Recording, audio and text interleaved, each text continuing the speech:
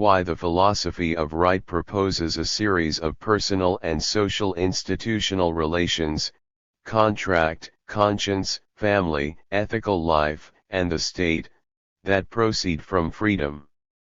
Of course, any new institutions that arise, just by existing as actual institutions, will be given for subjects, and thus will soon pose a renewed threat to free subjectivity. Freedom made actual produces institutional determinations which will inevitably impose themselves on 127. Subjects either as external forces or given habits. This does not, however, mean that there are no emancipatory relations. It simply demonstrates that for Hegel, as for Deleuze, the process of emancipation must be incessant. Unlike Deleuze, however, for Hegel it is also progressive, producing freer institutions over time. That is, as Hegel puts it, free spirit's deed is to comprehend itself in its interpretation of itself. The spirit which comprehends this comprehension anew and this amounts to the same thing returns to itself from its alienation, is spirit at a higher stage than that at which it stood in its earlier phase of comprehension, pr. 343.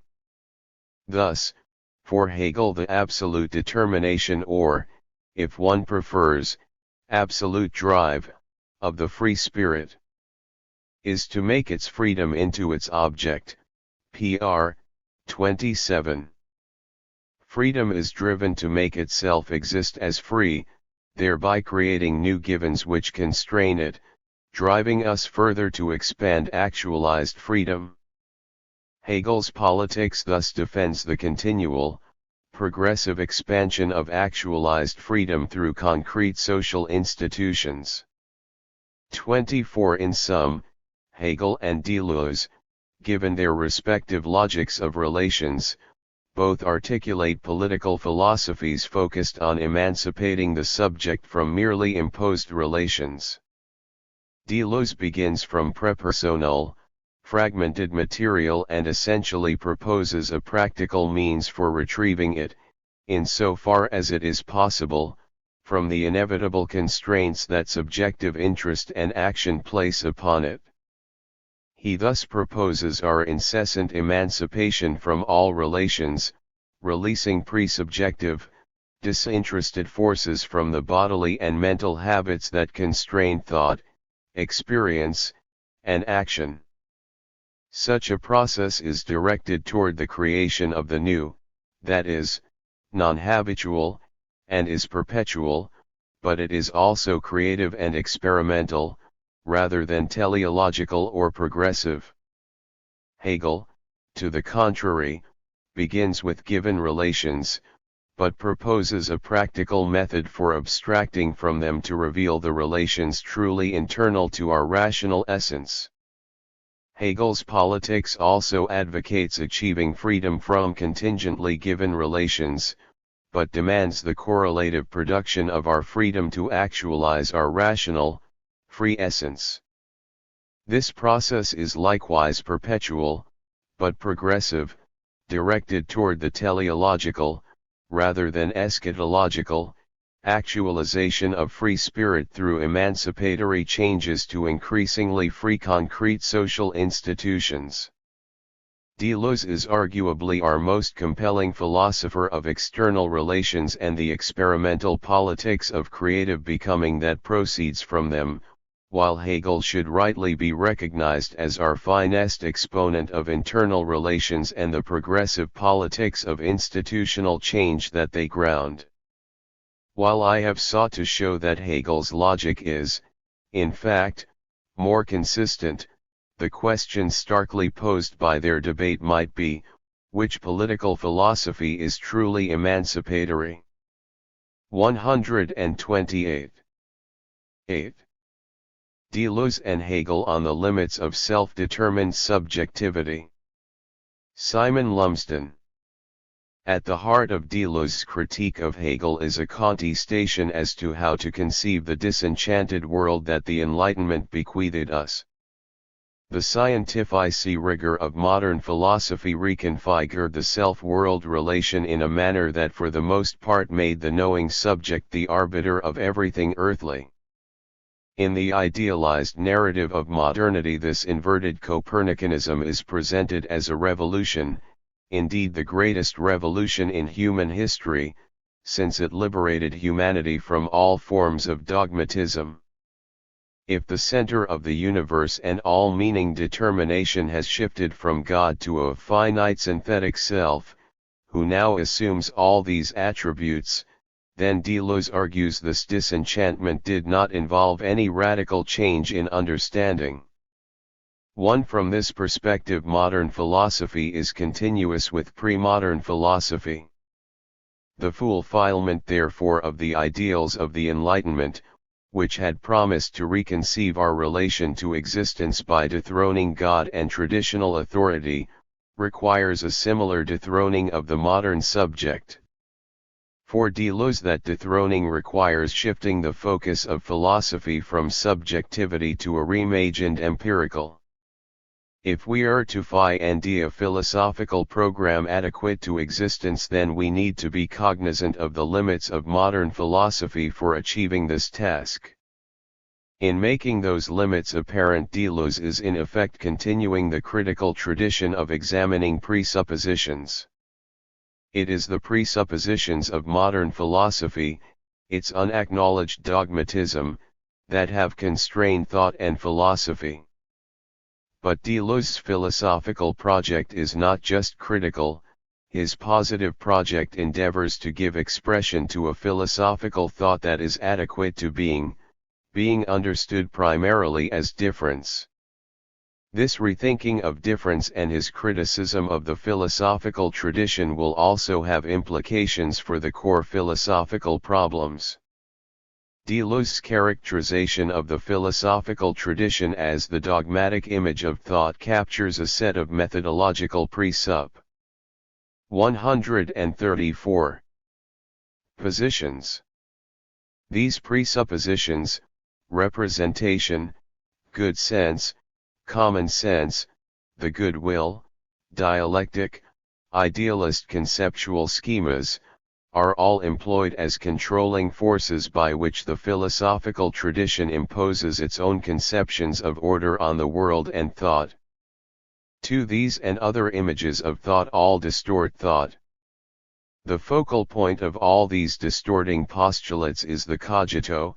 These postulates culminate in the position of an identical thinking subject, which functions as a principle of identity for concepts in general, Dr.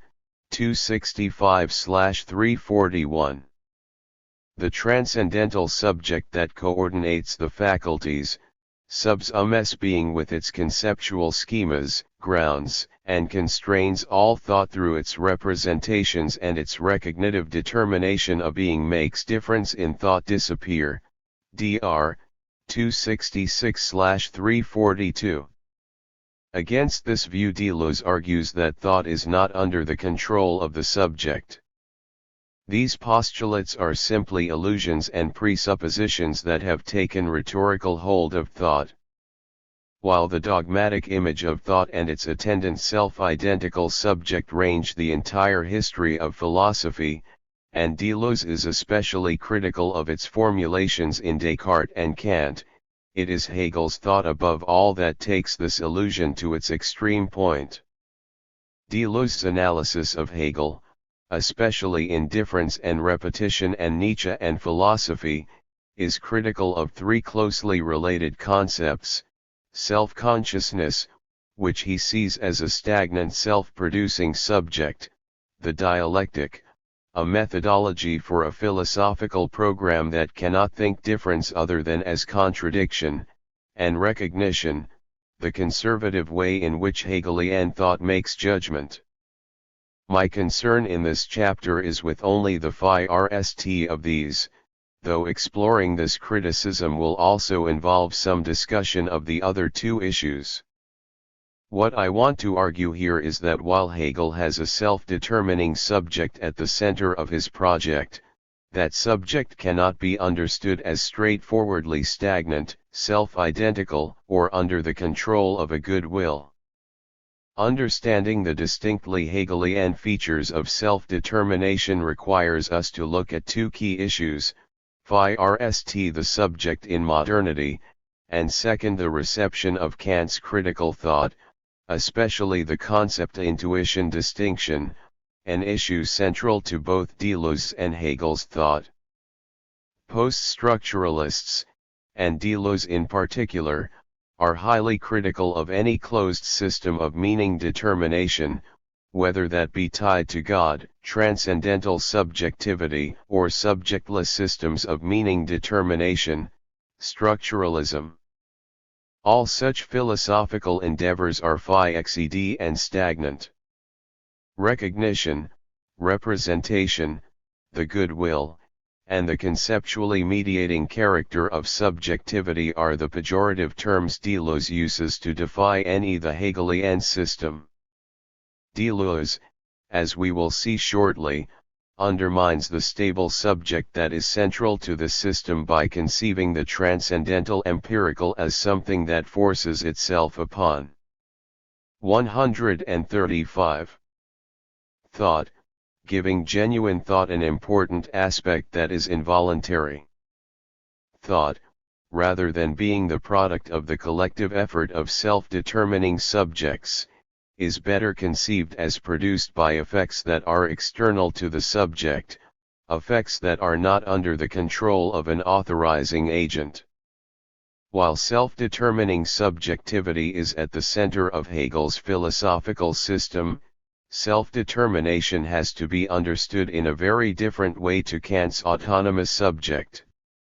Hegelian reason, because it is not constrained by something other to it, such as the thing in itself, the given, or Platonic forms, is taken by Deleuze to impose its own self-determined concepts on the world. Self-determined spirit on this view recirculates its own image of itself, and is in no sense responding to the world. Hegelian self-consciousness operates on a model of judgment that presupposes the most banal form of thought-recognitive relations, which are just the subject writ large recirculating its own self-image. Consequently, this subject, like the thought aligned with it, is fixed and motionless, since it cannot be open to the new. The new is anathema to the model of thought Hegel employs. Hegel's system does not attempt to express difference and dynamism, but rather he constrains it in the movement of contradiction. While it is clear that contradiction is important as part of Hegel's philosophical project of making sense of how values are transformed and concepts created, Hegel sees modern life and human subjectivity as dynamic, and this is what he attempts to grasp in his notion of the dialectic. Dialectic is for Hegel the philosophical form appropriate to modernity. 3. What comes through all Hegel's writings is that thought, history, and spirit are in a constant state of transition and revision.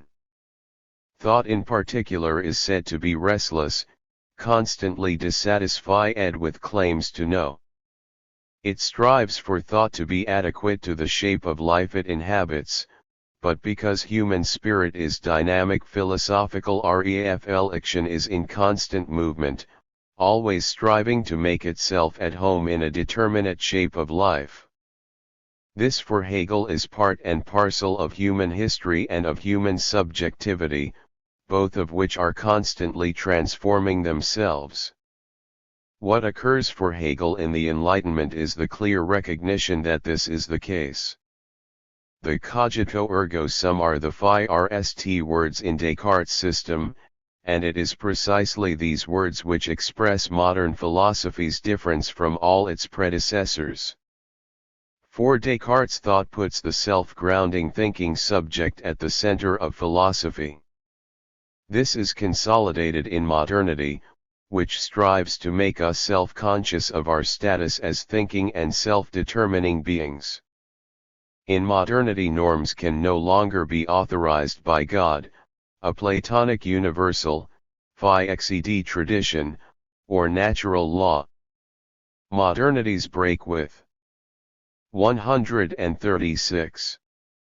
The past is based on its ongoing contestation of norms and the basis of normative categories. The ideal of modernity is that it subjects its norms to constant criticism and contention, and this persistent self-criticism is what gives it its dynamism. Modernity in this sense makes implicit the freedom and reflective capacity of the human subject. This beautiful passage from the Encyclopedia Logic encapsulates the self-determining ethos of the Enlightenment as well as the freedom of philosophical reflection. When we think freely, voyaging on the open sea, with nothing under us and nothing over us, in solitude, alone by ourselves, then we are purely at home with ourselves. 5. What Hegel takes to be missing from early modern philosophy and early modern life itself are the social and political conditions in which this kind of freedom could be realized. Modernity had set the world in motion, freeing it from all dogmatism with a self-determining subject as the center of the legitimation of norms. But that subject could not realize itself or actualize its freedom without the objective conditions that could facilitate that freedom. This modern subject, who now knows it is set in motion, had to recognize and identify these conditions as the objective expression of its subjective freedom. For Hegel, the modern state and the civil society that emerges at the end of the 18th century have the potential to be the objective conditions for the subjective freedom that the Enlightenment had finally brought to self-consciousness. We can recognize the development and satisfaction of the objective criteria for freedom in the pages of the Philosophy of Right in an idealized form. In that work, freedom realizes itself, and spirit is satisfied or at home with itself in modern social and political life, because the various problems that emerged in the Enlightenment formulation of individual and collective self-authorization, as well as the limitations of individual autonomy as the model for freedom, have been corrected by expanding the model of autonomy to the social and political level. Modern life provides for Hegel the best conditions for achieving a collective self-understanding because its institutions both mirror and enable subjective freedom. The development of these objective conditions of freedom is a collective achievement. The critical issue for Hegel is that notions of self-production and self-transformation are explicit in the idea of modern life. Because we comprehend ourselves as self-determining, this in turn provides the optimal conditions for the ongoing transformations of our self-understanding, that is, it allows for the continual revision of habituated reasons and norms. This constant transformation does not, as with pre-modern societies, cause the collapse of the social order, since the very idea of self-transformation is the essential principle of modern society. The fluidity and movement of, in particular, modern self. 137. Understanding, subjectivity, and values required a modern response to the objectivity of norms. There is enormous contestation as to how to conceive the self-determining capacity of humans such that its self-produced norms are binding on us. The historical, social, political, and rational features involved in determining what can count as a legitimate reason or justify cation is a fundamental concern of Hegel's project, but the problem is how such norms could be authoritative if they are self-legitimate. This is a much more complex issue than I can hope to examine here, but it is useful briefly to show one way of thinking how this might be resolved.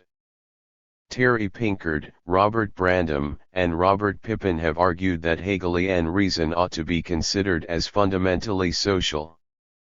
The modern social order, if it was truly to combine the implied freedom of the autonomous subject and the dynamic institutions of modern public life, had also to reconceive rationality.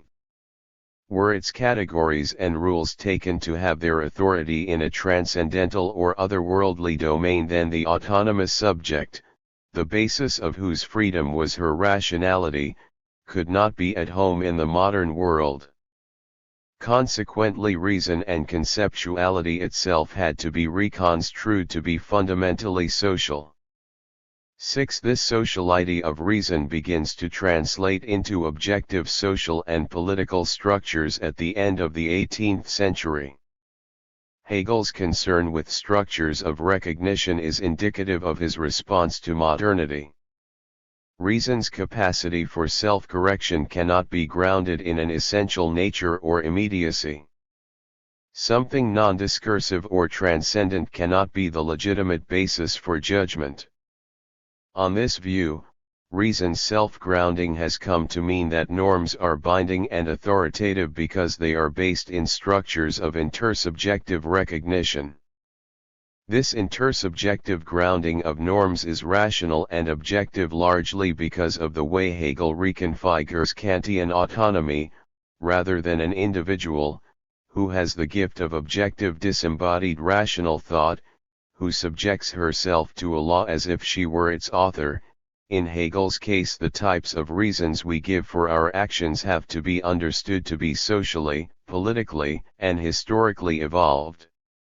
We can only act as if we are rationally law-governed because of the communal, historical, and interrecognitive ties binding individuals together. Hegel's often asserted claim that spirit is self-producing is not the story of a given rational structure unfolding itself over time, as the traditional metaphysical view of Hegel had claimed, but is far better conceived as Robert Pippin describes it as the evolution of a common like-mindedness. 7. Self-producing spirit is the term Hegel uses to capture collective human self-determination that is capable of producing a set of evolving intersubjectively derived conditions that form the basis of judgment and which come to be authoritative for us and binding on us through the complex recognitive in 138. Interplay of social, political, and economic relations. Hegel thinks modern social and political life, modern objective spirit, unlike any other period in history, has at least the formal capacity to revise existing norms and claims to know without undermining the extant social and political edifice, precisely because it provides the social and institutional conditions by which the revision of norms can be rationally self-legitimate. Unlike other epochs, which could see their order based on God, nature, or established tradition, modernity had to conceive a way for itself to be self-grounding. Hegel thinks the seed of that self-grounding is visible in the institutions of modern life. The deficiencies in self-understanding and in its way of life, and the norms that result from those deficiencies, are authorized through the socially and institutionally mediated agreement and acknowledgement between subjects. 8. We individually have to see ourselves in those institutions and social relations that so define us, that is, we have to be able to reflectively see the reasons we give as our own, and recognize that these achievements are the result of rational developments that have occurred in history.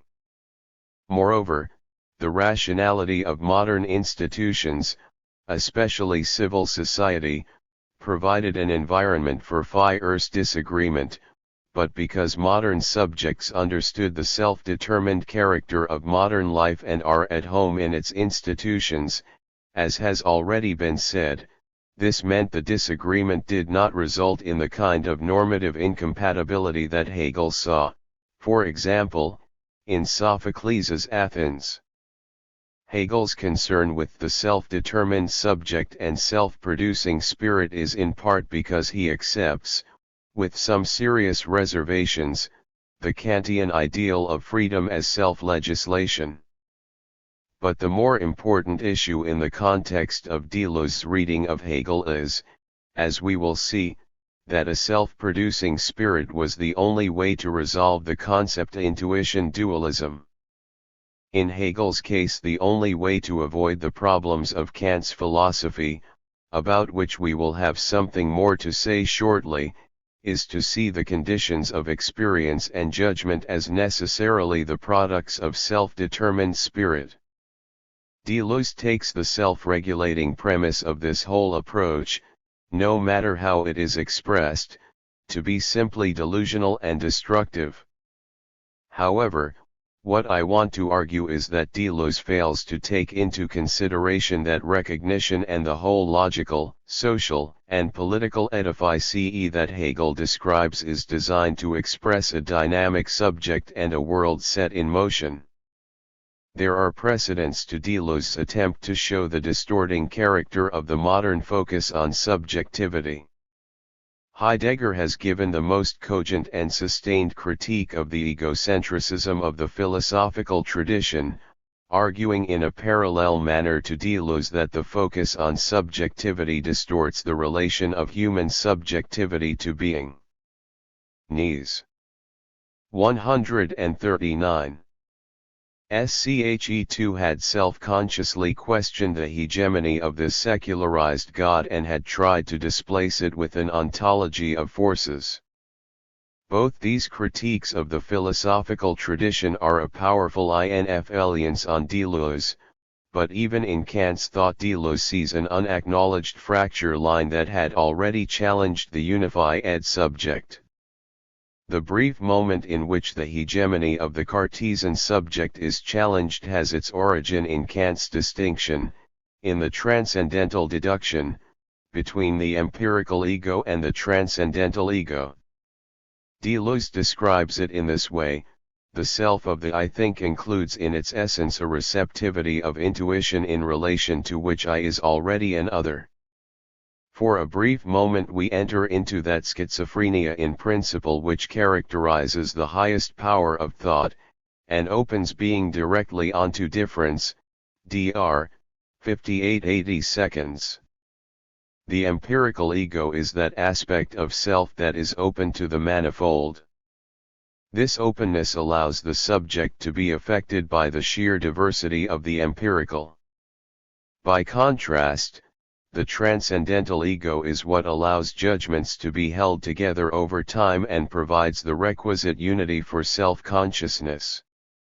The passivity of the empirical ego opens it to difference, because it is the site of its exposure to the manifold.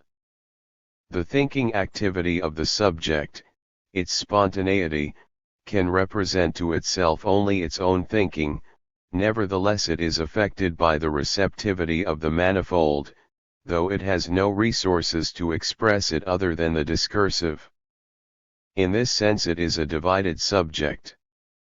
The receptivity of intuition makes the I already another, since it opens subjectivity to something other than thought. This division maps at the level of subjectivity the central division in the critique of pure reason between concept and intuition, that is, between the active and passive components of experience. Overcoming the dualism of concept and intuition is one of the defining problems of post-Kantian philosophy. Deleuze, however, thinks that the attempt to synthesize this division is the profound mistake of German idealism.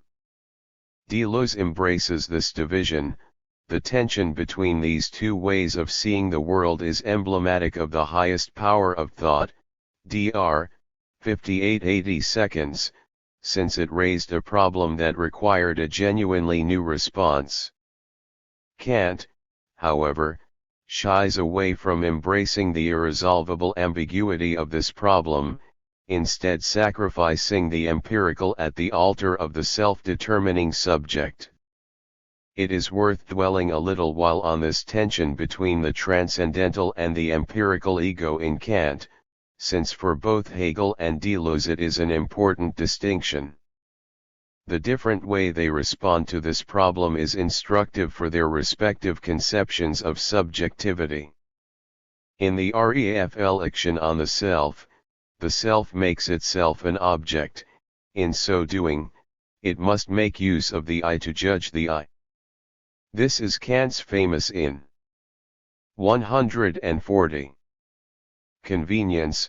Now it is, indeed, very illuminating that I cannot cognize as an object itself that which I must presuppose to cognize an object at all, and that the determining self, the thought, is different from the determinable self, the thinking subject, as cognition is different from its object. 9. Charles Taylor formulates the problem like this: we are objects to ourselves only as empirical selves, not as the original subject. This Kant takes as a bar to knowledge of self-consciousness. 10. In this self-ref election I treat myself as an object. The self I make an object is the empirical self, because this is the self I experience as myself, my inner sense of self. 11. But this empirical self is not the in itself or the truth of this self, which would require it be prior to, or the condition of, any possible experience. However, this feature of self, the transcendental self, is the self I am using to investigate the empirical self that is the subject. In this reading, to get to the real self and thereby gain self-consciousness I would have to investigate the transcendental self, but this I am not able to do because to make this an object is impossible. Hegel puts the problem in this way: Kant holds fast to the I as it appears in self-consciousness, from which, however, since it is its essence the thing in itself that we are to cognize, everything empirical must be omitted. Nothing then is left but this phenomenon of the I think that accompanies every representation of which I think we have not the slightest conception. Begriff. 12. This abstracted transcendental self is devoid of all content, and cannot as such be made an object of investigation. To make it an object would require it to be experienced as an object. Once I did this it would no longer be this apperceptive I think but the empirical self, because it would have to be made the inner self that I experience. This transcendental I, since it is always prior to experience, can never itself be an object of investigation, because we can have no experience of it. Kant's problematic here has a distinguished lineage. Descartes, when he took his I as an object, simply assumed an immediate self-perception, that is, a straightforward identity of existence with thought. The conditions that allowed Descartes to take himself as an object were ignored. In Hume's account, self-consciousness is problematic since he is unable to find among the objects of experience a self. Without an object of which he could have an impression, self-consciousness remains for him a mystery. Kant, however, unlike Hume, does not think we need to experience the self to establish the self. Indeed, he argues that precisely because we cannot experience the self, and yet there is a self unifying our experiences, therefore the self must be an a priori unifying principle. Kant does not, however, abandon empirical consciousness, he preserves it as one of the two moments of consciousness, the empirical and the transcendental. 141. Hegel and Deleuze are in effect in agreement regarding the dualistic nature of Kant's subject, but they have very different approaches as to how to confront the division between these two components of Kantian selfhood. Hegel thinks there is a structural mistake in this way of conceiving self-consciousness that is indicative of the general way Kant frames his entire project. We will see this again shortly in the concept intuition dualism. For Hegel, it is a mistake to assume that, first of all, there are objects which form the content of our representations, and then our subjective activity comes in afterward to form concepts of them. 13. Hegel undermines this division between intuited object and concept by showing that the categories of thought are the only way in which there is a world for us. The way Kant conceived of the transcendental subject generally suffered from a vestigial Cartesianism because it grounded experience in an abstract formal ego.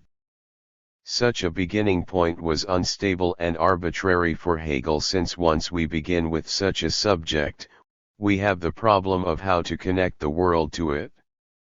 The separation of the empirical and the discursive into two distinct aspects of experience raised the problem of how they could be reconnected. Deleuze disputes this analysis, arguing that there is an irrevocable connection between these spheres that should not be resolved by transforming the empirical into a subset of the discursive, and moreover the empirical ought not to play second fiddle to the conceptual. By in effect beginning with the whole, that is with a historicized spirit, Hegel strives to avoid the whole set of problems that come with Cartesian consciousness, self-reflection, inner and outer sense, isolation, distanced spectator. The language of spirit and the concept is designed to correct the deficiencies in this approach. There are two closely intertwined issues, which we can only touch on here, to show why Hegel focuses on the spontaneous side of self-consciousness to overcome the tensions in Kant's view of subjectivity, the concept-intuition distinction and the transcendental unity of apperception. Kant had tried to unify the traditional opposition between empiricism and rationalism by arguing that these two represented legitimate but opposed forms of knowing. In his critical philosophy he brings these two ways of knowing together by asserting there was a single unified cognition that had two faculties, receptivity and spontaneity. Post-Kantian idealism is united in arguing that the division between rationalism and empiricism that Kant had sought to reconcile is reproduced in his own thought, precisely because Kant's two-faculty approach to cognition divided consciousness from world. Kant had claimed that concept and intuition were inseparable. Hegel, however, argued that intuition's role in cognition retains too much of its empiricist origins, and consequently still. 142. Preserved truth as a given sensuous reality cut off from knowing. Kantian intuition, just as with empiricism, assumes an immediate and given empirical domain that is not mediated through concepts, SL 45/28. 14. Kant preserved the importance of the empirical because thought needed to be constrained by representations of what is received through intuition. Without a non-conceptual intuitive faculty providing the content to experience, knowledge appeared unable to make any claims to objectivity. The idea that there was something that was a constitutive element of knowledge and experience and yet was immediate and given was for Hegel an unsustainable claim. Moreover, despite Kant's claim that intuitions and concepts were distinct aspects or a unified knowledge, the way in which concepts connected with the raw intuitive experiential content was unclear and unpersuasive. Hegel overcomes this dualism of concept and intuition by stripping the intuitive of any appeal to the given. Experience is not of a given empirical reality that concepts then mold into meaning. Hegel reconceives intuition such that it is not purely conceptual but neither is it empirically given. Just how successful Hegel is in preserving this balancing act is beyond the scope of this chapter. Nevertheless, we can see why Hegel takes this path. As we have already seen in the discussion of Kant's transcendental subject, Kant thought that concepts were bound to a subjective sphere that frames the way in which subjects make judgments and with which they experience the world. Beyond this sphere, on Hegel's reading of Kant, is an unreachable supersensible or noumenal sphere that is not accessible to this subjective sphere. It is a realm completely other to human-mindedness. The end result for Hegel was that the only way to avoid appealing to the given, and hence the view that the empirical world constrains thought by making it answerable to experience, was to conceive of spirit and the concept as in the broadest sense self-determined. For Hegel, experience must instead be understood as embedded in forms of life or shapes of spirit that have to be conceived in a historically and socially mediated way, that is, they must be understood in some minimal sense to be discursive. Experience has to be in some sense understood to be thoroughly conceptual, only then could world not be positioned over and against us as a given. The problem then, however, is that once you relinquish the role of non-conceptual content in experience, then the constraint of the world on concepts is lost. Without appeal to either Platonism or an empirical given as arbiters of an independent truth, one has to be able to see all meaning determination as self-determined. Once the standards of judgment and the concepts employed in judgment are taken to be inherently self-determined, this produces a host of problems, alluded to previously. 143. Such as how norms can be transformed and validated. Understanding the importance of his response to these problems can help explain many of Hegel's most controversial formulations: substance as subject, truth as the whole, thought overcoming otherness, and so on. All these phrases are his way of signaling the need to deny any explanatory role for the supersensible and non-conceptual content. Traditionally, Hegel's self-producing spirit was thought to show the self-determined character of the whole only by reverting to a strongly metaphysical spirit monism, that is, by effectively reclaiming a pre-critical position. However, a far more productive way to understand Hegel's response to the set of unresolved problems that emerge from Kant's critical philosophy is, as we have seen, to think of spirit as an enhancement of self-determining subjectivity. 15. Nevertheless, to avoid skeptical problems and to make his claims more than spinning frictionlessly in the void, Hegel needed to be able to connect subject and object, and it is to Kantian apperception that he looked to ensure this. The transcendental unity of apperception in Kant's thought is the unified I that accompanies all one's representations. It is the aspect of mindedness that allows us to know and to make claims to be in a specified mental state. Hegel repeatedly argues that apperception as Kant conceives it is formal, something that Kant himself had emphasized. Transcendental apperception is the most exiguous of conditions for self-consciousness, merely to be able to claim one's thoughts as one's own. The I think serves only to introduce all thinking as belonging to consciousness. 16. But Hegel argues that such a limited role for apperception is not warranted. Apperception properly conceived is capable of moving beyond the merely external relation of concepts to objects. In apperception, categories are not used externally, they are not applied by consciousness to an intuited entity. In Hegel's account, the object is not separable from the way it is conceptualized and judged. In apperception, judgments can be made precisely because the unity of the thing is inscribed by the thought of it. 17. Because an object's determinations are conceptual, it can express itself as objective. Interestingly, Hegel attributes its objectivity to none other than the nature of self-consciousness, SL, 585/15, 16. This is not, of course, some sort of crude subjective idealism, but rather a direct appeal to Kantian apperception, precisely because the comprehension and experience of the object requires that it be thought.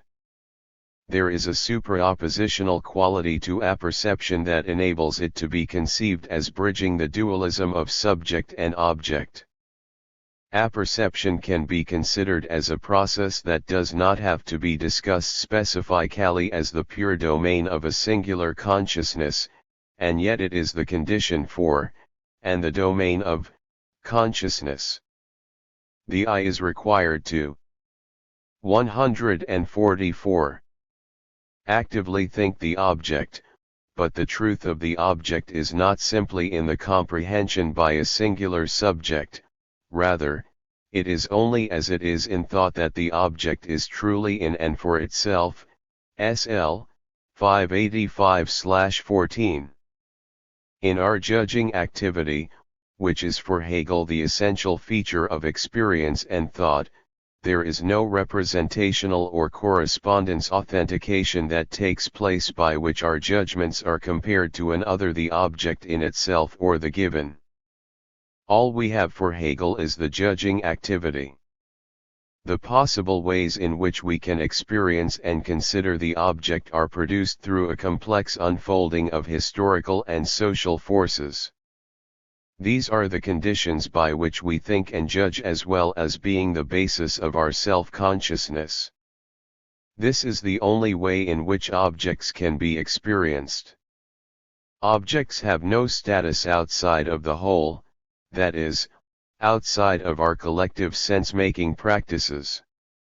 One could not simply reflect on oneself, as consciousness tries to in the early chapter of the Phenomenology of Spirit, and disclose the determinations of one's own self-consciousness in some singular sense. And this is precisely because the conceptuality that is constitutive of consciousness, and the object world of which it is conscious, is not visible in this sense, its meaningfulness overarches the subject-object relation. In this way self-knowledge is not available to reflection. Self-reflection cannot be to the mind what the reflection of the mirror is to one's physical appearance. This kind of reflection is incapable of grasping the conditions that are constitutive of self-consciousness. Hegel is thoroughly anti-Cartesian. The revised self-consciousness that emerges in absolute knowing recognizes the delusion that one could know, as it were, transparently both oneself and the conditions for one's cognition and experience in an ahistorical or transcendental manner. The version of self-consciousness that Deleuze is so critical of does not take into full consideration the idealist view of self-consciousness, but is instead focused very much on the Cartesian reflective model of self-consciousness.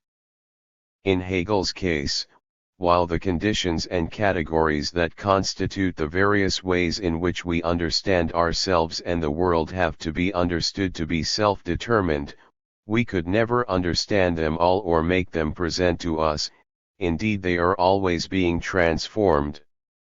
Our knowledge is dependent on conditions as with Kantian self-consciousness, but we can never know these in any definitive way.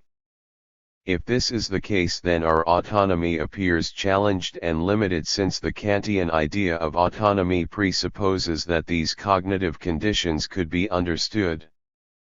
While Hegel accepts the latter view, he cannot give up on the idea of a self-determined whole. The necessity for resolving the dualism of concept and intuition and for connecting mind and world means that 145. Hegel's only option is a self-determining spirit. That is, where Deleuze wants to preserve the dissonance in the Kantian division between transcendental and empirical subjectivity, Hegel has to resolve them, otherwise the idea of self-determined spirit has also to be abandoned, and with it the problem of the given would re-emerge. As we have seen, Hegel overcomes the dualism of mind and world by expanding the notion of self-determination, as well as the apperceptive self, and abandoning any conception of the given. Experience must be conceived as a judging, and the categories that frame the basis of those judgments are the products of collective human history. The character of our experience of the world is something that we are collectively responsible for. Hegel conceives experience in this way to resolve tensions in the sensible conceptual relation in exactly the opposite way to Deleuze. For Deleuze, Hegel's account of experience, because it shifts the emphasis to the discursive, is limited and restrictive. But such a move is broadly indicative of Hegel's methodology that subordinates difference to identity and representation through the relentless labor of the dialectic. 18. Through this methodology, thought is covered over by an image made up of postulates which distort both its operation and its genesis. These postulates culminate in the position of an identical thinking subject, which functions as a principle of identity for concepts in general. The thinking subject brings to the concept its subjective concomitants, memory, recognition, and self-consciousness. Dr. 265/341. This categorical structure is the unifying frame through which all meaning is interpreted. For both Kant and Hegel, this is the condition for any possible experience, and in this sense at least it is transcendental. Dr. 139/182. The implication of this strategy for Deleuze is that the sensible and difference are reduced to the categories of judgment and the activities of the subject. Judgment is the faculty by which the world is parcelled up through analogy and recognition. Kant and Hegel employ mediating categories to make sense of being. These categories are the defining expression of idealist thought. They are the tools of mind by which it tries to know and manage the world. We have already seen that Deleuze thinks that Kant abandons a great insight by privileging the spontaneous and the apperceptive over the sensible. For Deleuze, self-determining subjectivity and spontaneity, which is the focus of the Fichtean Hegelian branch of post-Kantian idealism, as well as the whole edifice of spirit, the concept, and dialectic. 146. Tick. All employ difference in the service of identity.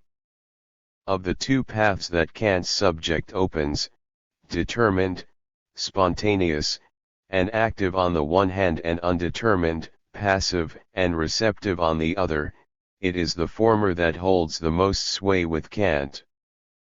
The active side is the one taken up by Kant and explicitly developed in the transcendental unity of apperception and is associated with the great achievements of his practical philosophy. It is also the line preserved and pursued by Fichte and Hegel.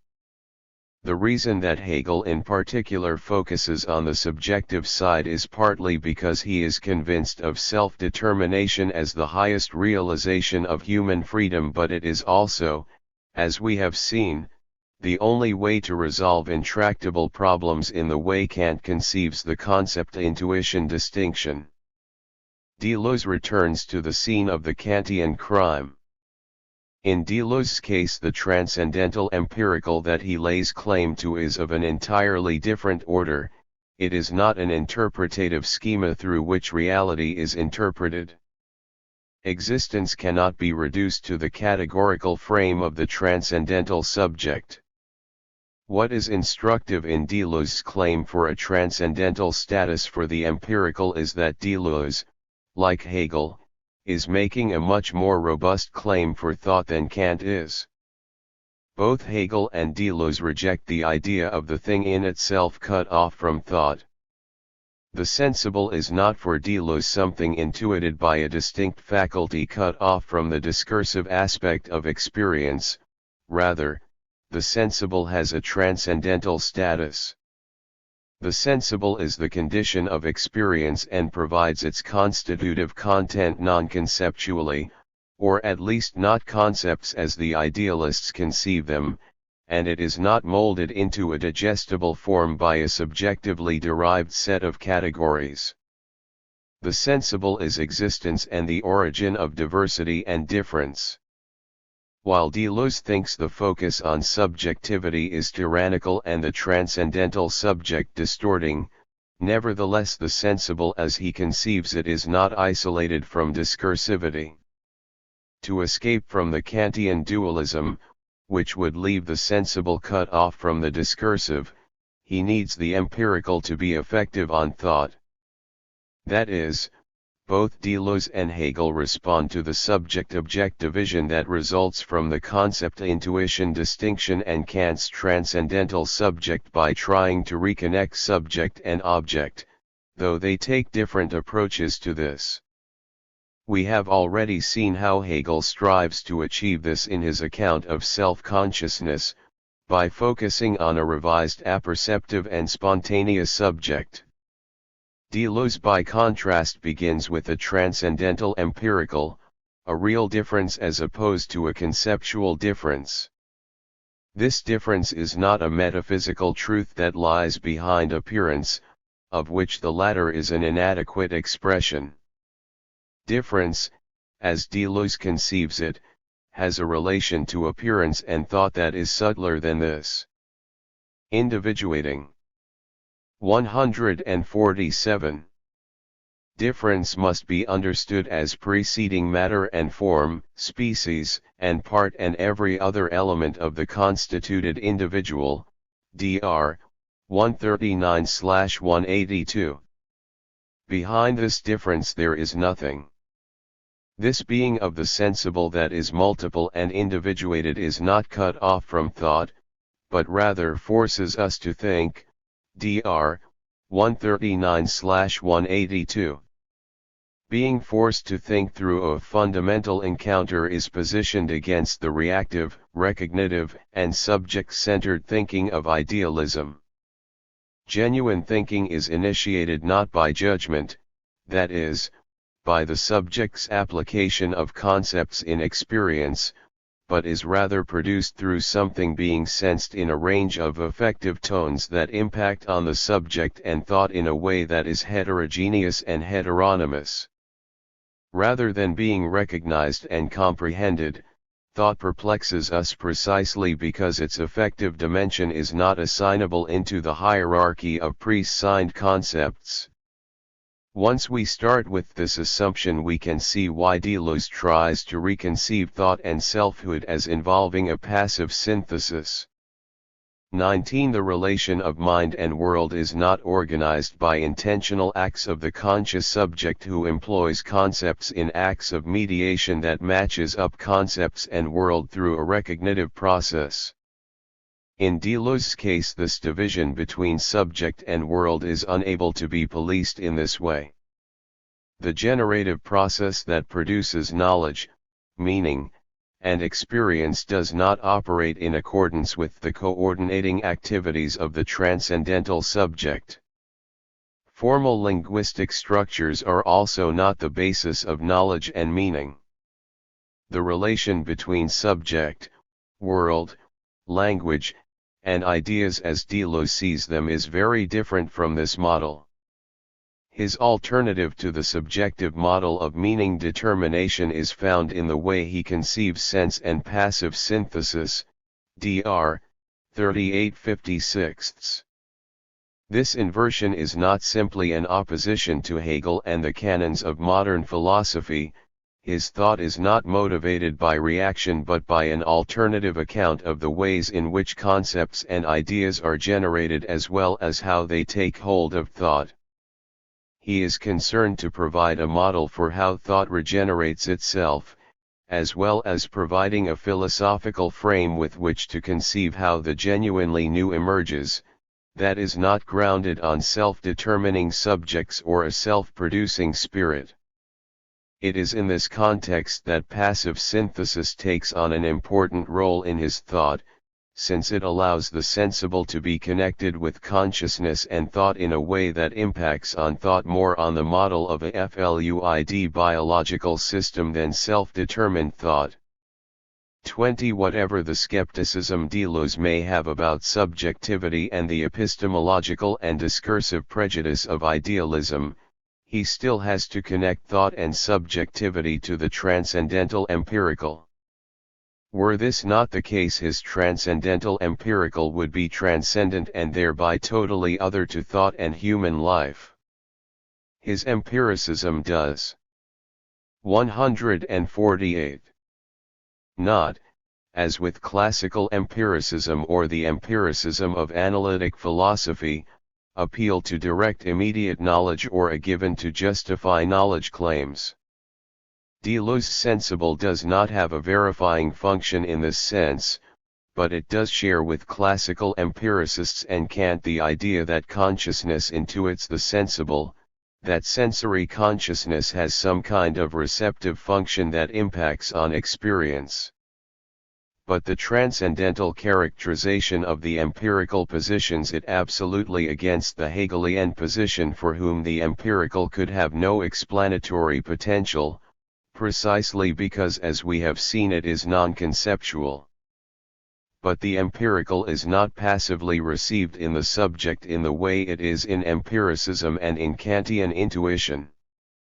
Deleuze's passive synthesis is not receptive. The passivity is a system of habituated contractions that constitutes the organism before it constitutes the sensations. Dr. 78/107. Deleuze takes this form of habituated biological organization to be the basis of difference and of self-formation. We do not develop ourselves through acts of individual or collective self-determination or through some kind of self-contemplation, but through habits of contemplation, contraction, or satisfaction. This biopsychic system is what allows the system to modify itself, not REFL active acts of self-determining subjects. The inherent diversity and fluidity of this basic domain of the subject is what makes it multiple. While Deleuze thinks the self-determining subject is an illusion of goodwill, the empirical is not cut off from thought, and this has implications for how he conceives subjectivity. Because the empirical is passively synthesized by the subject, its transformation of thought is unregulated by the standard unifying categories of the philosophical tradition. The uniformity of the transcendental subject and its thought, because they are affected by the sensible, cannot maintain its self-sufficient stability. Difference and singularity are embedded in the character of the subject in a manner that ensures it cannot maintain its claims to coherence and unity. We cannot explore here the immensely complex way in which sense operates for Deleuze. It is, however, worth stressing that sense and habit reconfigure thought in a way that educates thought such that it engenders the new. There is no straightforward and mappable way in which singularity and sense affects the subject and thought. They are described variously as provocations and generating problems, as well as migrating and swarming. Deleuze's subject could not thereby in any way represent itself to itself in any coherent manner, since differences so conceived are not able to be present to the self as definable conditions or concepts. Dr. 57/80. They evade such mediations, but they are, by virtue of the unique way he conceives sense and passive synthesis, nevertheless constitutive determinations of the subject. The biopsychic model he 149 employs to explain the subject opens the subject to diversity in a manner that makes it perpetually self-modifying. This ensures the subject at issue in Deleuze is multiple rather than stable and unified. Deleuze uses a great deal of colorful and occasionally scornful language to describe post-Kantian idealism. Nevertheless, the focus of his dispute is that conceptual mediation, recognition, representation, and self-determination do not allow the genuine opening of being onto difference. Deleuze sets his program up by a neat division between tyrannical systems with self-determining subjects at their core and a diffused transcendental empirical that is not self-regulating. Hegel would recognize in Deleuze's approach an aspiration to preserve the empirical without it being either an unknowable given or a thing in itself, but Hegel would think the problem far better framed not by reconceiving it as a transcendental empirical that is other to thought, but rather by keeping it as something minimally discursive. To conceive such a field in any other way threatens the idea of self-determination. Deleuze wants his empirical field to not be cut off from thought, but its pathway into thought is necessarily diffuse and diverse for all the reasons we have seen above. But for Hegel the transcendental empirical cannot but be outside our collective sense-making practices and as such is literally inconceivable as a determinate domain beyond thought, since only something within the public space of reasons could have any explanatory or determinate potential, all else is crude metaphysics or the given. At this level there is simply an impasse in their approaches, and this is because of the respective takes they have on self-determination. As we have seen, Hegel wants to bring dynamism and motion to his subject. But this motion is framed for him through the language of determinate negation. The negative serves spirits and the subject's self-correcting transformation, the subject finds itself and moves forward through dismemberment. Despite this self-correcting trajectory, Hegel does not produce a stable self-identical subject but a subject that knows itself to be in transition and that knows the conditions of its own self-reference are in transition. In Deleuze's case the modern ideal of self-determination is no longer sustainable. It requires a differently conceived subject, one that is not the stable focus of this world set in motion, since for him the motion comes from the empirical and the modes of organization of the habituated self, not a self-determined modern spirit. Even though Hegel's subject is not self-identical, it still harbors an identity, despite the world being in motion, that in principle has the capacity to make sense of the conditions that are constitutive of its self-identity. In Deleuze's case the movement of global capital and trade, the shifting allegiances of modern society and politics, and the wholesale transformation 150 of cultural life in the modern world mean the animating German idealist concern, that a subject could be at home with itself in modern life, is a form of philosophical self-comprehension that is inadequate to late capitalism. We are perpetually displaced by these events and we need a conception of subjectivity that is adequate to this world that is fractured and fluid. For Hegel the question would remain for him as to what exactly freedom could mean for the subject that inhabits this world. 9. Desiring production and spirit. On Anti-Oedipus and German idealism. John Russin. In many respects, Anti-Oedipus, the collaborative work of Gilles Deleuze and Felix Guattari, is a typical book of German idealist philosophy. Like Fichte, Schelling, and Hegel, Deleuze and Guattari model their work in Anti-Oedipus on the form of Kant's critique of pure reason and then use the form of Kant's own project to develop a critique of Kant. I will argue that the critique of Kant in Anti-Oedipus is, in general, successful, but that there remains a fundamental way in which the schizoanalysis that Deleuze and Guattari offer is ultimately unsatisfactory. Specifically, I will argue that Deleuze and Guattari presume the phenomenon of mindness without being able to account for it adequately. I will argue in particular that our experience of ourselves must be given to us via an experience of other autonomous self-consciousnesses. At this point, we will see that Hegel, in his phenomenology of spirit, has anticipated this problem, and that it is his account of the dialectic of recognition that satisfactorily carries forward the story of desire laid out in Anti-Oedipus. Kant on understanding and reason. Kant's critical project in the Critique of Pure Reason serves two purposes. On the one hand, Kant secures the possibility of objectivity within experience. On the other hand, Kant rules out the possibility of an unconditioned knowledge of things in themselves. These two results are both rooted in the same aspect of experience, namely, the categories of subjective synthesis that provide unity to experience. Kant's epistemology is a kind of phenomenology. Kant argues back. 153. Ward from meanings with which we do in fact engage to the epistemic conditions that must be in place in order for such experiences of meaning to be possible.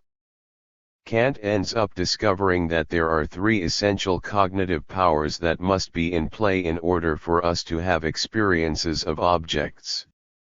These are the powers of sensibility, imagination, and understanding, and these powers make meaning possible through affecting, respectively, the synthesis of apprehension in intuition, the synthesis of reproduction in imagination, and the synthesis of recognition in a concept. 1. I will discuss each of these briefly. Why? Roughly, Kant's point is as follows.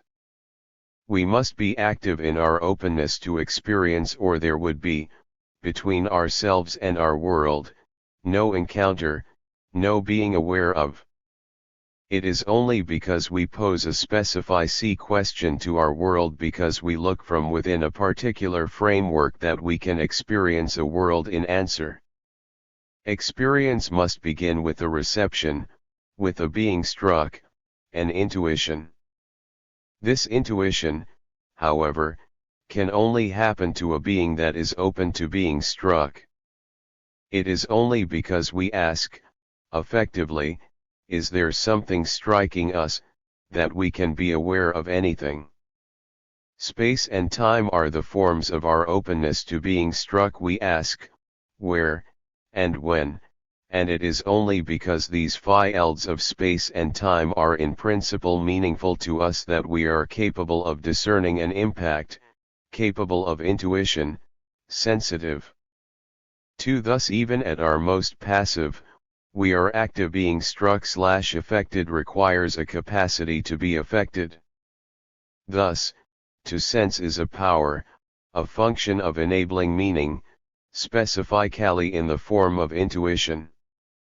Furthermore, however, our experience has a lasting character and a coherent character.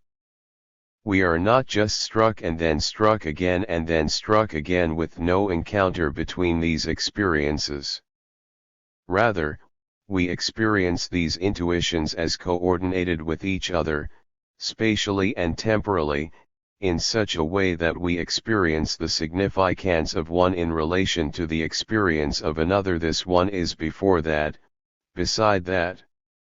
This again requires of us that we have an ability.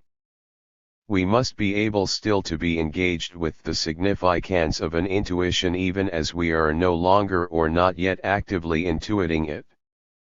This power, the power to engage with an absent intuition as if it were present, is the power of imagination. 3. An experience of coordination, in which we navigate significances that are not immediately present, rests upon our imaginative power. To imagine, the ability to present the absent, is the second constitutive power involved in enabling meaning. The third essential power is the power of understanding, also described as apperception, that is, perception of perception, or self-perception. This is essentially the power of self-reflexivity or self-commentary within experience, the power to say of one's experience. 154.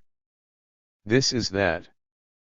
Kant refers to its power as the synthesis of recognition in a concept, or the ability to deal with representations of other representations, meanings about our other meanings. For we are familiar with this power of understanding in our daily life when we learn that many particular items within our experiences are instances of some more universal identity. These are all participants in a conference. Kant's point is that this power not only operates within the world of our experience but also is a power that must already be at play for us ever to have a world of experience. The power of understanding is the power to recognize coherent identities that extend through multiplicities. Any meaningful relationship of different experiential elements rests on such a recognition. We might equally call it the power of interpretation. Thus, along with intuiting and imagining, interpreting must always be at play in the enabling of meaning. It is from these three powers that the very tissue of experience is woven. Now, what is the form this tissue of experience takes? What is the familiar meaning for which Kant is discerning the necessary preconditions? Specifically, it is the experience of objective reality. Normally, we have the experience of a world composed of things, substances with discernible identities and measurable properties that enter into causal interaction with other things in such a way as to present a coherent world open to scientific investigation. This is the experience for which Kant is determining the necessary preconditions. In order that a subject might be conscious of such a world, that subject would have to organize its experience from the start according to expectations of substantiality, causality, and systematic community. Only a subject who puts such a priori demands upon its experience could ever encounter an object, an independently defined reality that is open to our subjective investigation but not causally affected by our subjectivity.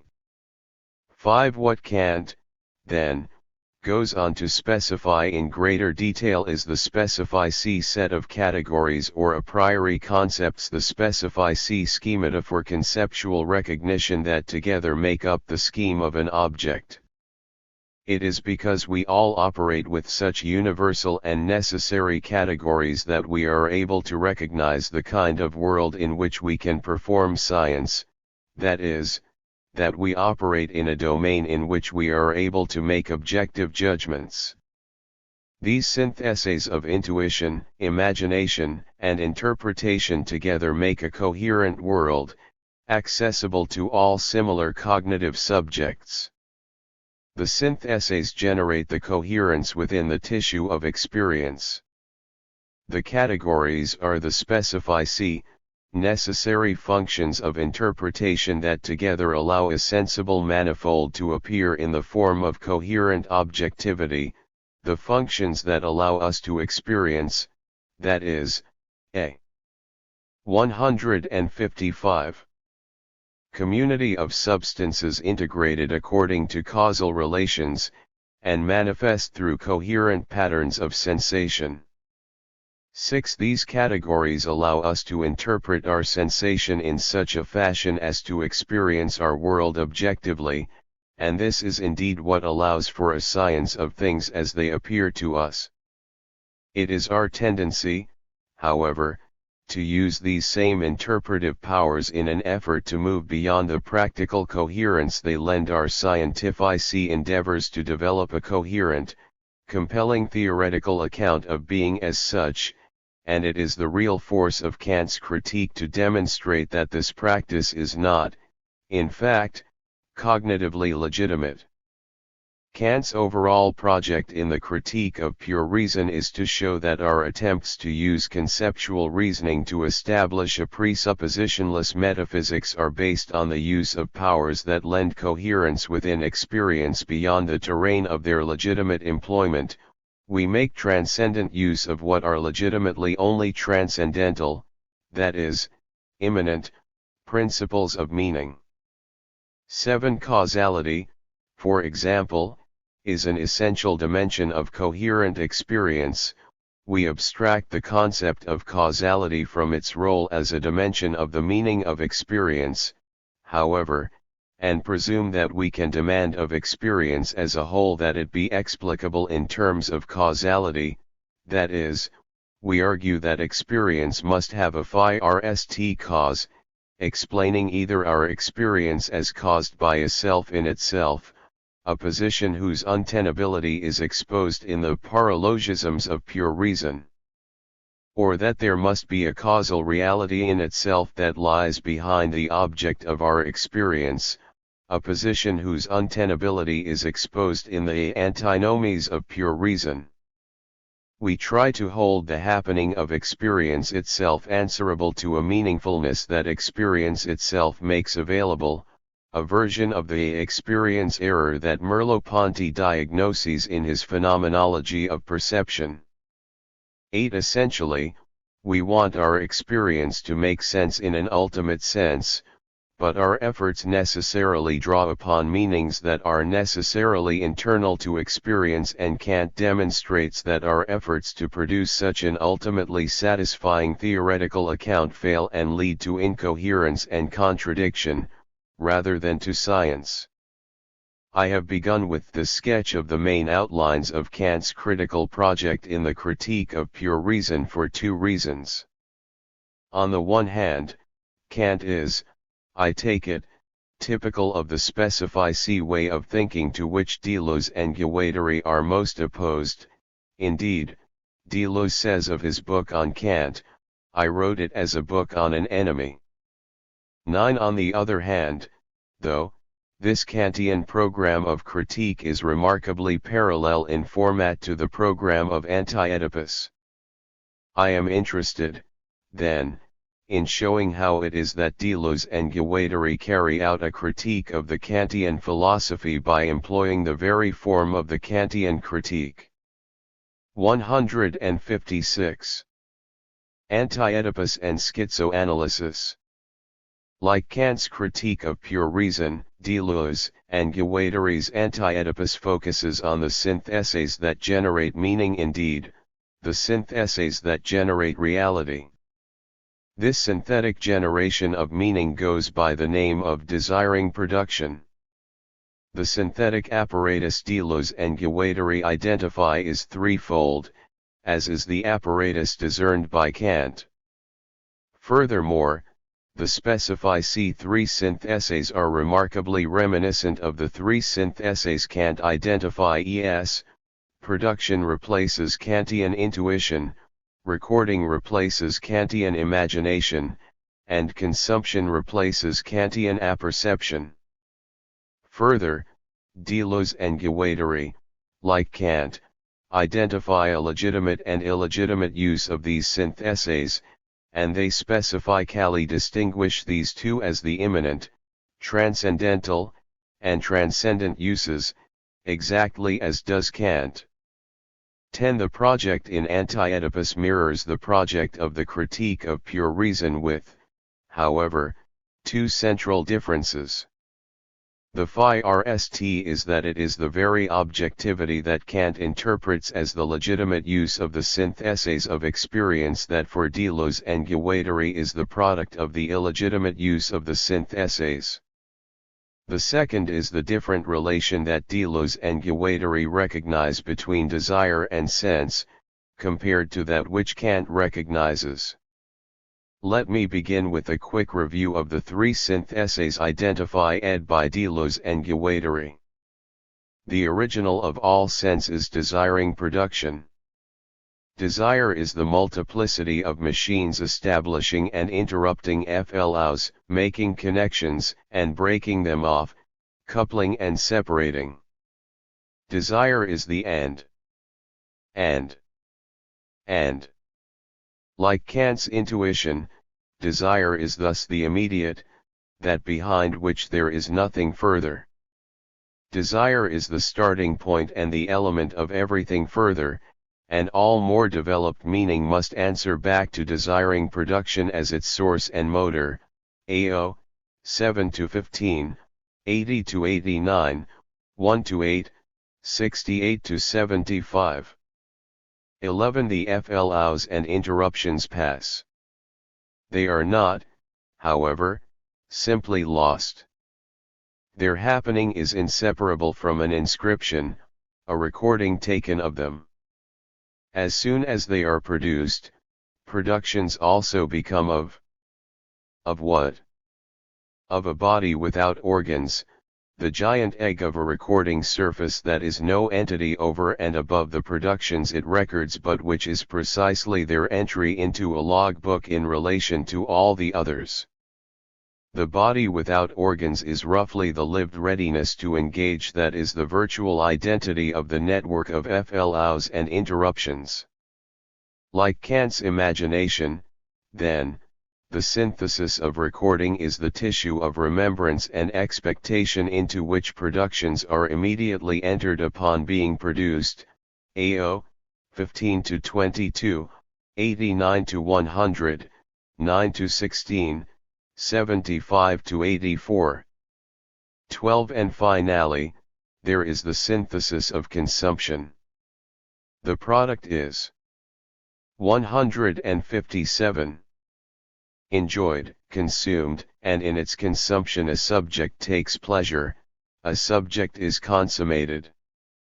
The consumption of the product in the experience of pleasure is the production of a consummated subject, that is, the subject is itself the last product, the residue of the whole production line of desire. The subject is not a pre-existent substance, but is rather an identity generated only in its consummation, and thus only able to say, in a reference backward from the experiencing of enjoyment, so that's who I was.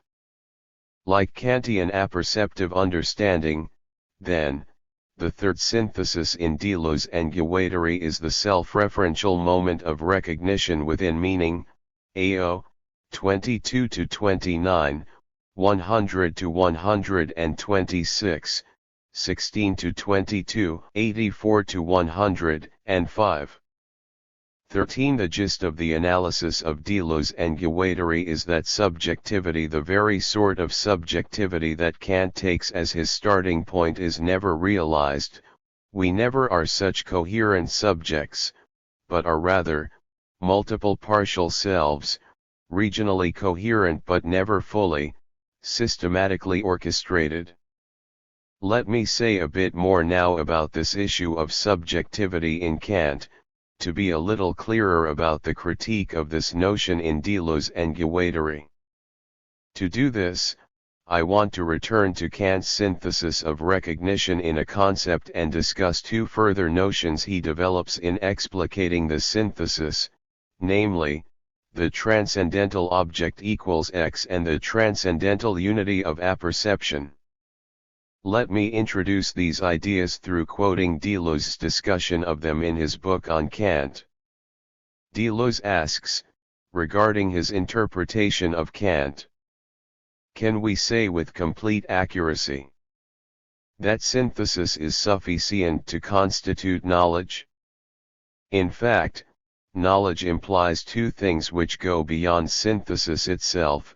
It implies consciousness, or more precisely the belonging of representations to a single consciousness within which they must be linked. On the other hand, knowledge implies a necessary relation to an object. The manifold would never be referred to an object if we did not have at our disposal objectivity as a form in general, object in general, object equals X. Where does this form come from? The object in general is the correlate of the unity of consciousness. Therefore, the real, synthetic, formula of the cogito is, I think myself, and in thinking myself, I think the object in general to which I relate a represented diversity. 14. This is a helpful discussion of Kant's argument. The meaningfulness of experience rests on the ability of a subject to interpret its experience as about an object, and the presumption of a unitary object to which it refers its experience is itself premised upon the ability of the subject to be present to itself throughout all of its experiences, that is, the object to which it refers its experiences must itself be referred back to a self-same. 158. Subject. Ultimately, then, the coherence within experience is just the articulation of the demand that I be myself. Coherence is my holding together of a consistent identity throughout the full range of the history of my consciousness. This is the ultimate ground and significance of objectivity. Now, as I said, the analysis of anti-Oedipus leads to the claim that the subject is unrealized in experience and remains multiply-diverse and residual, and this is the very nature of the production of meaningfulness. Kant's critique of pure reason, on the other hand, makes the unity of the subject the ground of meaningfulness. Indeed, even if the argument is not that unity is a permanent acquisition, at the very least that unity of the subject must be the invariant telos of all experience, the infinite striving to be itself that provides the very arena for meaning. I want to pursue this opposition between the two works a little further. In Anti-Oedipus, what we think of as the normal, individuated subject is itself a product of the Oedipal takeover of desire. This normal subject is imposed upon desire, and, indeed, it emerges only in the familial triangulation daddy-mommy-me, which is itself the 3+1 that depends on a definitive relation of lack to the phallus. In other words, Anti-Oedipus argues for two claims that are very relevant to assessing the force of Kant's argument, namely, a. that the individual ego can't identify es is itself only a member of a trinity of selves, and b. that this self, and indeed the whole trinity, is further dependent on another identity to which it is referred, namely, the perfect self-possession of the phallus. Thus, we could see Anti-Oedipus in part as expanding upon Kant's 5 layers of synthesis, sense imagination concept object ego, to produce layers 6 and 7, family phallus. But the point of Anti-Oedipus is not to advance this Kantian story through its analysis of the organizing role of Oedipus. Rather, the point is to show that already in what Kant deems the legitimate use of synthesis, the proper terrain of desiring production has been exceeded. The illegitimate transcendent use of the syntheses that Kant sees in reason, that is already at play in his own approach to understanding. Kant understands experience to be by nature the experience of objectivity, the experience by a well-formed, normal individual of a detached, well-formed, independently real object, whereas, Deleuze and Guattari maintain, experience that takes this form is experience that has already been normalized, it is a derived rather than the original form of experience. Kant, they contend, has confused something established within experience, namely, the norms of objectivity and normalized subjectivity, with something that is normative for experience, thus himself committing a form of the experience error he exposes in the dialectic of pure reason. In the language of psychoanalysis, we could say that Kant has not recognized that the experience organized around the reality. 159. Principle is not original, but is a development within and transformation of experience organized around the pleasure principle, where experience governed by the pleasure principle is not a well-organized network of clear and systematic relationships between well-defined identities, but is a patchwork of processes of localized sense-making that link partial subjects to partial objects by the relations of condensation and displacement that constitute the logic of affective, desiring life. 15. Let me quote a passage from Anti-Oedipus. Partial objects now seem to be taken from people, rather than from the non-personal phlos that pass from one person to another. Oedipus has as its formula 3 plus 1, the one of the transcendent phallus, without which the terms considered would not take the form of a triangle. It is as if the so-called signifying chain, made up of elements that are themselves non-signifying of polyvocal writing and detachable fragments, were the object of a special treatment, a crushing operation that extracted a detached object from the chain, a despotic signifier from whose law the entire chain seems consequently to be suspended, each link triangulated.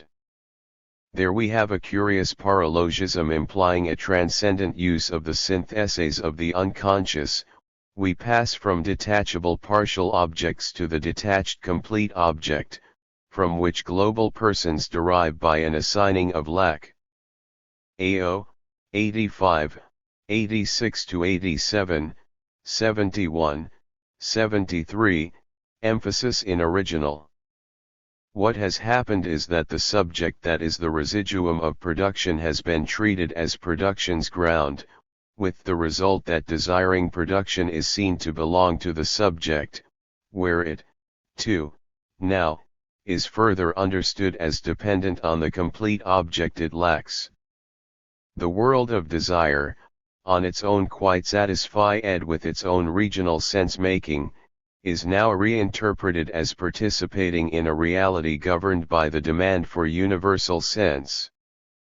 The multiple desires are seen as so many expressions of the total person, whose identity is their telos, and therefore seen as secondary and incomplete on their own, whereas they are in fact originary, and on their own terms not at all incomplete, not at all defined in terms of any lack.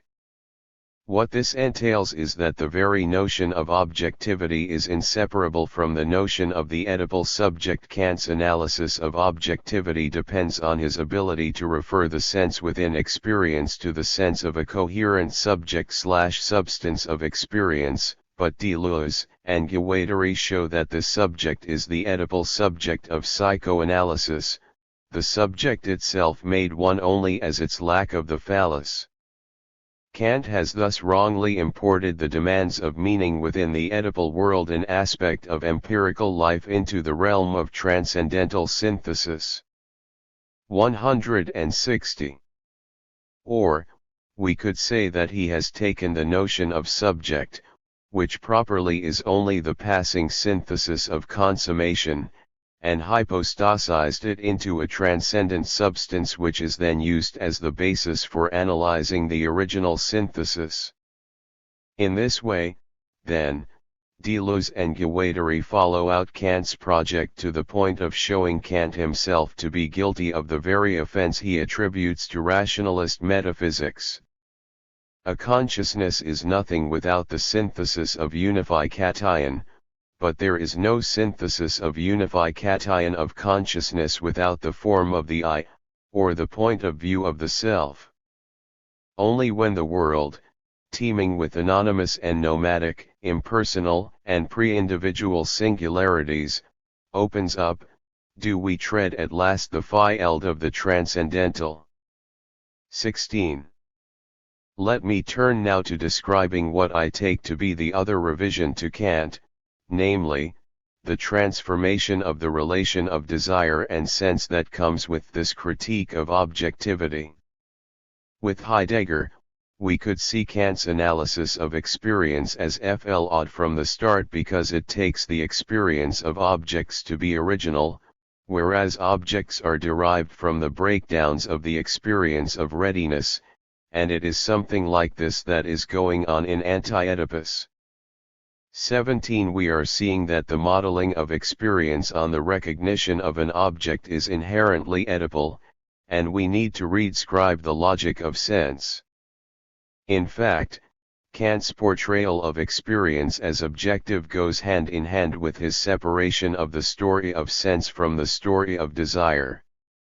The primacy of the detached, self-sufficient, indifferent object. The ideal of his theoretical philosophy entails that the object has a significance of its own that it imparts to us.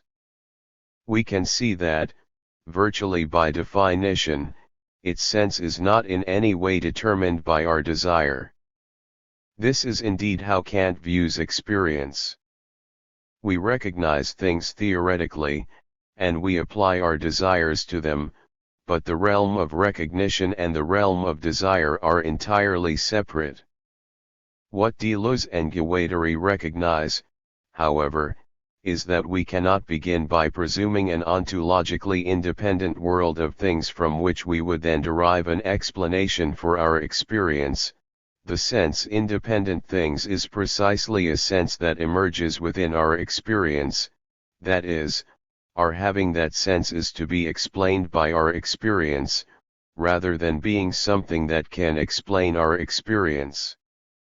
Desire, then, is not the subjective contact of an ontologically independent subject with an ontologically independent object, but is, instead, the enactment of the domain within which there is. Desire is itself precisely the production of reality. The immediacy of sense intuition is no diff. 161. Different from the immediacy of desire, and, inasmuch as this is the one and only arena, that happening of sense within which any further sense emerges, the immediacy of sense and desire is no different from the immediacy of the real. Thus, in what is perhaps the most extreme phenomenology, knowledge of reality simply amounts to a description of the flaws and interruptions that characterize our desire. The ever-changing multiplicity of desiring production is the only phenomenological subject it is to the parameters of desire that we must turn to determine the parameters of the real. Consequently, the analysis of practical life cannot be separated from the analysis of theoretical life, as Kant does in the First Critiques, and b. Desire cannot be subordinated to or regulated by any other source of meaning, since all meaning is simply desiring production. Thus with the critique of objectivity comes the installation of desire at the very heart of meaning, rather than its Kantian location as a separate force applied to the world of objectivity. In sum, then, the rigorous adherence to the Kantian demand that we reveal phenomenologically the immanent basis of sense amounts to a radical critique of the Kantian philosophy that both abandons the primacy of the ideal of objectivity within meaningful experience and installs desire at the foundation of all sense. Deleuze and Guattari have attempted to radicalize Kant's project, articulating the implications of staying true to the limits of immanence, the transcendental, in Kant's language, rejecting any attempt to explain experience sense on the basis of alien, transcendent standards. Rejecting the importation of alien norms and standards, however, does not by itself entail that norms and standards as such are inherently alien to sense, inherently alien to immanence. Indeed, turning now to Hegel, we will see precisely that desire immanently gives rise to a certain telos of normalization and objectivity. We will see this specifically by describing the experience of other subjects, an experience, I will argue, that is insufficiently comprehended by the conceptual tools that Deleuze and Guattari provide. Desiring production and other people. In the Phenomenology of Spirit, Hegel begins his study of self-consciousness by considering the experience of desire. 18 While not an explicitly self-conscious positing of myself to myself, not the self-reflection of the ego, desire is a practical self-assertion, a feeling of I, even if it is not noticed as such. Desire has as its manifest object the thing which is the object of its desire. Desire is not lived as a strategic planning by an al. 162. Ready-formed self, but is an experience of the compelling magnetism of the various determinate matters that draw one's attention. Nonetheless, implicit in this attractive object is the experience of the desiring subjectivity, in that what desire harvests from its object is what satisfies its terms. Even if its terms are not self-consciously recognized or strategically deployed by the desiring subject, that desiring subjectivity is nonetheless co-constitutive of the attraction. Desire is not an inert passivity with no character of its own, but is precisely desire, is precisely a determinate openness and desire to be attracted. Desire is the lived, practical presumption that being is for me, that is, when I operate out of desire, I appropriate the world as if my reality, my desire superseded the object's right to independence. Pg. 167, 138-39. 19. Self-consciousness is desire in general, and has a double object. One is the immediate object, that of sense certainty and perception, which however for self-consciousness has the character of a negative, and the second, namely, itself, which is the true essence, and is present in the phi-rst instance only as opposed to the phi-rst object. Self-consciousness here exhibits itself as the movement in which this antithesis is removed, and the identity of itself with itself becomes explicit for it. Pg. 167, 139.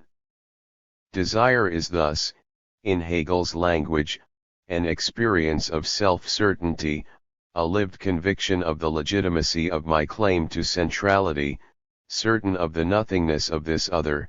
It explicitly affirms that this nothingness is for it the truth of the other. It destroys the independent object and thereby gives itself the certainty of itself. Pg. 174, 143. While being explicitly object-oriented, desire is thus implicitly an experience of itself, an experience of self-consciousness. To this point, there is no conflict between the interpretation of desire in Hegel and in Anti-Oedipus. Both recognize desire to be a level of engagement that operates below the level of the normalized articulation of subjects and objects, a non-thetic embrace of part objects, a non-strategic coupling that give rises to an experience of self as the sense of an enjoyment whose subjective and objective terms could not be defined in advance of their co-enactment.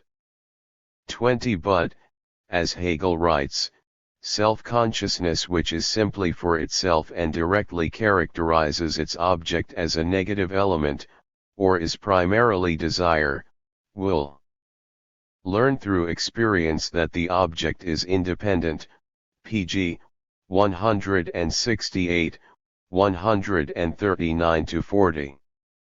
These terms we have so far laid out, in other words, are not sufficient for the understanding of desire. Let us look further at Hegel's analysis of desire to see how desire's object reveals the insufficiency of desire's own terms, ultimately demon. 163.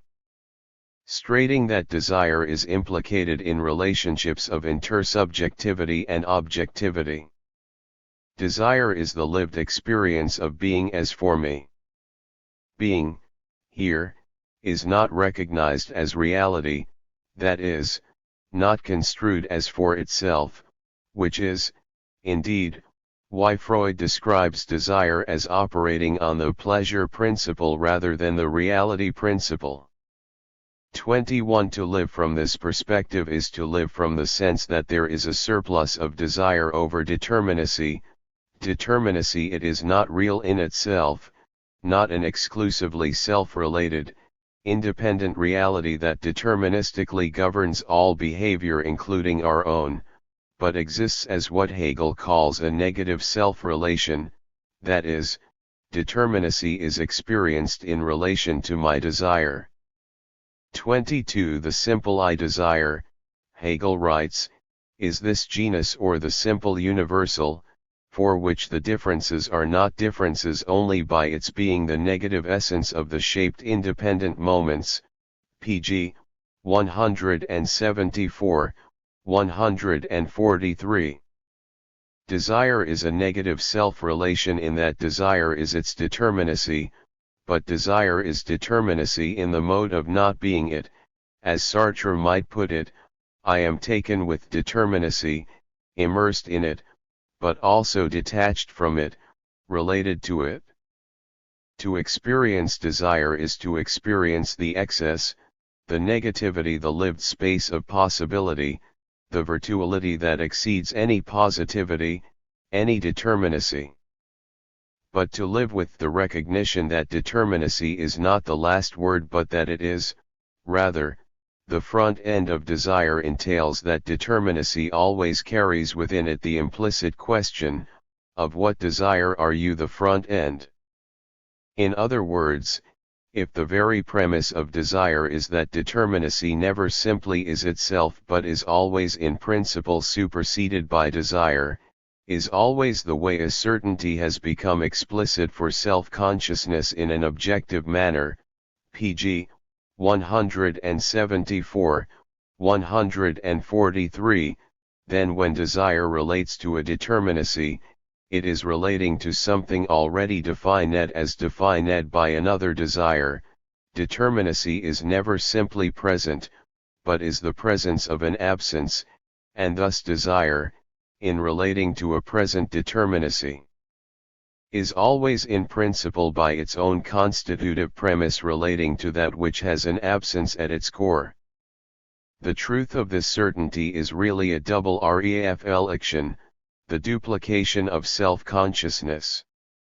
Consciousness has for its object one which, of its own self, posits its otherness or difference as a nothingness, and in so doing is independent.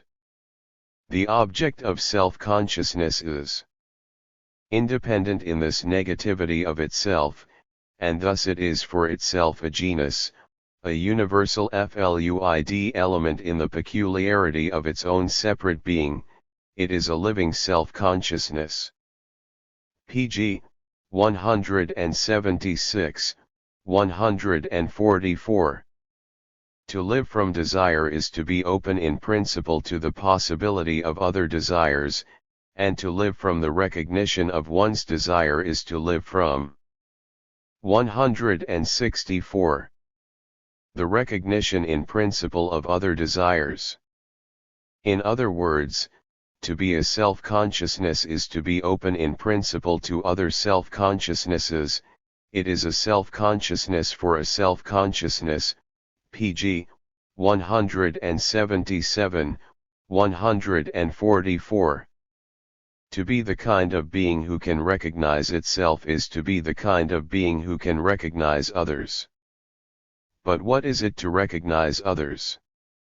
The other, as the desire that exceeds determinacy, the negativity that contextualizes positivity, is precisely what cannot be present, and, thus, to be open to others is precisely to be open to what cannot be present.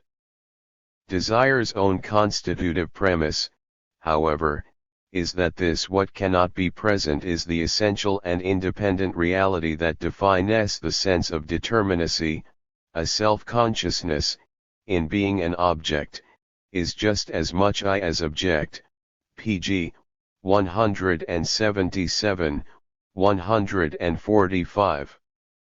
Being an explicit self-consciousness thus opens one to the realm of negativity for itself. Absolute negation 23 as the reality beyond immediate determinacy, and thus, even as desire is the experience of self-certainty, even as desire experiences its own negativity as what is determinative of the sense of the determinacy in which it is absorbed, desire is equally the experience of itself as held through this determinacy in essential relation to a defining reality that eludes its grasp. It is held by the negativity that is the other self-consciousness, the other possible self-certainties that equally enact themselves in this same determinacy. Self-consciousness is faced by another self-consciousness, it has come out of itself. It has lost itself, for it finds itself as an other being, pg.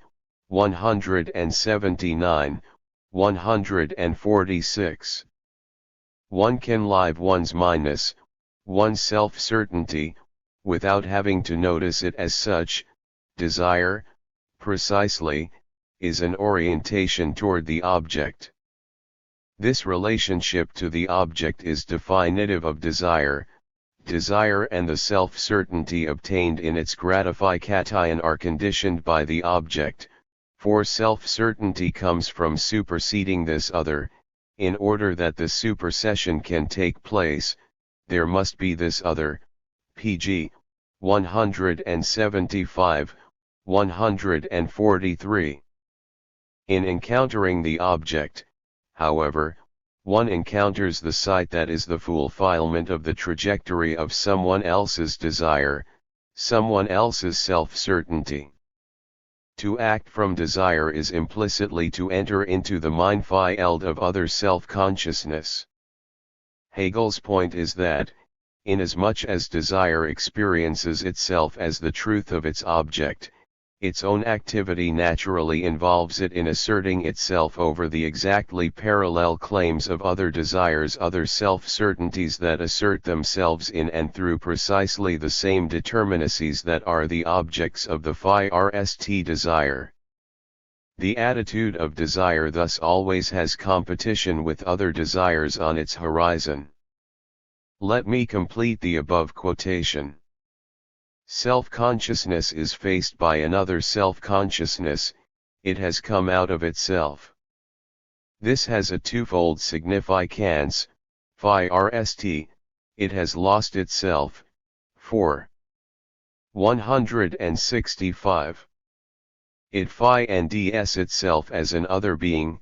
Secondly, in doing so it has superseded the other, for it does not see the other as an essential being, but in the other sees its own self. pg. 179, 146.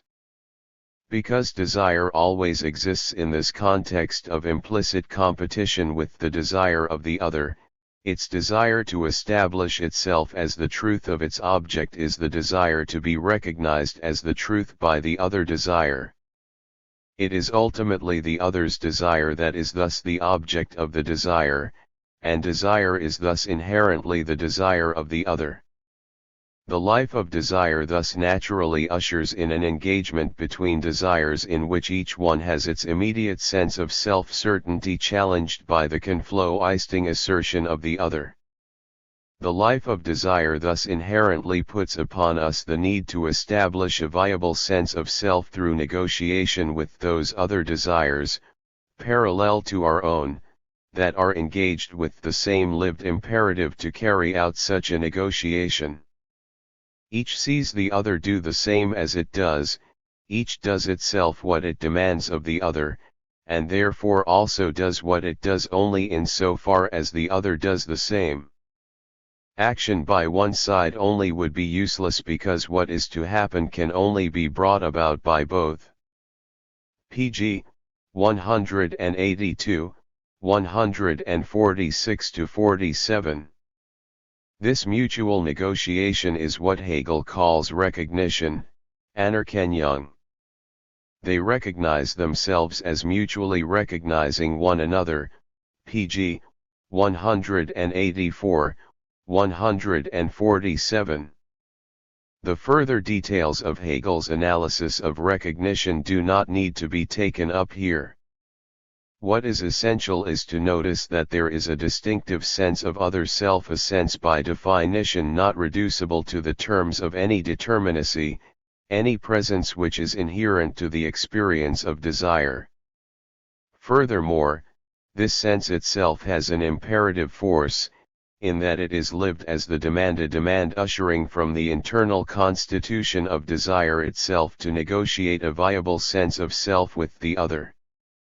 There is, in other words, an immanent imperative to communicate, which entails the establishing of a shared language, shared terms of reference for identifying each other and the things of the world. In short, there is an immanent imperative to establishing what is ultimately a normalized identity in a system of social relations. This analysis reflects no preference on Hegel's part for normalization, nor is there any sleight of hand by which some metaphysical notion of subject or spirit is illicitly installed prior to the analysis. Rather, it is desire itself that by its own nature must be open in principle to the appearance of another desire on its own horizon and, for that reason, is 166. Already internally or immanently defined by the imperative to answer to the unpresentable absence of the other. This distinct, irreducible, imperative sense of autonomous other is presumed, but not accounted for, in the schizoanalysis of Deleuze and Guattari. Let us see how that is so. Let us now think again about desiring machines. Imagine the machine that connects the flow of milk from the breast to the mouth onto the flower. Experientially, this is not a story of two subject bodies, that of the child and that of the mother, coming into contact and having a liquid pass between them and then onto a third thing, namely the flower, though it looks that way to our objective adult perception.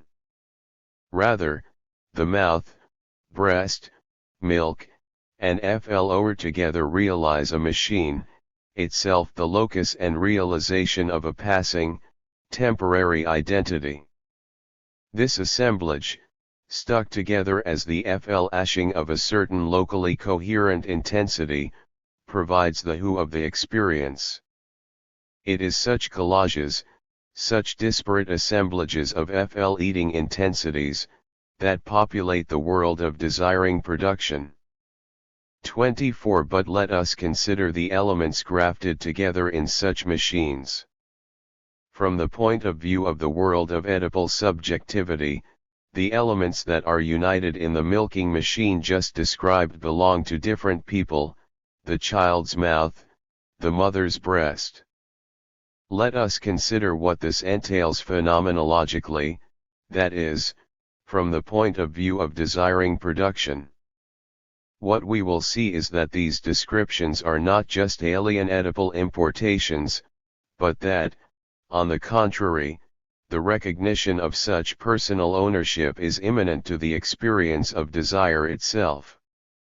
What we recognize as the separation of the child's and the mother's bodies entails that the very elements of desire's realization themselves have contested identities. The child as milking machine enjoying itself in the breast is enjoying itself in a domain in which the mother also enjoys herself, and such counter-enjoyment shows itself in desire as resistance. The mother, for example, does not want to continue feeding the child and applies force to remove the breast from the child's mouth. The child, for example, does not want the breast removed and strains to keep its lips connected to the nipple. One and the same determinacy. The breast is the site in which two opposed desires, two opposed self-certainties, are enacted. Each desire is struggling to realize itself within the domain of the other's opposed desire. The breast, the mouth, the flower are so many sites for proprietary claims, sites for conflow ICT, but specifically conflow ICT that takes the form of one mine versus another mine. The resistance the child faces, then, is not just the recalcitrance of the material, but precisely the opposition of another desire, and the resistance can indeed be experienced as such by the child. Children, and, of course, parents, are not unaware of the subjective. 167. The absence for itself of the other. The absent other who offers resistance is not experienced simply as an instrumental impediment to the project of suckling or not feeding. On the contrary, the experience of breastfeeding both from the side of the child and from the side of the mother can itself be a way of engaging with the other's subjectivity, that is, breastfeeding can precisely be a site of communication, of intersubjective contact. The child can suckle at the breast precisely out of a desire to engage with the mother as subject, and the enjoyment of suckling can be an enjoyment of community as much as it is sensually gratifying, as Brian Masumi, describing the baby's behavior, notes, the joy of eye-to-eye contact with its mother resonates through its body and comes out the far end in a kick. 25. The child, in other words, is responding to whatever determinacy it is encountering in the world as the presence of the mother. The absence that is the other self is precisely one of the elements of the assemblage, of the machine. But such an assemblage can no longer be accounted for without invoking the language of subjectivity and intersubjectivity, that is, a language that acknowledges the irreducible ontological autonomy of the self-defined absences that constitute desiring subjectivity. But because the other is precisely an absence, that is, because it is precisely that which can never be explained on the basis of present actualities, there would be no possibility of experiencing such an other if one were only open to apprehending determinacy. Only a being a desire that is already constitutively open to the sense other person could come to recognize another person. This sense other person is precisely the sense of a self-defined absence that exceeds any possible determinacy and is thus not reducible to the syntheses of production, recording, and consumption, nor can it be explained by an Oedipal imposition. 26. If desire were not always already open to the sense other self, no such sense could ever arise within its experience. For this reason, the sense of I or me is thus destined to emerge within desiring production. What Hegel describes in his analysis of desire in the Phenomenology of Spirit is precisely the situation in which desire, open in principle to the desire of the other, is destined to encounter that other as an immanently motivated experience of transcendence, a sense of other for itself emerging within the domain of the for me. This other for itself first emerges as that which opposes me, in other words, me is originally the sense with which the other challenges my desire, demanding of me that I reciprocate with my own sense of me, pg. 176-84, 144-47. The relevant self within desire, then, is not so much the residue that is the synthesis of consumption, but is, rather, the self to whom I must answer, the self whose autonomy and irreducibility is al. 168. Ready woven into the very sense of the elements fused together into the assemblages of the desiring machines themselves, a self that demands of me that I similarly be an autonomous and irreducible subjectivity. In this sense, then, the sense of I is something very much like the telos of desire, for it is the natural response to the natural emerging sense of someone else's that is forced upon me by the immanent logic of desiring production itself, inasmuch as desire already sets FLOs in motion that cross boundaries of the mind. It is precisely in such mind fields that desire operates. Once desire takes the form of a challenge to one desire by another, the question cannot fail to be an opposition of mind vs. mine, So the demand for coherent self-identity is already immanent in the very logic of desire, the very logic of sense.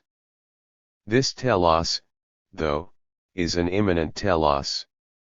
In other words, it is not something someone planted there, and it is not something that pre-exists as a desired goal.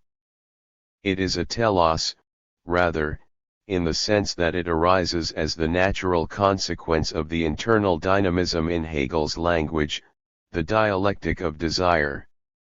Desire, in other words, is inherently defined by answerability to the other and thus by the immanent demand that its own self-certainty be reconciled to the self-certainty of the other.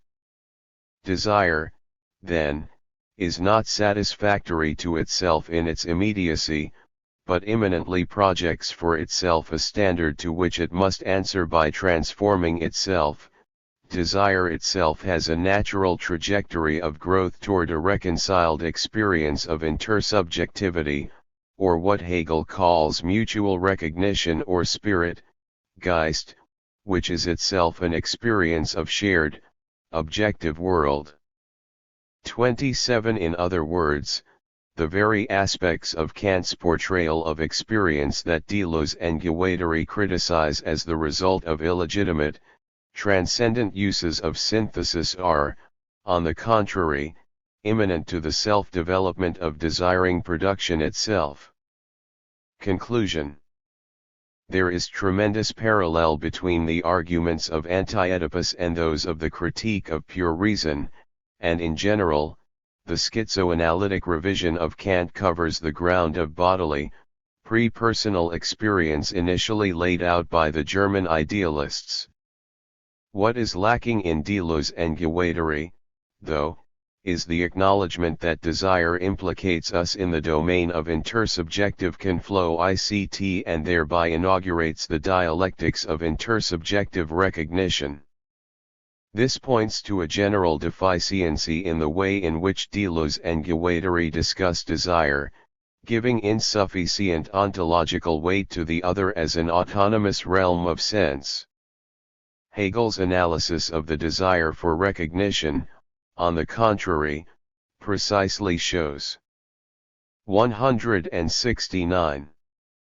How the autonomous, unpresentable other is always on the horizon of desiring production, and that therefore the dialectic of intersubjective recognition spirit is the immanent telos of desire. Discovering this telos of desire does not, however, eliminate desire, nor does it challenge its characterization as the non-ego enmeshment in part objects we analyzed above. It shows, rather, that desire is not the whole of sense, and that its terms, therefore, are insufficient as such to analyze and interpret to understand the whole realm of experience and reality. Desire points beyond itself and reveals itself to be implicated in the domain of interpersonal answerability, the domain of intersubjectivity, objectivity, morality, spirit. Self-certainty. The singular immediacy of desiring life is the fabric within which higher subjective realities come into being. Desire is ultimately only fulfilled in being the desire of the particular personal subjects who are themselves of the spiritual community, the universal to which they belong. Desire will always remain an irreducible domain of immediacy that, in its singularity and givenness, remains opaque to understanding. Desire will always operate with a logic that does not acknowledge the terms of the normalized opposition of subject and object, but desire is a dimension of sense that reveals itself to be always already contextualized by further dimensions of sense which are not reducible in their significance to its terms.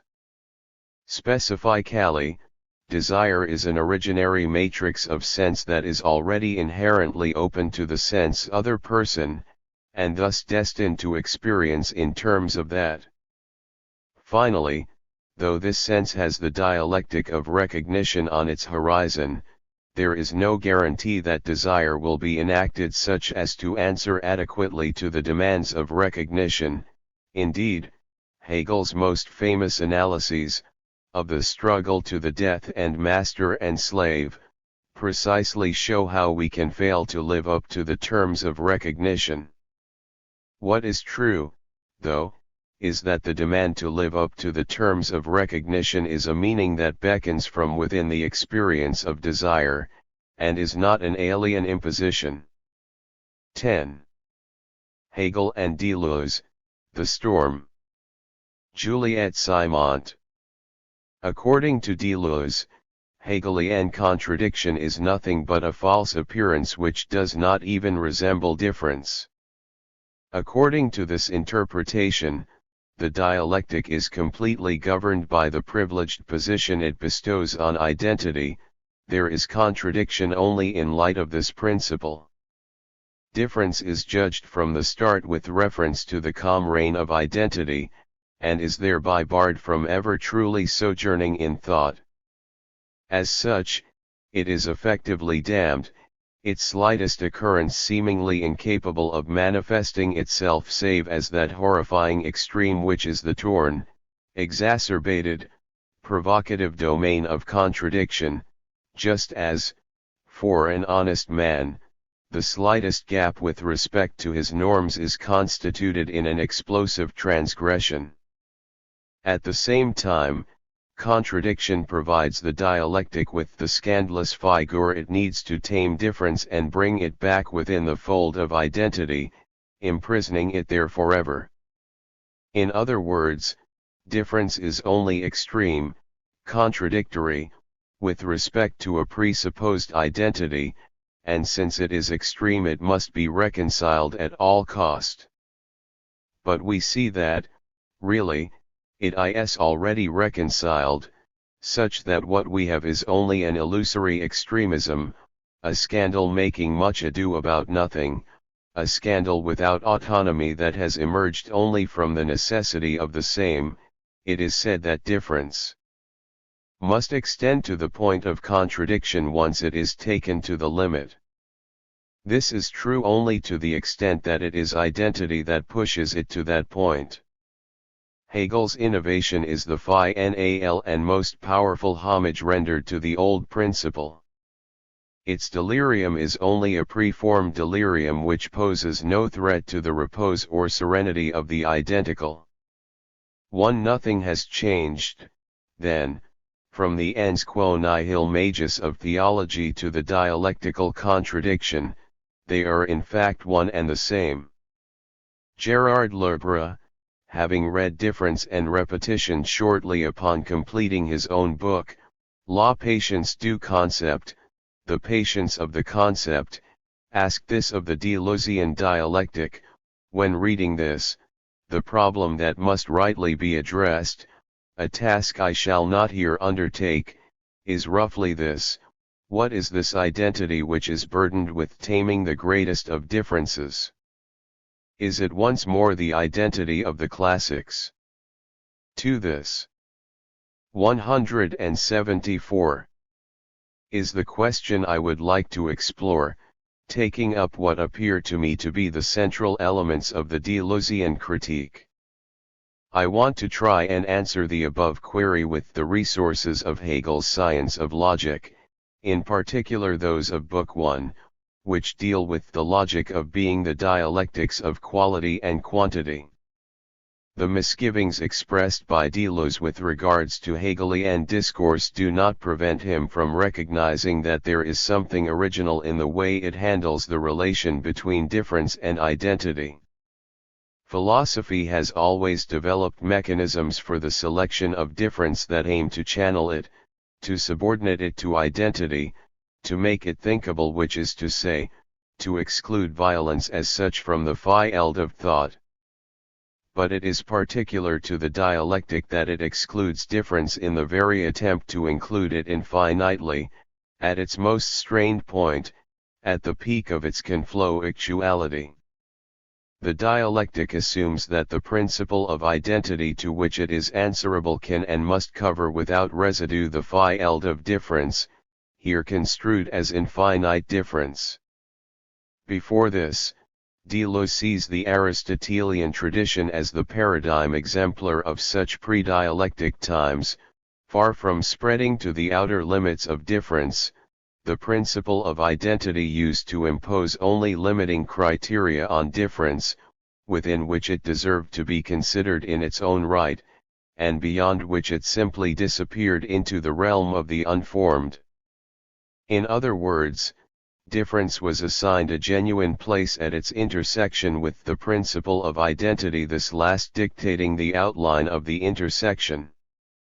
The space of difference thus tolerated was defined by the big and the small, and transgressing these boundaries placed difference either below the identity of the concept, or above it. The fortunate occurrence of a harmonious agreement between identity and difference, just big enough and just small enough, was the figure that characterized specific difference. In this scheme, individual differences had nothing to do with the identity of the concept, because they were too small and accidental, enclosed in their punctuality. Generic differences fared no better, because they were too large, could not be combined, and were bereft of relations. But specific difference was the difference of the concept, being both an enrichment of its identity and a submission to it. His sights set on difference, Deleuze calls this the era of finite representation.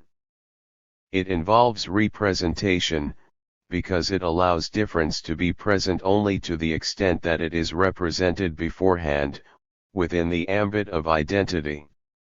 It is finite, because only part of the difference is retained by the identity of the concept as relevant and deserving of being represented. Hegel is one of the thinkers who effected this passage from finite to infinite representation. Instead of letting the limits of being get exceeded by thought and the thinkability of difference, difference now 175 blends itself with thinking, such that difference knows no limits.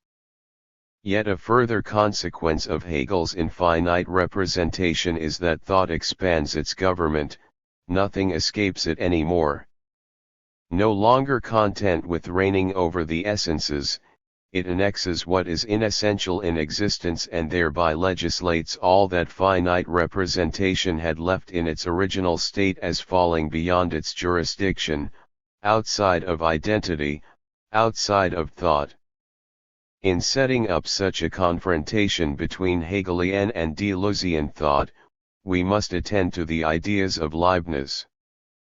There are, according to Deleuze, basically two ways to recover the infinity of essence and the inessentiality of existence at work in infinite representation, either from the essence or from the inessential.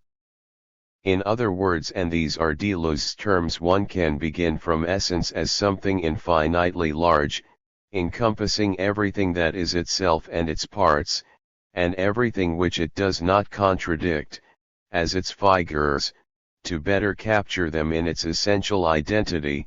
Such would be the meaning of the Hegelian concept. Or one can start from the series of the infinitely small, from the fog of the inessential, from a continuum that is not encompassing but which, on the contrary, is included in its entirety in each individual essence, this individuating itself only because it sheds light on, turns down, or bends differently that continuum. Such would be the meaning of the Leibnizian monadology. If, in Hegel, one speaks of a substance subject that always subtends things as a meeting point of unity where differences melt into each other, in Leibniz, one speaks instead of a superjet, Deleuze's term, that is, a subject that is adjacent, appended to a world which always precedes it and which it differentiates by differentiating itself as an individuality. God, says Leibniz, did not make Adam a sinner, but rather the world where Adam sins, or again the atom monad is the condensation of a series of singularities which it casts upon the backdrop of an indistinct world, living in a garden of earthly delights, generating a woman from his own rib, being the THIRD man, sinning. Three of these two modalities of infinite representation, Deleuze prefers the Leibnizian modality. This is because it seems to assign a legitimate place to difference, manifesting it in its very emergence, at that inopportune moment when it extracts itself from the obscure continuity of the inessential, from the ashes of the multiple. The dialectical contradiction, that spectacular symmetrical play of the self and the other, preempts the very possibility of such an autonomous difference. The moment difference happens is never grasped in the force of its alteration, but is rather construed as a reflection or splitting of the other term, which the other of a same differentiates from itself by reappropriating that very difference. Vice diction, owing to the fact that it is asymmetrical and non-re. 176. Reciprocal in the relations it establishes between individualities, or between the ordinary and the singular, or again between the law of continuity and the principle of the indiscernibles, speaks to a difference in itself, a difference outside identity. It attempts to imbue itself with that moment of crisis, anger, and cruelty, where difference tears itself apart from a backdrop that does not respond in kind like a lightning bolt across a somber sky, to take up an example of Deleuze that I will return to later.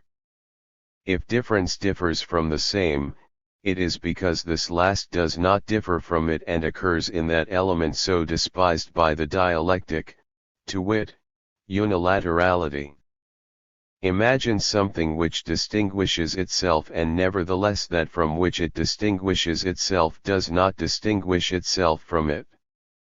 Lightning, for example, distinguishes itself from the black sky but must also trail behind it, as though it were distinguishing itself from that which does not distinguish itself from it.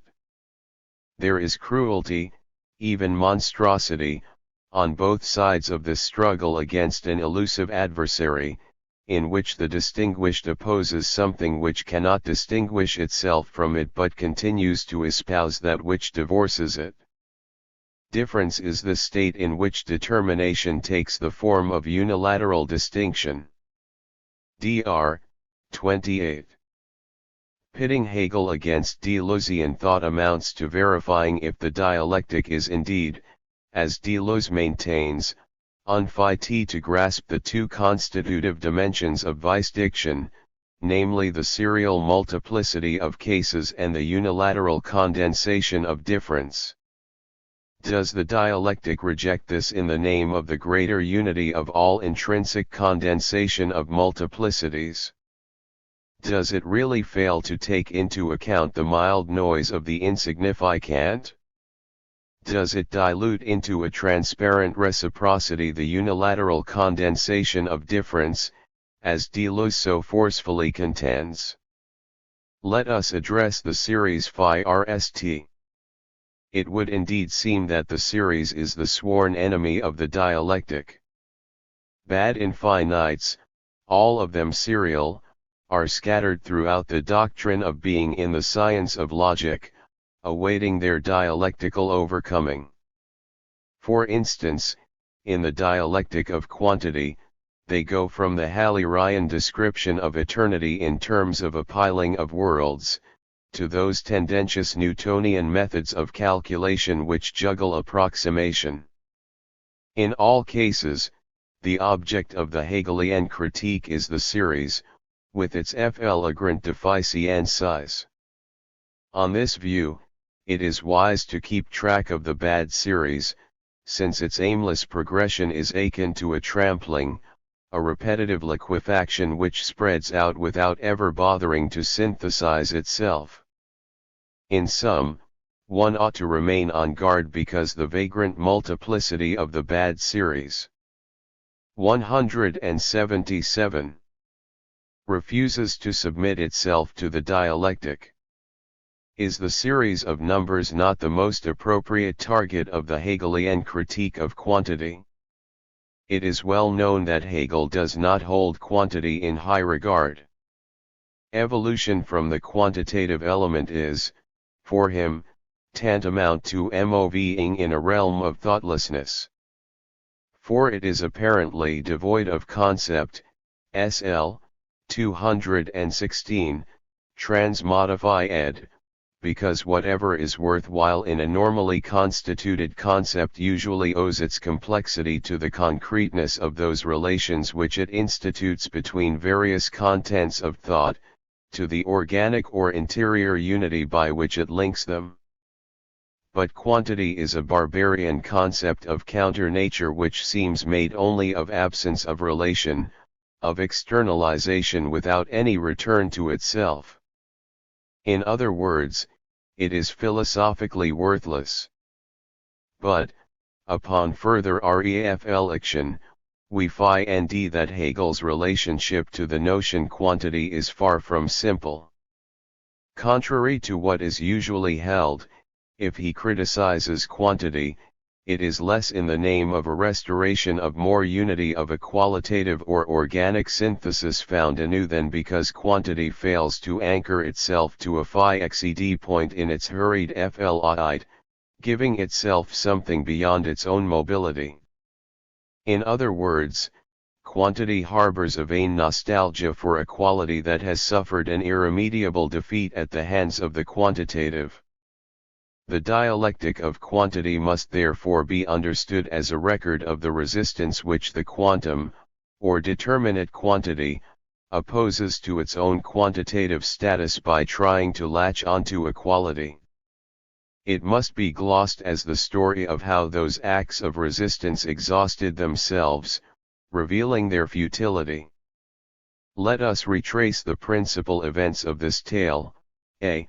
The first way quantity tries to stay anchored to quality is in the elaboration of two species of distinct sizes: extensive size, obtained by adding a multiplicity of parts, and intensive size, whose univocal nature, always given as a totality before its parts, would account quantitatively of quality itself. B. As a case in point, it becomes impossible to assign in any stable manner these types of sizes to a truly different being. Both are unity and multiplicity, they differ only by virtue of the accentuation of one term over the other. But they are not totally different. In the 20th degree, intensive size apprehended in its univocity, there is also 20 degrees, just as there are 100 centimeters in a meter, extensive size, and inversely, in extensive size, there is also the unity of 1 meter, and not just the summation of the 100 centimeters. Quantity therefore tries to escape this instability by displacing quality to another field, in one respect, which Hegel calls the being there of quantity. It is condemned to change, that is, to oscillate between the intensive and the extensive, but it would also have a portion of essentiality withdrawn from the reach of all change. C. From the fact that it is impossible to fix difference between its essentiality and 178. Its changing being there, since variations initially deemed superficial can for all intents and purposes engender an immobile essence, like water evaporating at 100 degrees, quantity is led to abandon the markers by which it had attempted to contain its own indifference within quasi-qualitative limits. It thus founders in the infinite, inevitably trying once again to catch up with itself by means of the infinitely large and the infinitely small, those mixed beings belonging to the order of disparation of all limit given their infinite character, but belonging also to the order of limitation given that they are either large or small. Finally, the good quantitative infinite which the dialectic of quantity terminates in is not qualitative at all, but nothing other than quantity itself, having finally relinquished the bonds that previously held it fast, openly assuming its character as the indifferent escape it is, owning up to its faceless continuity, in a seriality freed of all its previous qualitative pretenses. The resolution of the bad infinite is the restoration of the concept of quantity, namely that quantity is an indifferent or exterior limit, SL 239. This leaves the second respect in which we can subject the dialectic to Deleuzian thought: is it really incapable of unilaterality? Must it proceed to exchange the same and the other, and with the relation of backdrop and form always fashion a relation latent by its reciprocity, as captured by this ubiquitous formula of the doctrine of essence: form presupposes matter. Conversely, form is presupposed by matter. Form and matter reciprocally presuppose one another, SL 451-52. If so, then no lightning tempestuously flashes across the dark sky, since it differentiates itself from that sky both in advance and when it returns, in the eternal circle that is difference spread out, split in half, and doubled perforce identified with the movement of mutual presupposition. But from the mere fact that a term acts on its other and reverses itself in it, that it reverses the other, it does not necessarily follow that both are covered up in some unity. It is easy to make light of the reversible slogans that drive the logic's movement toward identity. In the dialectic of quality, the qualitative something is rather the limit it pretends to exclude. This other which it had hoped to keep at bay is instead found within. In the dialectic of quantity, we find an accumulation of alchemical turnarounds: continuity is discretion instead, and vice versa, the intensive is the extensive instead, and vice versa. However, it is far from obvious that these turnarounds act to the benefit of a homogeneous and monolithic identity where all difference is erased. In lieu of this, we could say that the logic affirms the following: if a term is not the other, and this interval or hiatus is needed for the reversal from one to the other, this is not because they designate objectively distinct regions of the real. Their difference is not thereby extinguished, rather, it emerges from the fact. 179. That they are the variable balancing or multiple evaluation of a lack of equilibrium that is internal to thought. The differences do not have a phi xed being, one cannot tie them to indubitable foundations, they ruin each other, they do not disappear in some definitive identity. But their presence is no longer explicable solely by an appeal to this resource: since they are not, they remain to be done, they do themselves, they pose themselves in this or that fashion, or in keeping with the term one encounters time and time again in the science of logic and which Deleuze could not disown, given the importance he gives it in his reading of Nietzsche.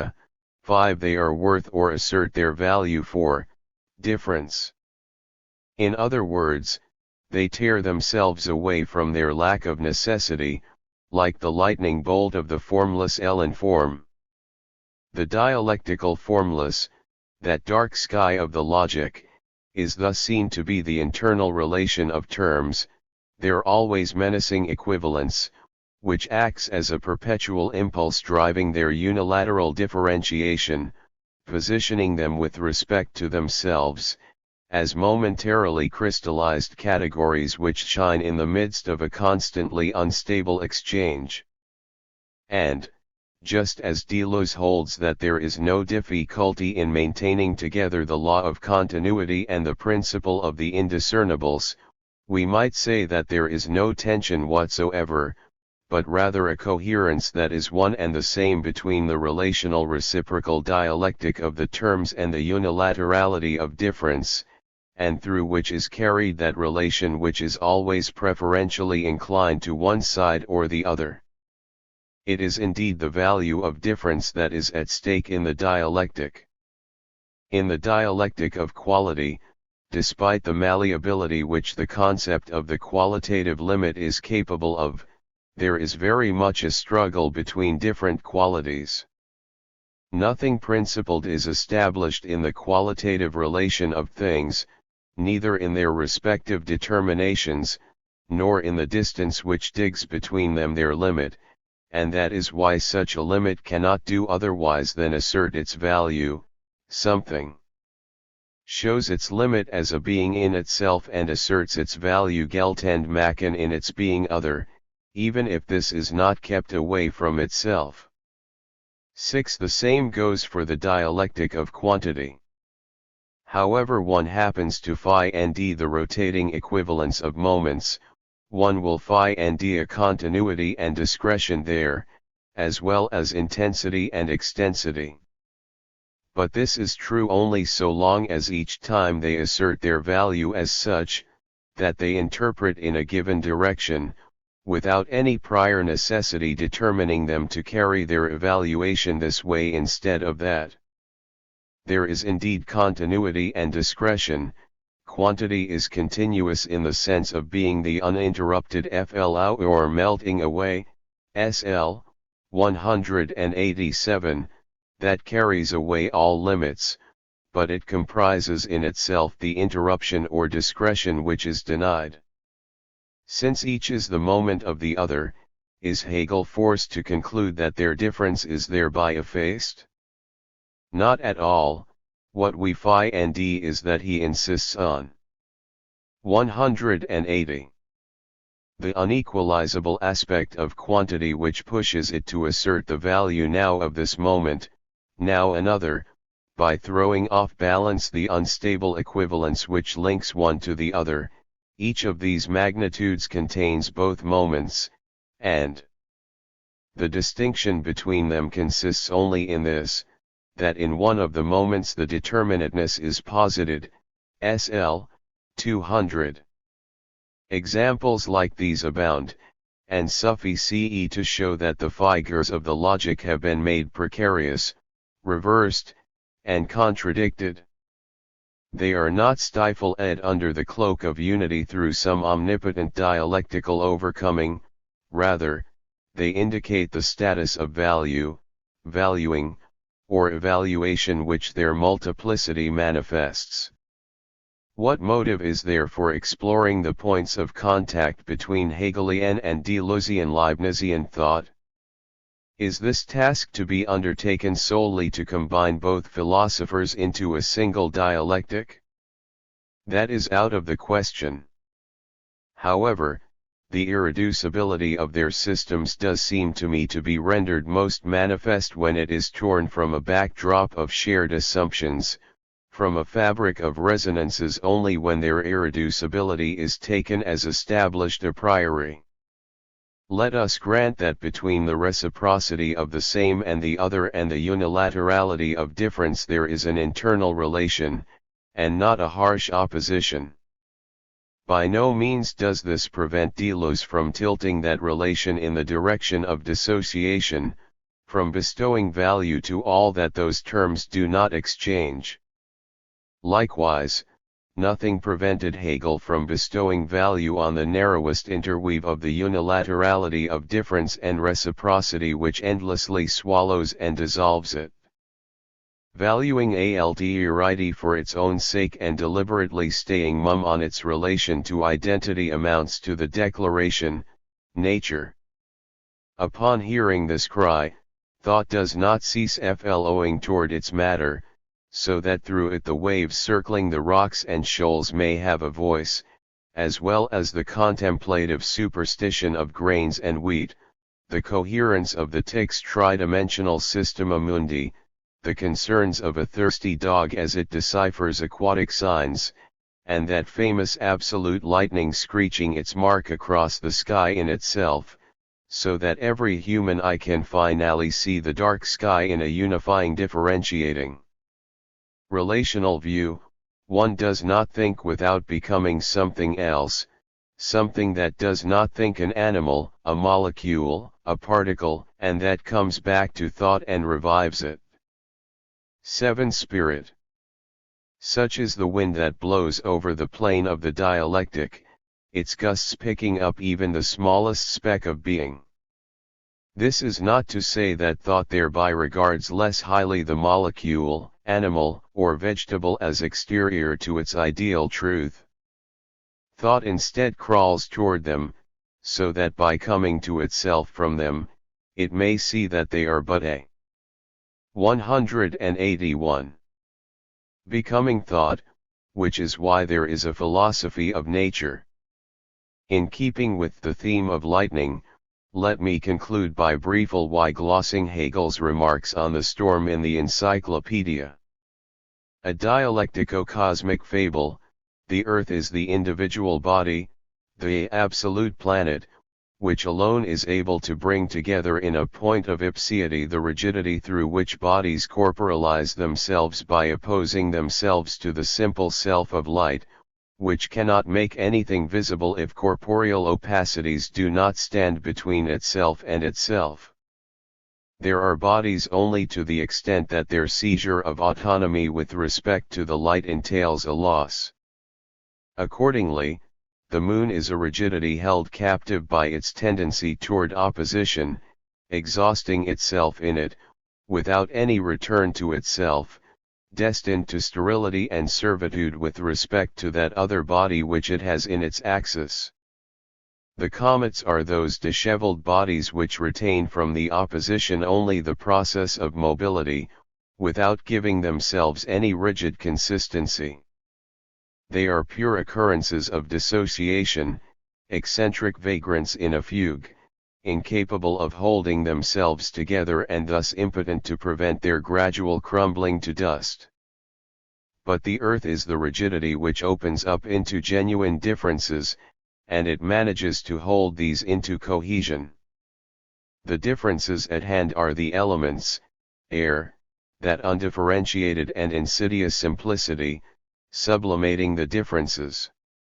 Fire, which is air gathered by compression, a negative individuality or active difference consuming the other bodies which cannot help but consume itself in this process, so that the oppositional power which animates its being for itself is suppressed by itself and comes to a neutral state, namely water. Water is that plastic element, the means par excellence, without individuality or form, that which receives its determinations from without, as a vaporous sublimation or icy compact. Terrestrial earth is the global element which animates the exchange of these various elements by way of a meteorological process, of which the storm is the unfinished form. The complete manifestation of this process is the thunderstorm, to which the other meteorological phenomena attach themselves as rudiments, moments, or unripe realizations. 8. Earthquakes and volcanic eruptions are the fruit of a playful exchange between earth and fire, and the rain is beholden to water, but only the storm brings together in one event the sudden clash of air with itself, the devastating power of fire, water's gaseous volatilization, its condensation into clouds, which foretells a return to the planetary soil whence they arose. The storm alone lassos together all the elements. We see, then, what separates this Hegelian vision of the storm from Deleuzian lightning. In the latter, the violent flash of electric current serves but one function, to bring earthiness back to oneself thanks to differentiation, furthering the earth's individuality by and within the CIR. 182. Chelation of the elements. Lightning has meaning solely in the context of a system of totalizing relations, which is to say within thought as it bears upon the earth, in a back and forth between it and the avatars of the sky.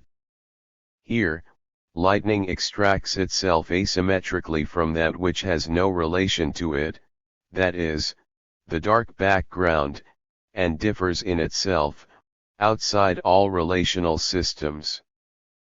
But can we really detach ourselves from our human footing and adopt the absolute vantage point of this luminous streak? Translated from the French by Marc Champagne, with Niels Feuerhahn and Jim Vernon. 11. Limit, ground, judgment.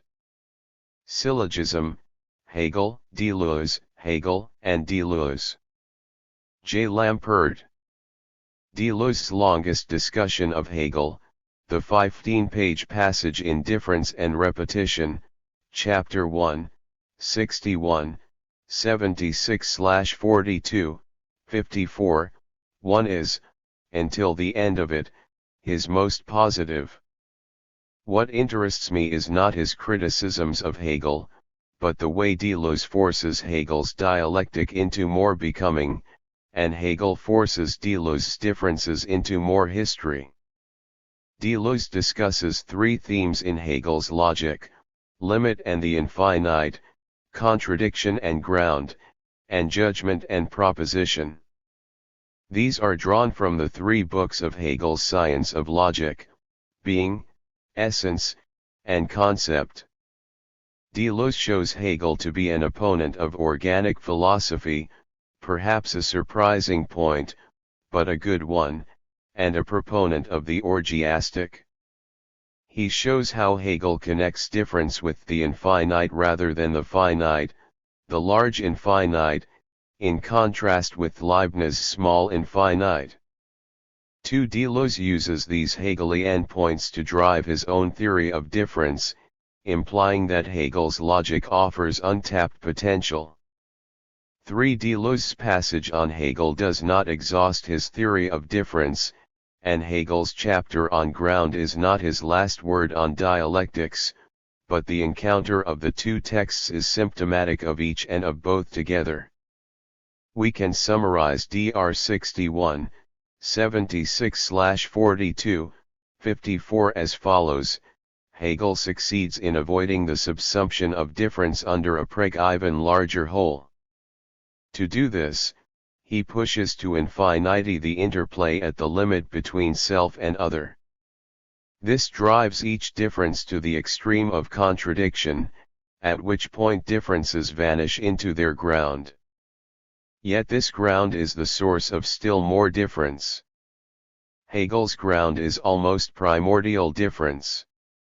Unfortunately, Deleuze concludes, Hegel articulates difference in unidimensional judgments, 49/33, like Leibniz, assuming wrongly that differences converge rather than diverge.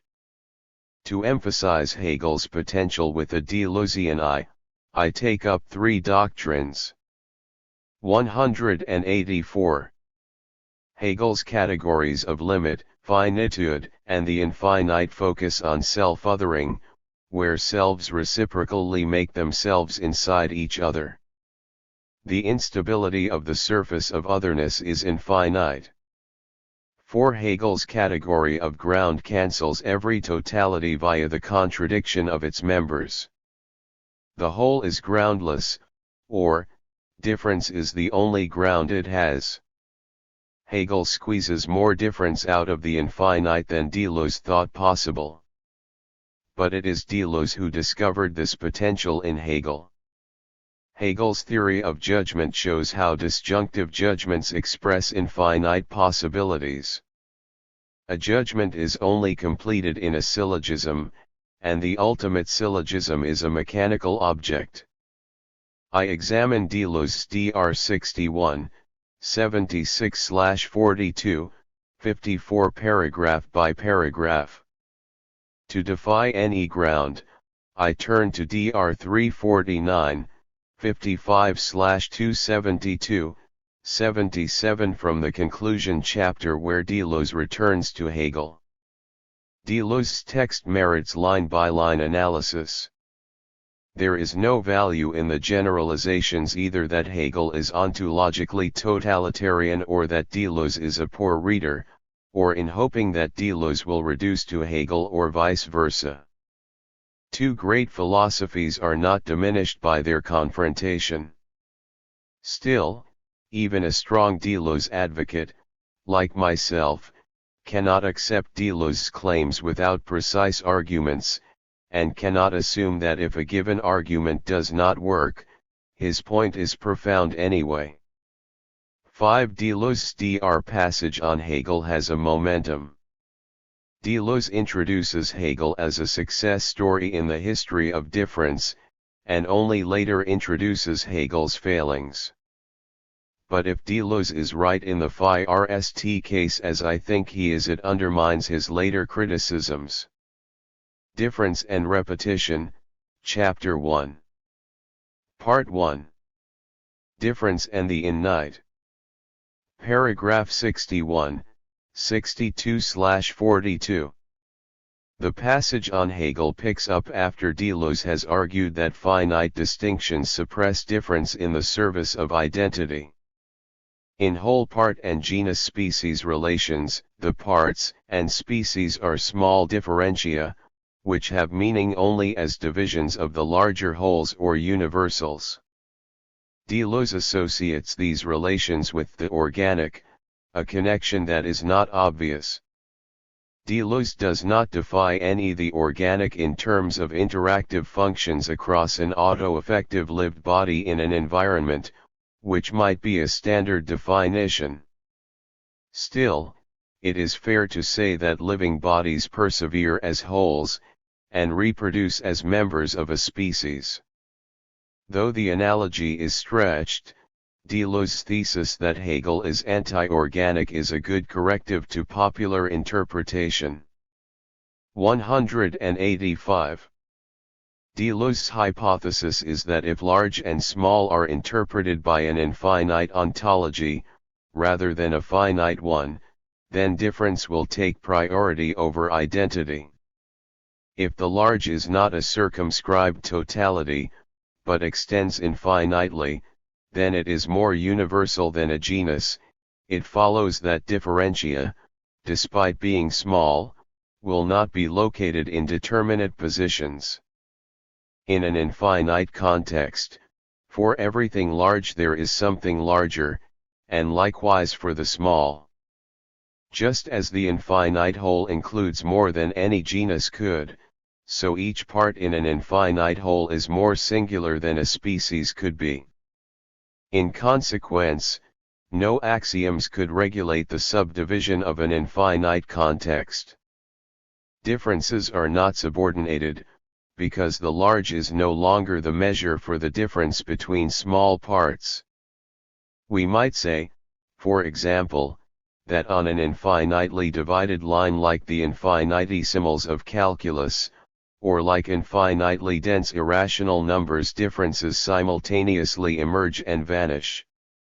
Deleuze likes mathematical examples that show that without a phi xed outer limit, it is difficult to distinguish between proximate and remote. Finite numbers do not phi ll up the infinite number to its limit. Unlike organic wholes, the large is not distributed without remainder through the small, and the small does not compose the large. Still, mathematics is not an obvious paradigm for describing either organic or post-organic life, or qualitative, perceptual, or social differences. So if there is no finite whole, how do elements separate from, engage, and metamorphose in mutual relations? Deleuze's term for the idea that differences surpass their finite limits, and emerge and vanish in a non-totalizable phi-eld, is ground, the same term Hegel uses for differences that challenge one another, lose their identity, and re-emerge as a flux of appearance. Deleuze attributes to Hegel the theory that difference emerges from a non-organic, orgiastic ground. Excursus to Hegel I in 90. The infinite, for Hegel, is a singular becoming other. A quality stabilizes a thing's determinacy, it resists blending into other qualities in that and other things, SL 114. In positive terms, a quality's countering action is something, in negative terms, it is finite, SL 116.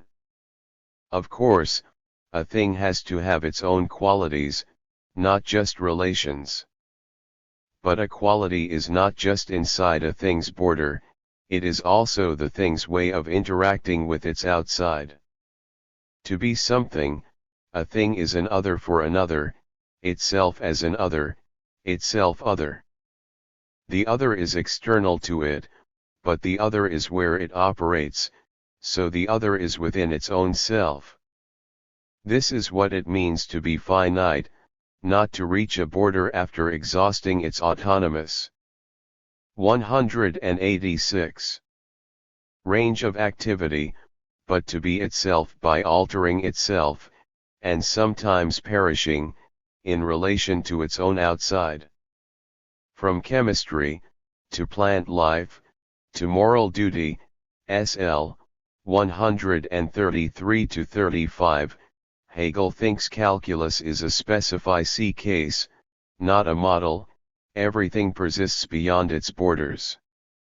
And since that same process takes place in other things that are outside it, a thing and its neighbor share the work of othering. Each reflex, SL 120, or inwardizes, the work that it does inside other things. Hegel uses terms like identity and in itself only to emphasize how strange it is that the in itself of everything is in another thing. One might describe this negatively: the negation of its other is the quality of the something, SL 125. But the meaning is that the constitution of each thing is open to external influences, at the unstable surface of its otherness, SL 124. If otherness is negation, externality, it is also negation of that negation, immanence.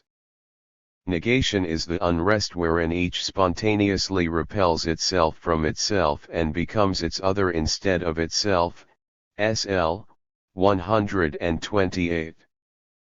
Encounters are forced, SL 129. The surface where others equally conjoin and disjoin is the limit. If the perishing of identity makes us sad, we call it finite. If we find it affirmative, we call it infinite, ibid. The finite can never contain its own othering relation. Infinity, the logic of beyonce, is irreducible. But an infinite series of finites is made of nothing but finites. This raises the problem of the bad infinite, SL 146.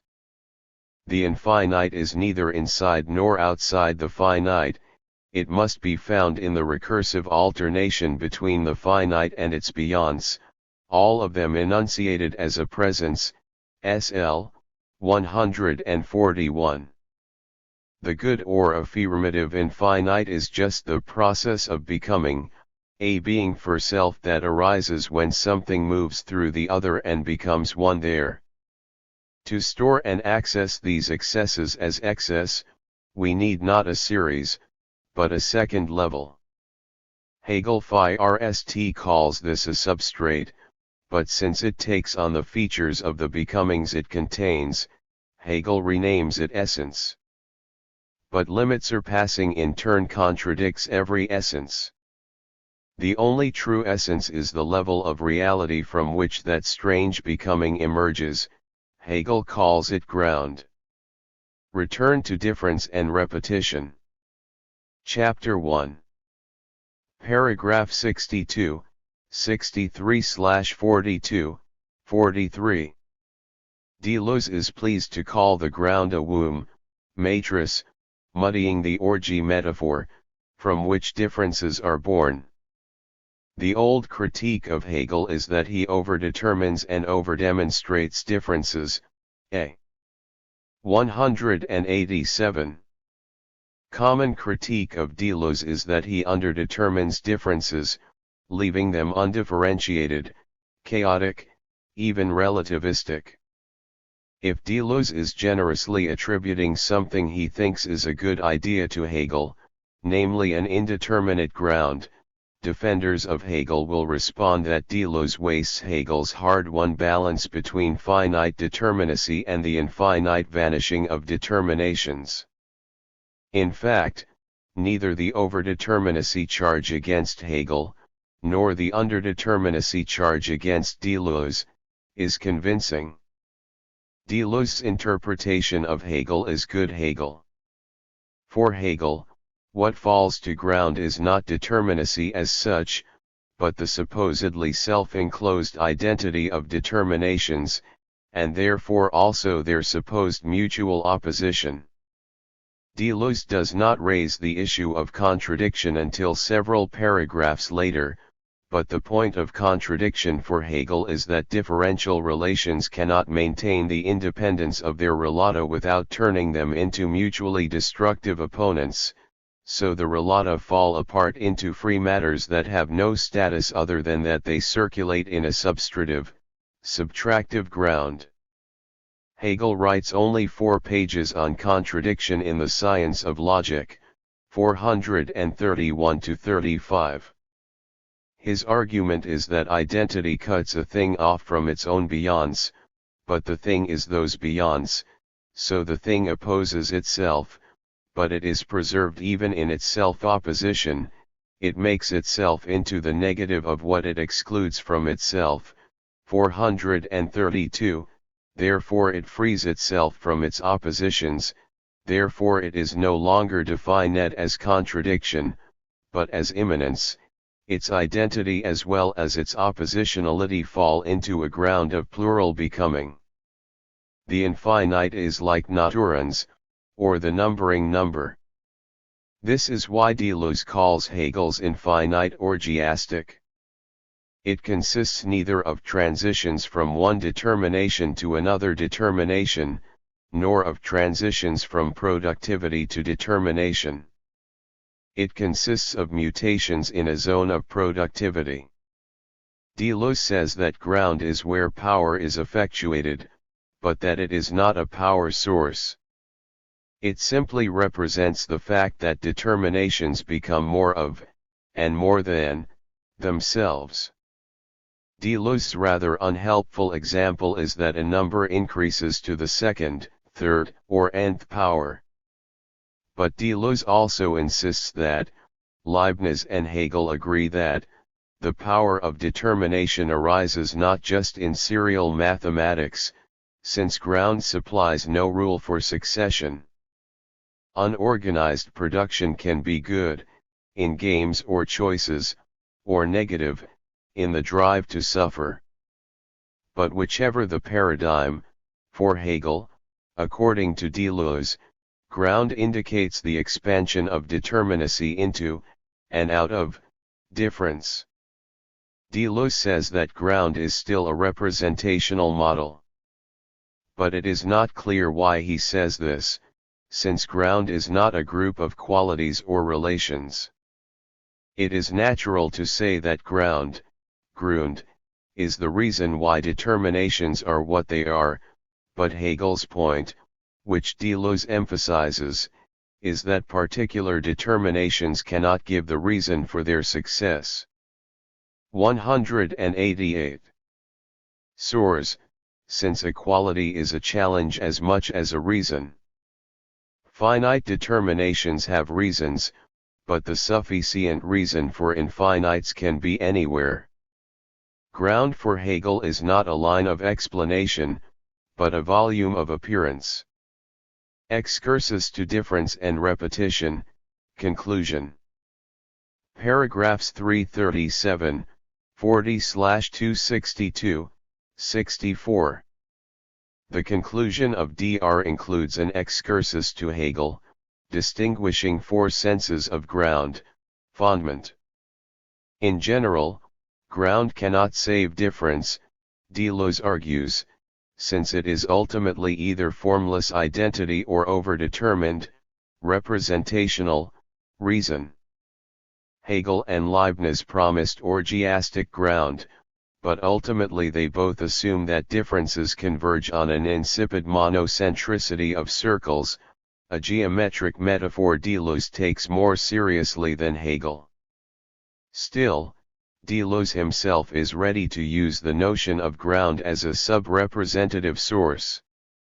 We might see Deleuze's THIRD three definitions of ground as criticism of Hegel, and the fourth as Deleuze's alternative. Or we might see the movement through the four definitions as Hegel's own dialectic. Paragraph 349, 50/272, 1. In the THIRD definition, ground, Grund, means sufficient reason. To ground is to determine why a thing is what it is, to name its essence.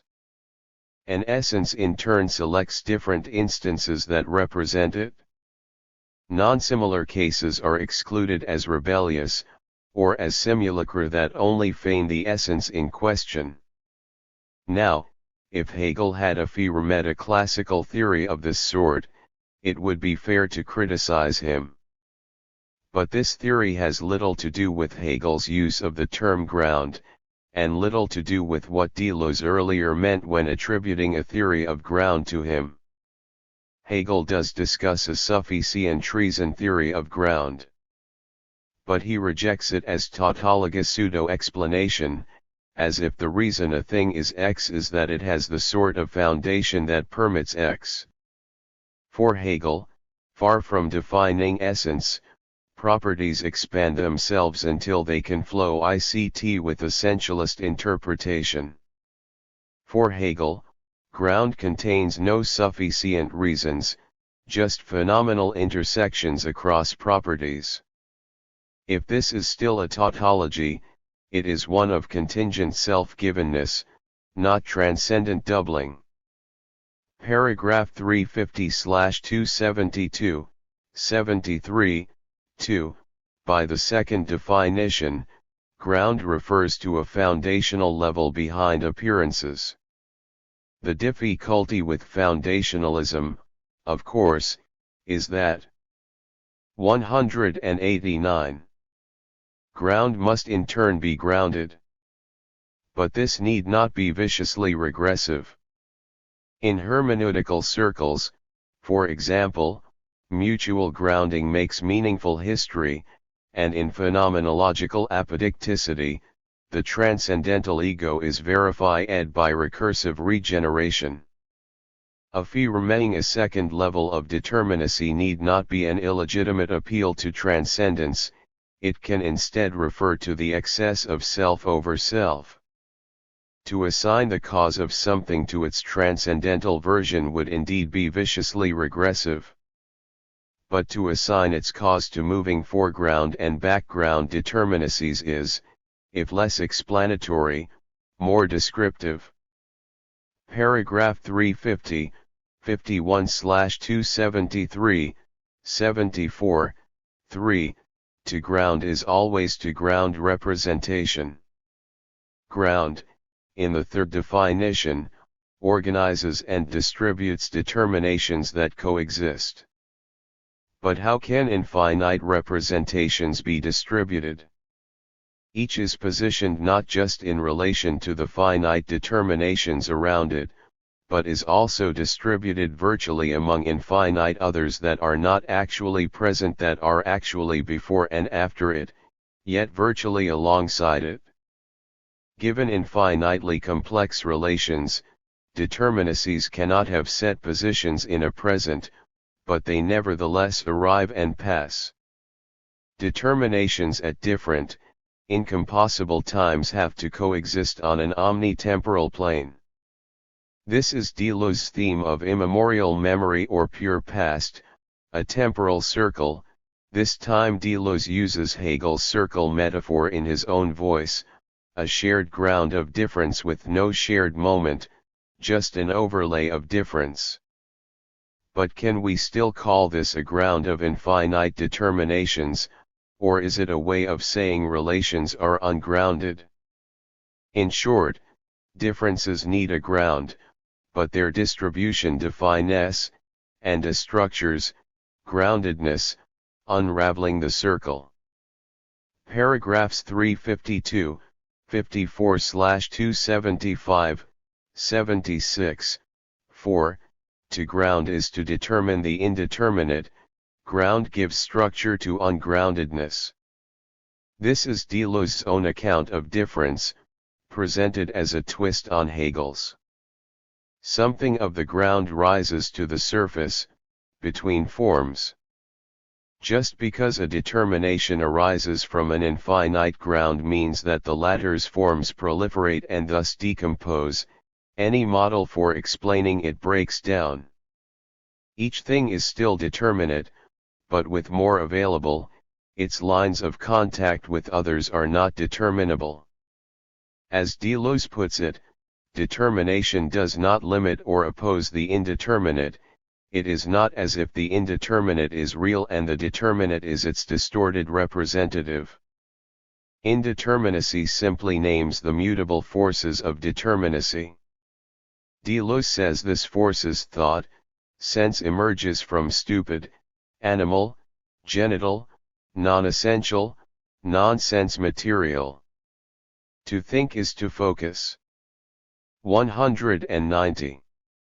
Determinately on a shifting determinacy. Deleuze half-convincingly associates Descartes' I think with determinacy, and I am with indeterminacy.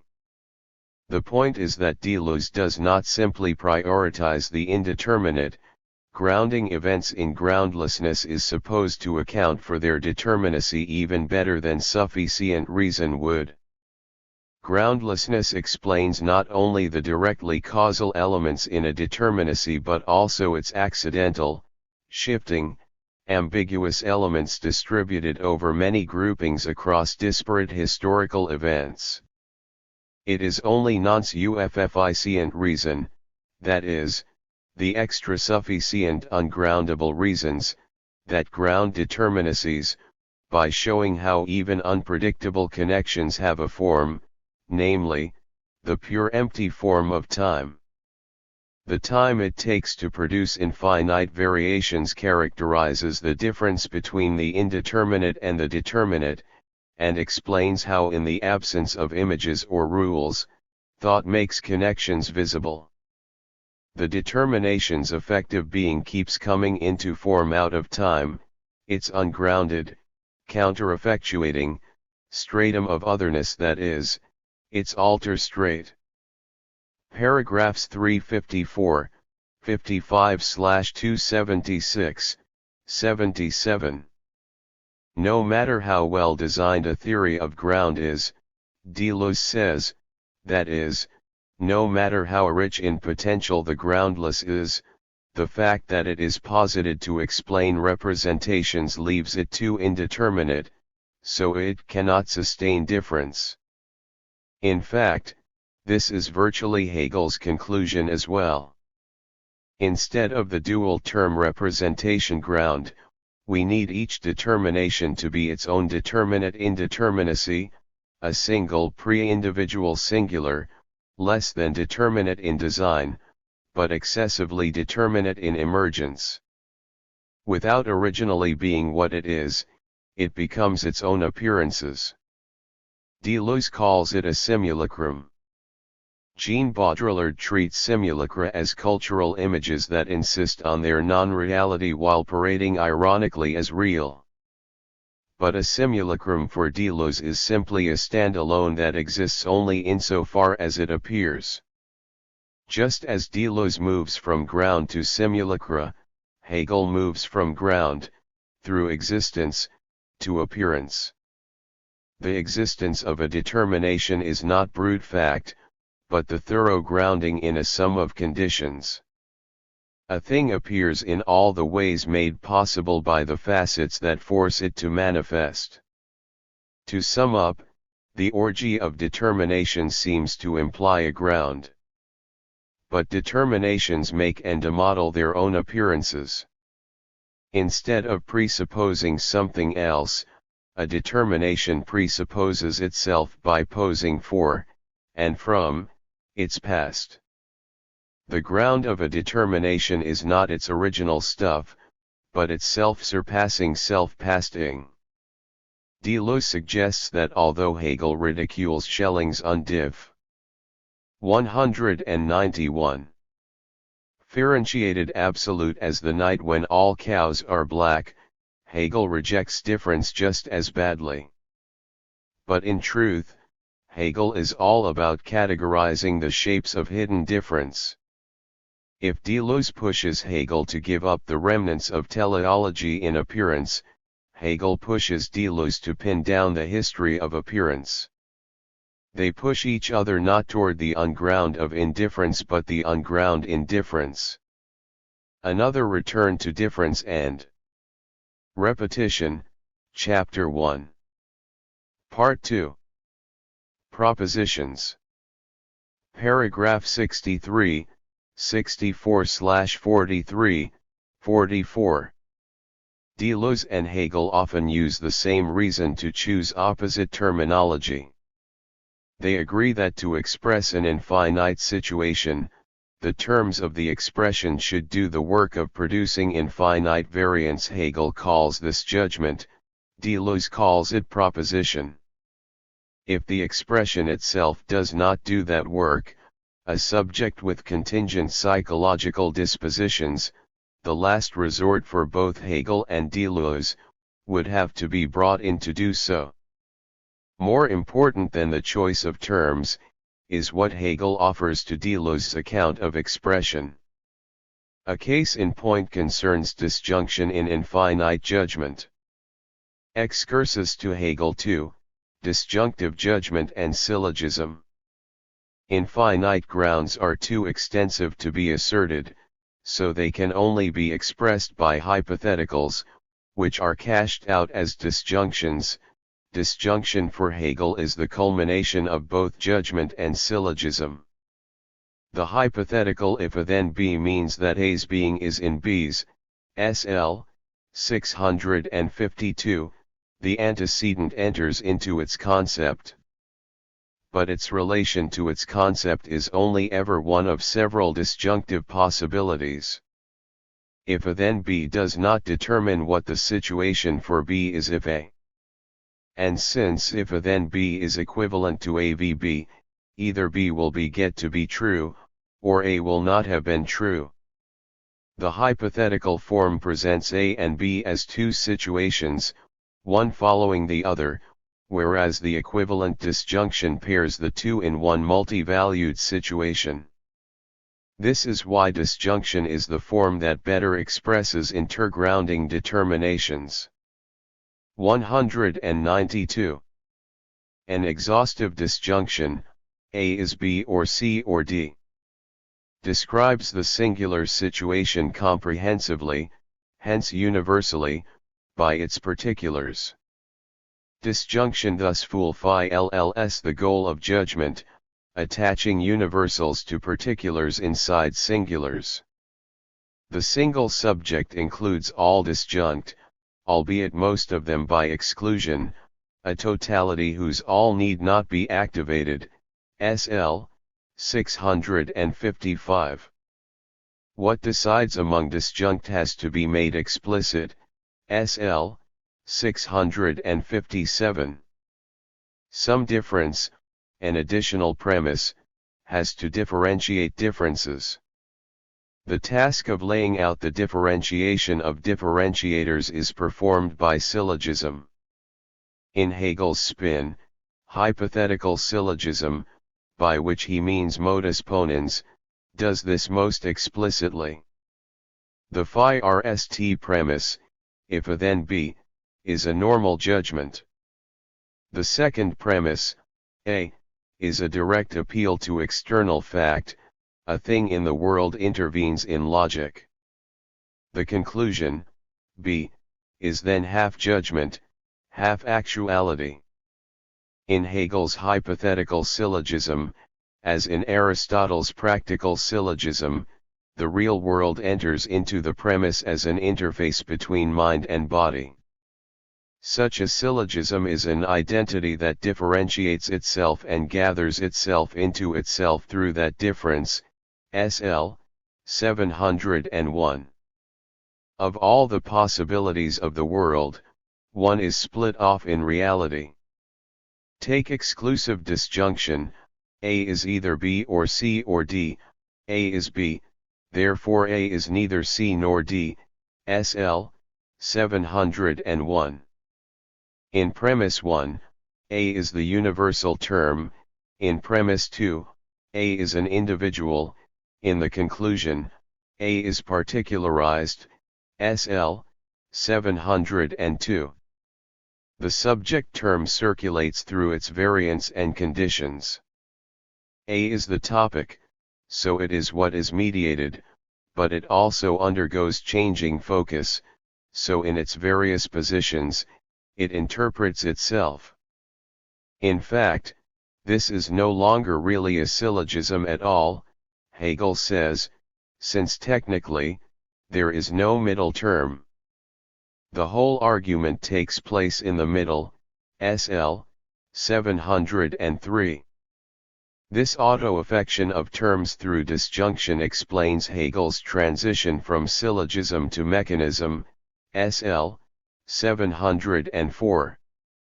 6. A syllogism is a thought that works itself out without depending on a subject. Such an operation, according to Hegel, is machinic.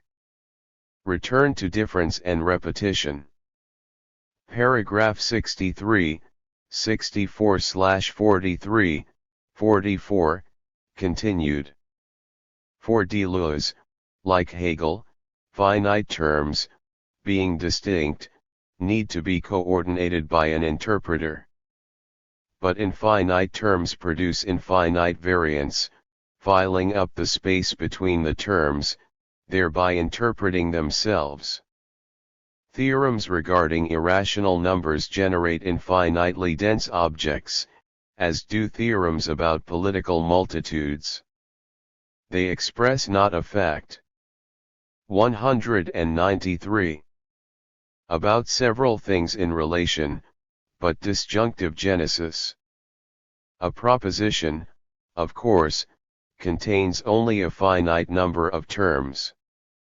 But a term such as irrational number or a new people means, it does not just instantiate in, but means, an infinitely expanding range of differentiable possibilities, stretching from zero, or hermit, to large alephs, or masses, extending into all the nooks and crannies of a floating range, a sliding scale. A proposition that expresses a range of points, each of which performs an operation, covers all cases indifferently, even identically, and still ensures that each case is different.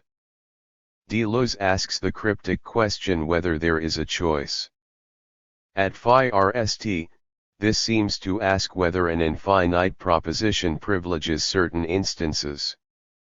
The answer, given forthwith, is that instances disappear, but none are excluded or vanish.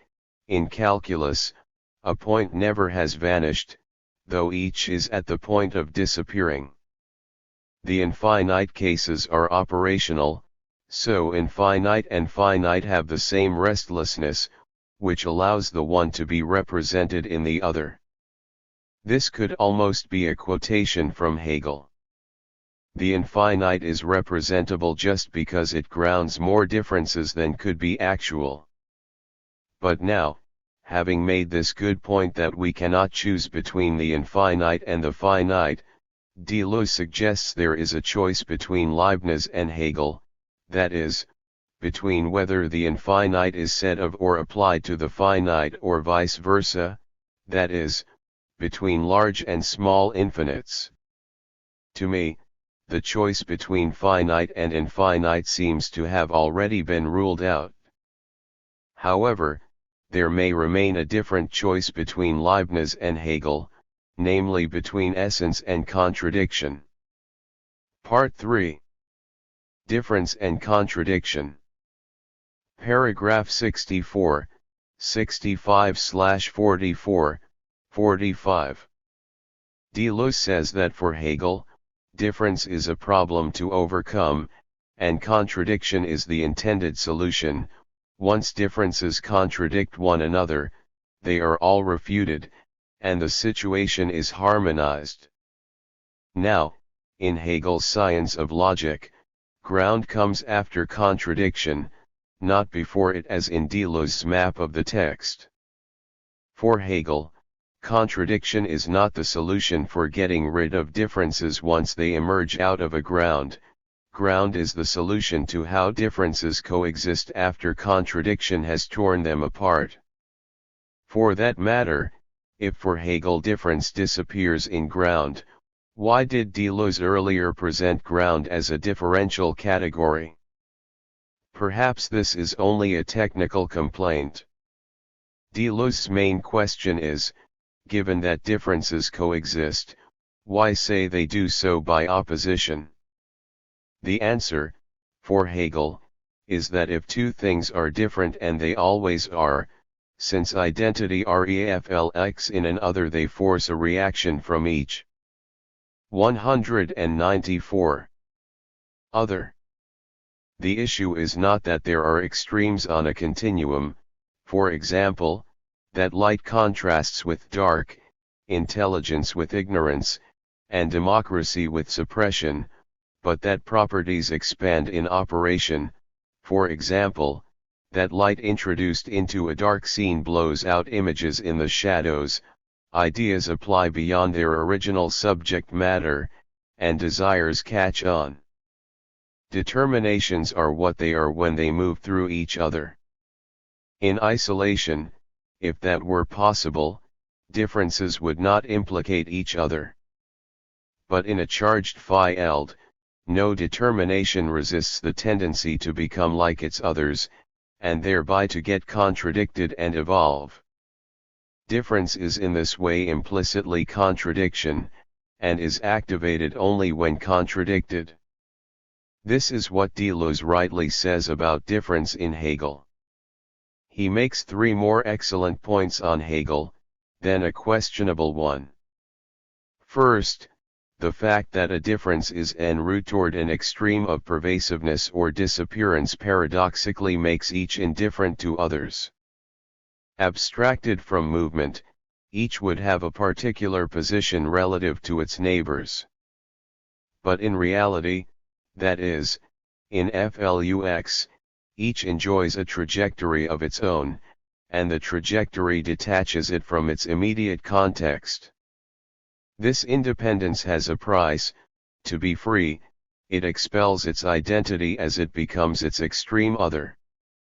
Deleuze's second excellent Hegelian point is that a determination indifferent to context is an object. The stretching process of difference reflex back into an object's plastic identity.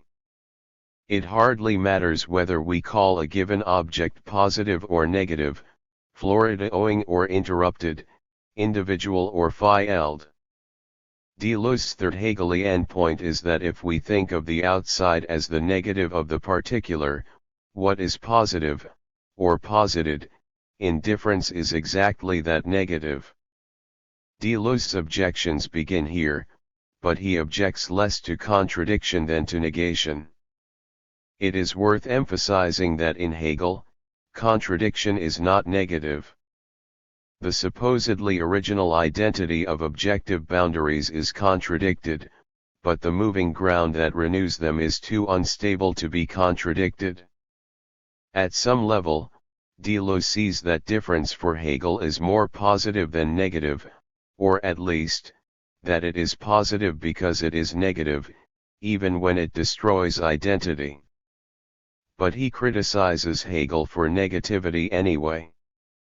Deleuze's fourth point is that negative movement no longer allows indifference to subsist. Strictly speaking, it is true that indifference does not subsist in a substrate. but the point of Hegel's ground is to put determinations into contact no matter what their likenesses or contraries.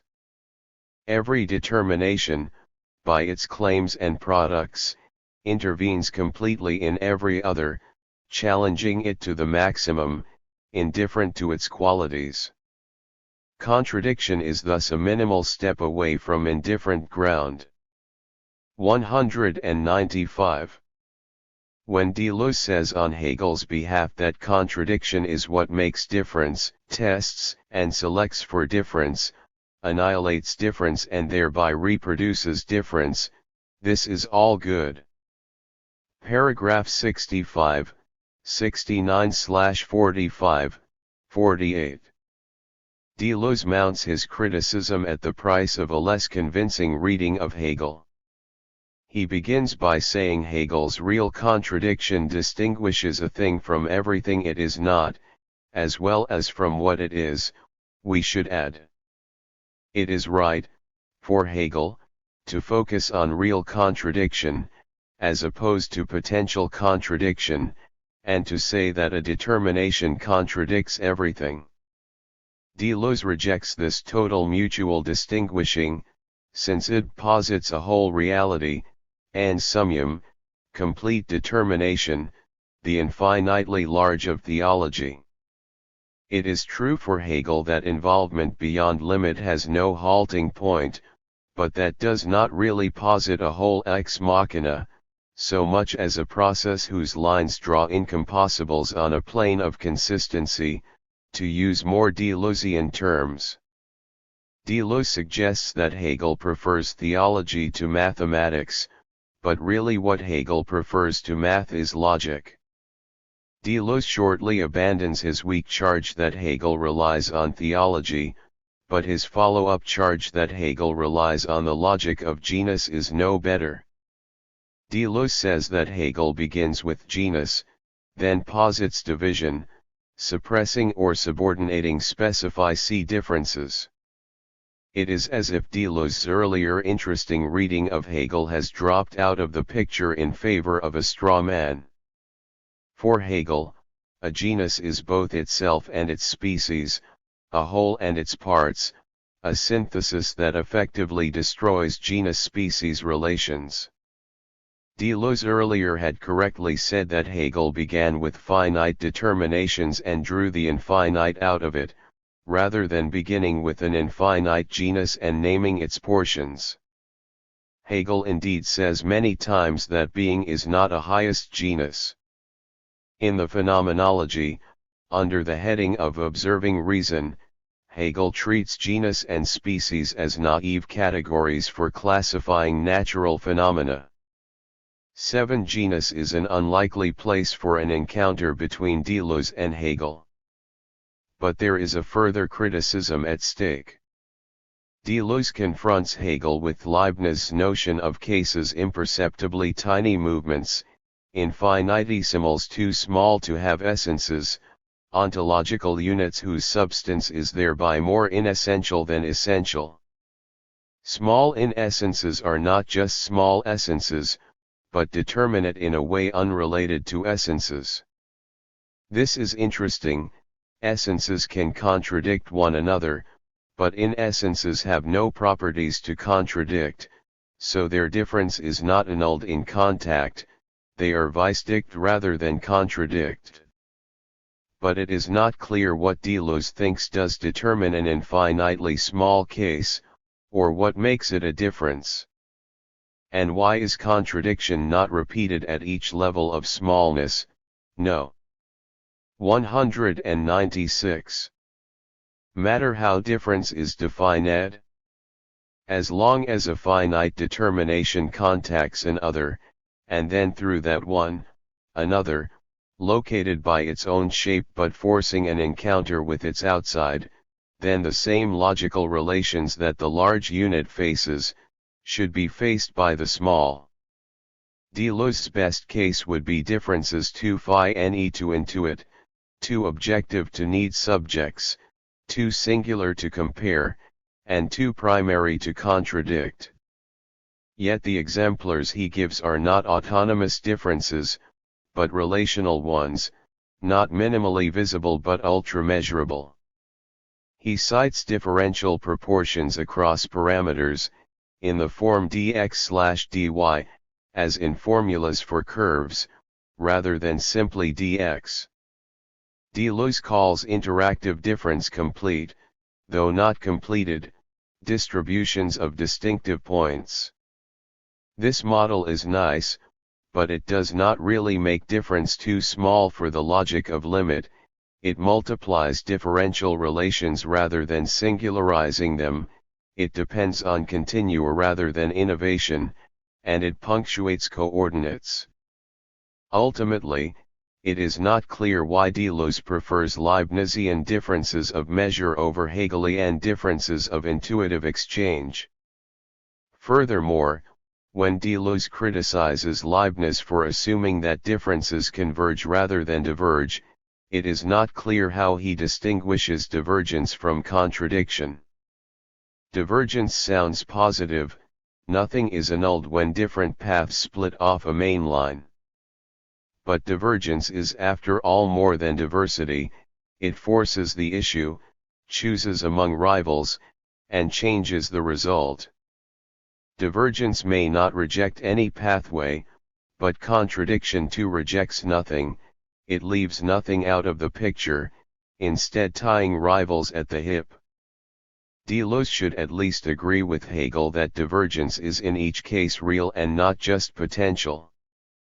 Lines of difference do not remain separate once enacted, but re-present. Divergence points are not only incompossible but also incom-actual, they make actual, irreversible differences.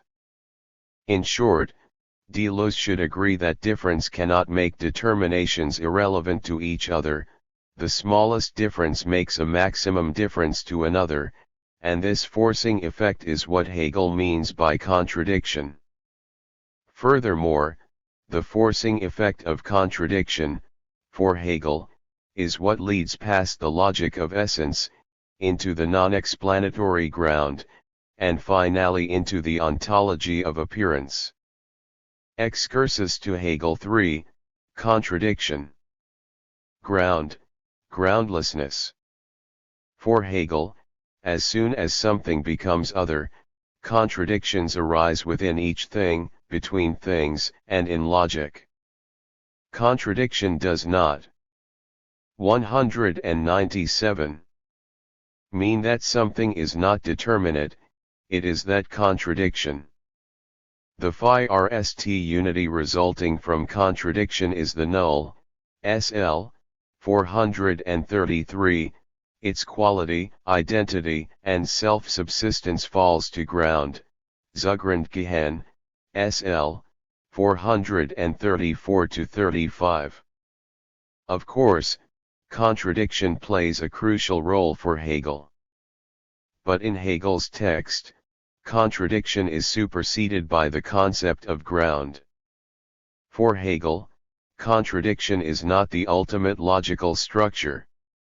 Dozens of categories express reality and philosophical method better ground is just the first of these. The category of ground is a transitional symptom, the recoil upon itself of the sphere of essence, SL, 444, a first stab at articulating the realm of appearances. Positing ground says that even when driven to contradiction, determinations operate positively. The idea of absolute ground is that forms are grounded in something already there. But the question is less about what exists absolutely prior, and more about conditioning, that is, determinate ground. Deleuze picks up here. The ground of a determination doubles it, SL, 457.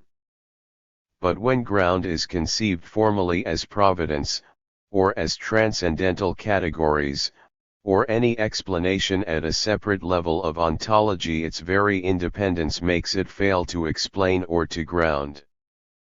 A real ground can point at nothing other than the grounded. It is good for a ground to be tautologous in relation to the grounded particular, it should vary for each grounded determination. The supposed ground rightly disappears into the grounded, SL, 461. Ground can only do so much. It cannot give a thing more necessity than it actually has. The thing ultimately has to explain itself, namely by becoming many versions of itself. This leads to one big ground of the world, or nature, SL, 464.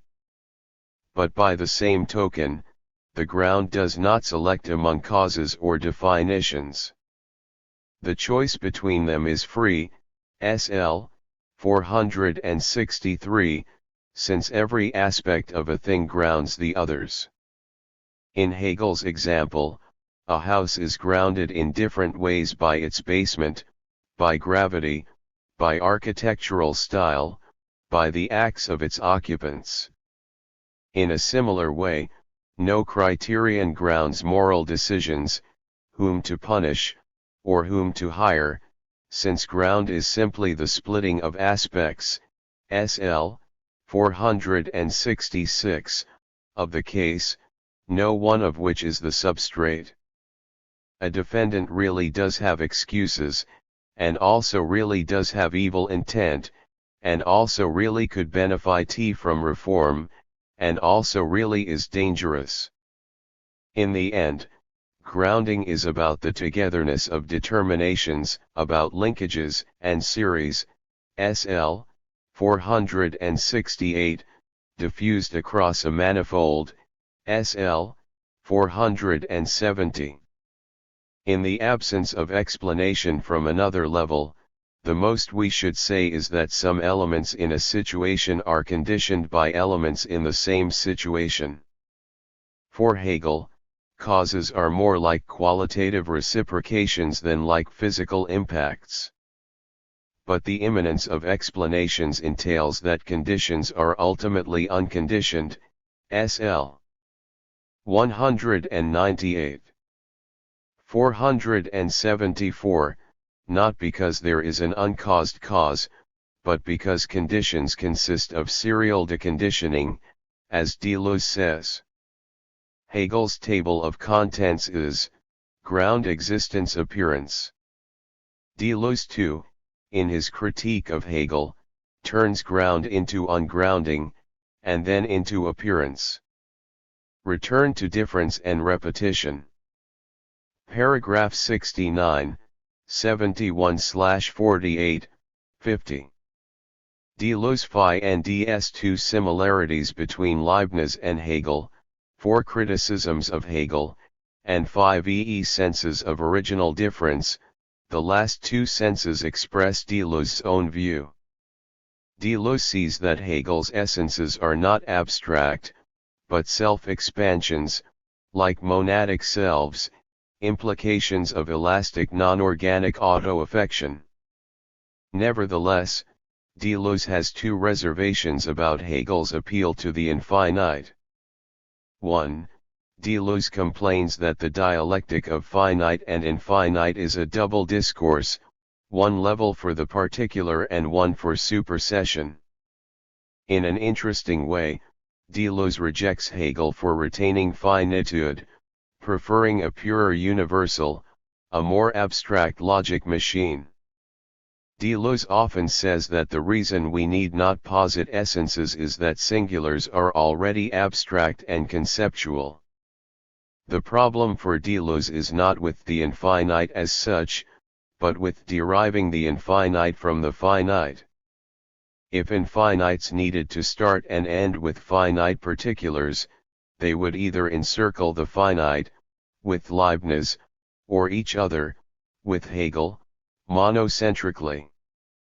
In fact, Hegel's circle metaphor imagines intercutting orbits.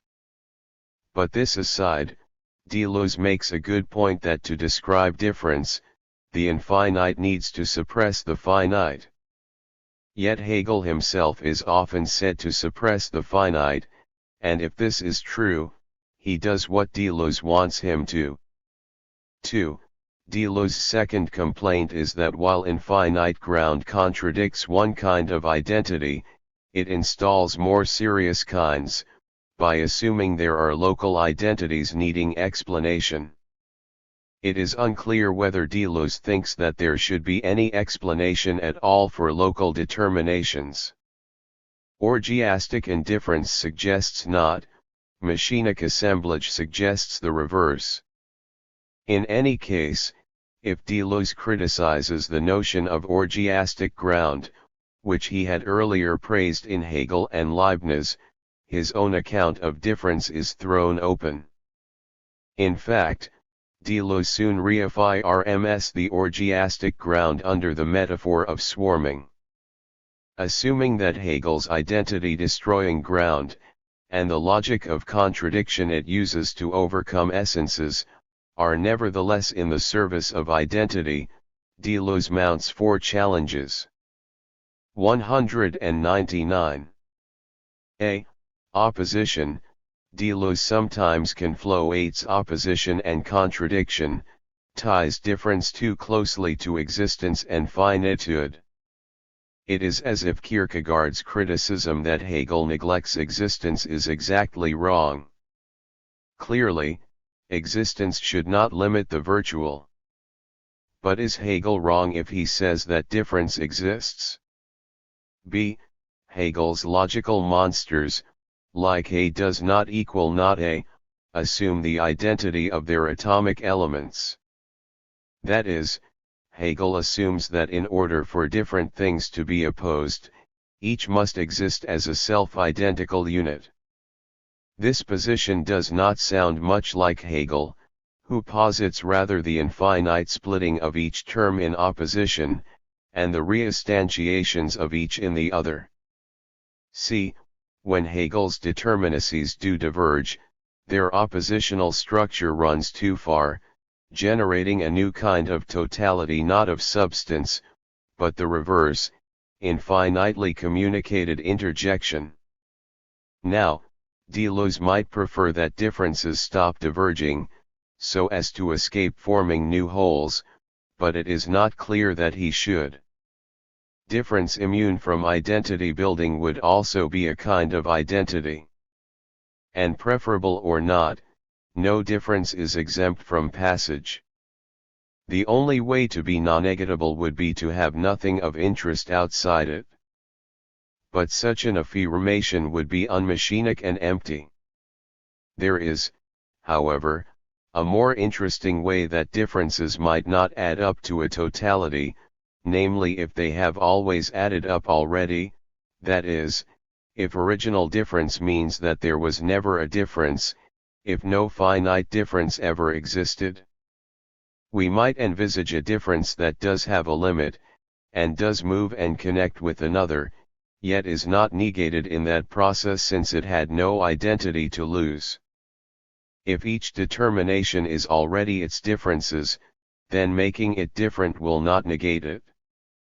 But does this mean that difference has no determinate content? If each determination were a general mixture, mélange, which Deleuze rejects in Logic of Sense, 8, then while the upside would be that identity were lost, the downside would be that so was difference. But if differences are indeed determinate, why not call them negative? After all, they would override boundaries, FLEE constraints, abstract from properties, become other, and so on. Deleuze says that Hegel's ground permits only a preformed false delirium, where identity circulates. But perhaps circulation for Hegel is like Deleuze's distribution of lines of force on a plane of immanence. Paragraph 71, 72/50, 51. Complaints about negation and identity do not challenge the kind of Hegelianism that thrives on becoming and distribution. But there is a further argument against Hegel, based on second-order differential. 200. Phi elds. Deleuze articulates this by positing a swarm or pluralism of free differences. Let us admit that phi are st-order surface properties, like shape, or social status, do come in qualities and degrees whose limits can be negated and surpassed. Perhaps second-order properties, like infinite supersets, multidirectional viewpoints, or conceptual networks, are too full to be simply negated. Like differential phi-elds where space, time, and measurements interact, a change reconfigures coordinates but does not negate anything. Perhaps this multi-leveling is swarming difference. The question is whether multivalence avoids negativity. Conceptual phi-elds are after all invaded by social phi-elds, economic systems by group neuroses, and so on. Deleuze tries the example of spatial phenomena described by interactions across geometry, physics, sociology, and linguistics, as if there is no opposition between the parameters. In fact, however, material gravitation does undermine Euclidean geometry, language does counteract social space, and so on. Adding levels of complication does not entirely change the nature of limit. Adding to the metaphor of swarming, and those of matrix again, bundles and networks, radiations in all directions, mobile planes, and intensive depth, does not get beyond magnitudes with directional overcomings. Deleuze wants differences to be disparate, overlaid interpretative transformations.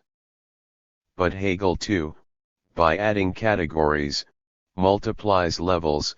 A thing is no longer quality but also quantity, no longer cause but also concept, no longer religious but also historical, and so on. Deleuze's original depth implies not fewer, but more limits and variance in more locations, hence more overtakings. Deleuze's super-Hegelian analysis is so systemically complex that each case is infinite. But Hegelian analysis too is interminable, as practicing Hegelians know all too well.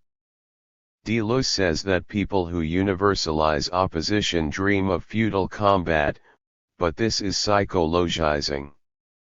For that matter, Hegel's logic is not just about oppositions, but also about the history of encounters between categorical spaces.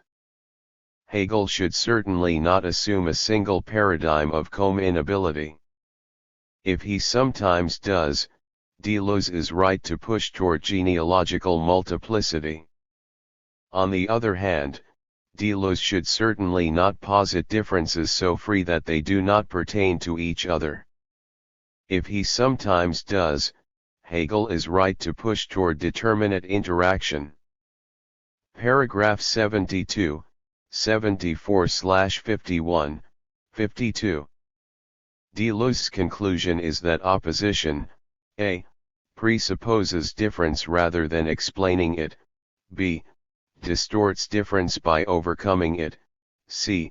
pertains only to one-dimensional parameters with previously established identity, and d. makes difference sound like it negates something. 9 Hegel's 201. Attempt to posit an orgiastic ground fails, and returns to convergence. This is a less interesting, powerful, and differential reading of Hegel than Deleuze started with. Deleuze appeals to four well-worn criticisms of Hegel. 1. Hegel's categories of here and now are supposed to generate singular differences, but cannot, since they are universals. 2. Dialectic claims to generate movement, but its words and propositions give only a false moment of rhetoric, and nothing follows from that. Deleuze cites Louis Althusser for this Kierkegaardian point. 3. Hegel's arguments have the form everyone recognizes that. falsely assuming that every single reader will accept the same universal claim. 4. Negation is secondary to affirmation, and since Hegel's dialectic works by negation, it is merely epiphenomenology. The third suggests an odd abstraction. It may be true, indeed the dialectic of universal and singular implies, that a universal claim cannot fully represent, speak for, or univocally speak to all individuals. But from the fact that some individuals will reject any given proposition, it is not obvious that they are right. Deleuze does not say that he rejects certain propositions, only that some sensitive consciousness will always reject any given proposition. But Deleuze is not a skeptic, a psychologizer, or a majoritarian. The idea that phenomenology cannot universally be accepted as true by the individual subjects who perform it, who are also the objects it describes, is interesting, but is itself a phenomenological, dialectical topic. The second and fourth arguments suggest an old speculation: if Hegel had put difference into the thesis position, rather than into the antithesis or synthesis positions, would it have generated true movement, and would it have allowed originary difference to persist? This hypothesis is always interesting, but it assumes that the original state is the truest, and that movement permits something to persist. Originariness and persistence may not sound Deleuzian, but after all, his idea of difference preserved in the pure past is a kind of persistence in motion. Put that way, though, Deleuze encounters Hegel again. What Hegel and Deleuze should both describe is how differences spread through time and across categories. Paragraph 74, 76/52, 54. Deleuze considers an objection to his own view: if we say difference is pure affirmation, are we what Hegel calls beautiful souls? Does the refusal to acknowledge negation make one a naive optimist who either ignores, enjoys, or seeks to justify destructive forces? Perhaps Deleuze should simply embrace the beautiful soul, but he wants to avoid the charge. 202. His defense is twofold. 1. Deleuze accuses Hegel of being an ugly soul obsessed with opposition. If the beautiful soul is wrong, so is the opposite. 2. Deleuze argues that there are two ways to avoid the beautiful soul and acknowledge necessary destruction: the politician's way, Hegel, and the poet's way, Nietzsche. If the beautiful soul is wrong, so is Hegel's route for avoiding it. 1. Not every difference is destructive, and not every creative good has a complementary destructive evil. Deleuze is right to ridicule the old saw that we only love if we hate. On the other hand, Hegel's dialectic is not about complementarities. For Hegel, contradiction arises not because there is something else on the other side ready to attack, but because each thing is already taking off in a different direction. Hegel's soul is not so much ugly as twisted. Deleuze is right that in each situation, we should figure out whether a difference produces a negation, or a negation produces a difference. It does seem that some cases do exist where negativity is at the heart of difference. Deleuze might think fascism is one. Cases of destructive, yet non-negative, difference also exist, for example, in having done with the judgment of God. But if we allow some cases where negation is the source of difference, that is a significant concession, and if we insist that most difference uses negation for good ends, then we are mostly beautiful souls. 2. If one wants to avoid the beautiful soul, and acknowledge destruction, there are two routes. According to Deleuze, Hegel claims to valorize destruction, but in fact, negating the negation on this Hegel would agree, Hegel aims to overcome it. The question is, what is the result?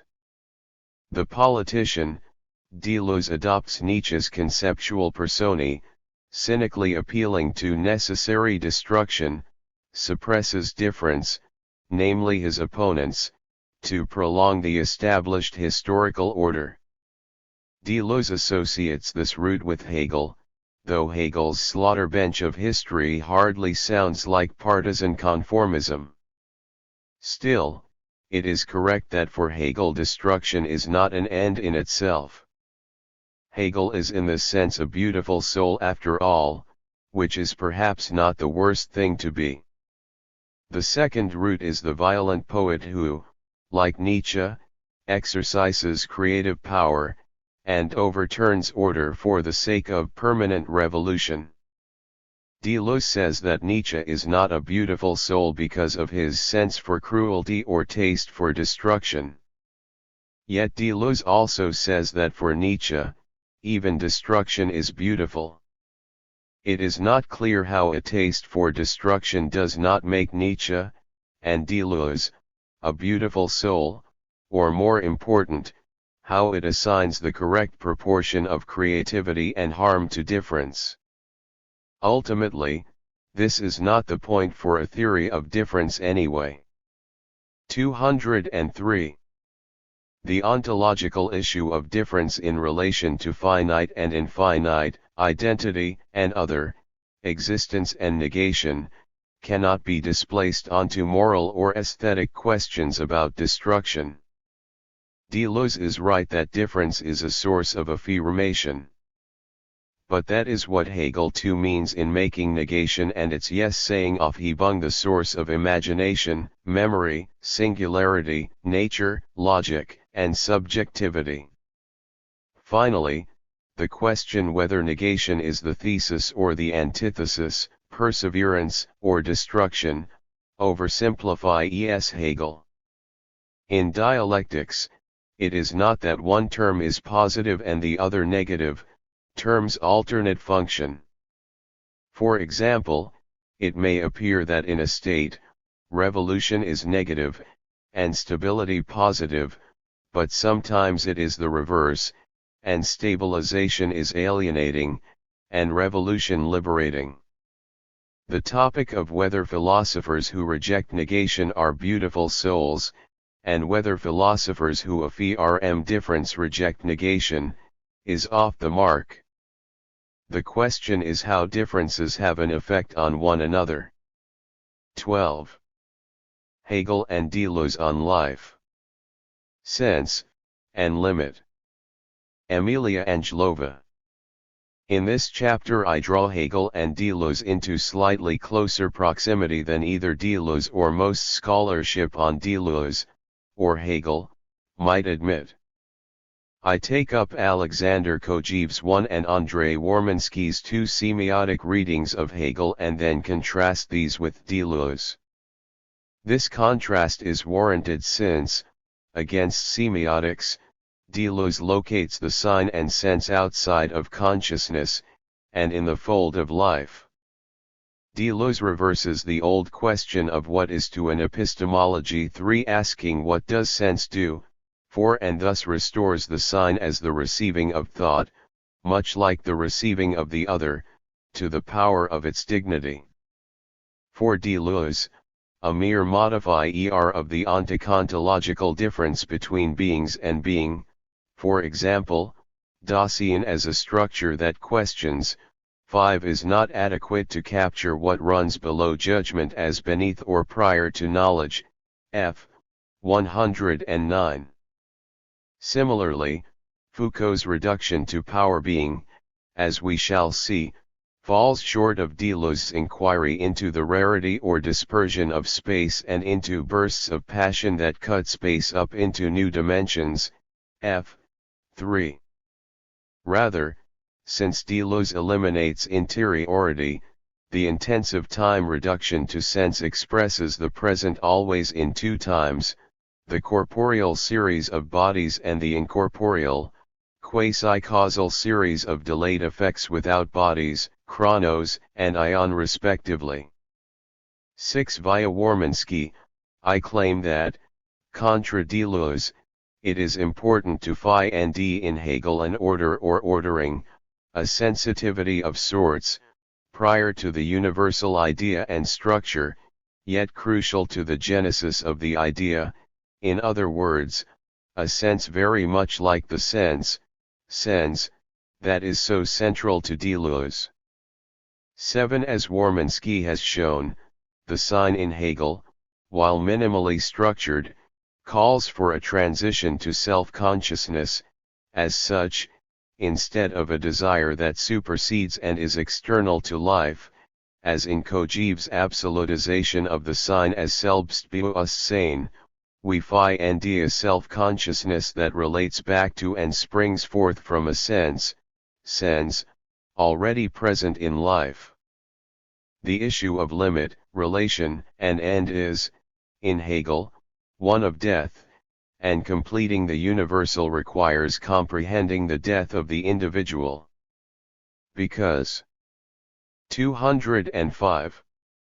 Of the sense inherent in life, death could not equate to the sign as actual anthropogenesis. Death, however, has only extrinsic status in Deleuzean singularity and is excluded from the plane of life as difference immanent in itself. Taking up Warminski's Hegel, I suggest that, on Deleuze's theory of exclusion, even what is definitive of singularity would in fact entail a substantive notion of relation, limit, and indeed, death. 8. Desire, negation, and sign in Hegel's Phenomenology of Spirit. There is no doubt that the 8 or so pages on life, pg. 168-77, preceding the classic text of the section on lordship and bondage, are central to the tradition of scholarship that focuses on desire as key to Hegel and his theory of negation. 9. Setting himself apart from the traditional view, however, Warminski claims that life is not determinately negated in consciousness, rather, he argues, there is a disjunction between life as a phenomenon that consciousness cannot supersede and the unity that consciousness grasps when it comprehends life as a genus, Gattung. For Warminski, then, life entails a disjunctive reading in which the we, or the Hegelian reader, witnesses or relates simultaneously to knowledge of two extremities that are not to be reconciled. As finite, life multiplies itself in the procreation of individuals, while, as infinite, life is living consciousness grasping itself. Hegel thus notes the failure of finite life to produce its own self-negation, or a sign for itself. Finite life just produces more individuals of the species, it does not produce the species as such. Following Warminski, 183, the key text on this issue is the Phenomenology of Spirit, 172. Life in the result of its dialectic, that is, genus Gattung points to or indicates or beckons toward another than it, life, is, namely, consciousness, for which it, life, can be as this unity, or genus. For Hegel, life is substance and the simplicity of spirit, which does not grasp itself. Life does what is right or wrong for life, but does not know that this is right or wrong for it. As immediate, life does not appear to itself as such. This failure to appear, according to Warminski, founds what Hegel calls desire, and thus gives rise to consciousness as self-consciousness. Thus, on Warminski's view, the human significance of life that desire represents cannot serve as a delimitation of the human from within the human, contrary to Kojève, for whom desire is an anthropogenetic. 206. Discourse, rather, it is the failure of life to appear in language, that is, as graspable in a concept from without, that entices consciousness into a separate self-consciousness. Key for Warminski is the failure of life to appear, a sort of gap in life, an element within life that anticipates the for itself, the concept/infinite life, in the in itself, finite life. This failure to appear leads Warminski to conclude that, for Hegel, relation, and self-relation, proceeds from a sense, that exceeds any semblance of subjective/objective modes of representations of thinking, thus aligning the objective determination of desire with the nothing or sense.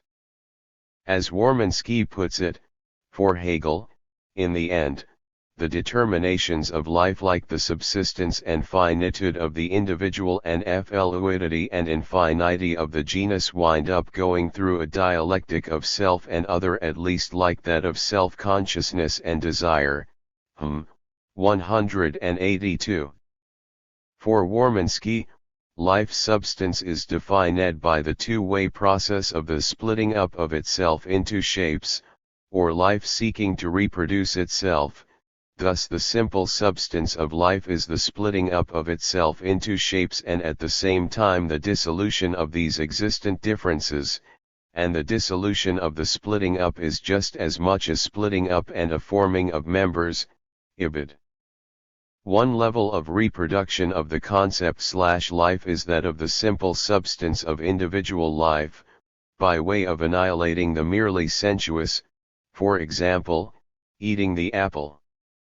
There is no demand here for knowledge, for example, recalling this apple as that which was annihilated, or knowing what an apple is over and above a mere thing to be annihilated. The second level is procreation, life producing its own self-negation, which involves both a self-annihilation, dissolution of these existent differences, and a self-constitution. The dissolution of the splitting up is just as much a splitting up and a forming of members. Individuals work on themselves and each other to maintain the species in a process that supersedes individuals of one generation in the next generation. However, this second level too fails to produce an object that can be reflectively recollected.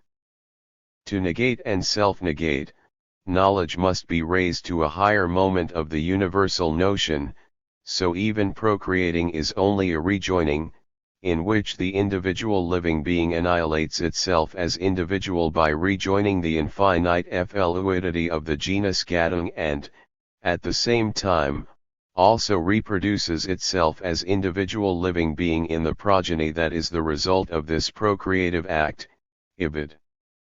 Life, then, fails to undergo a proper self-destruction that is the condition of the self-constituting and self-reproducing of knowledge and its objects. Hegel puts into question the kind of knowledge in which self-reproduction would mark a determinate self-negation of life. Life, as genus, cannot know when it desires to eat and procreate. That what it desires is, essentially, actually, to dissolve itself into genus and yet dialectically to be reborn as individual. 182. Life, then, is substance since. 207. It does not truly know itself as independent but only in result. It knows itself as itself thanks to a dialectic that assigns to it the universal, mediate, unity in which it is reflected in itself. It knows itself only through a self-consciousness that is not yet sufficiently awakened to itself. Life seems, however, to be self-negating enough for self-consciousness, ibid.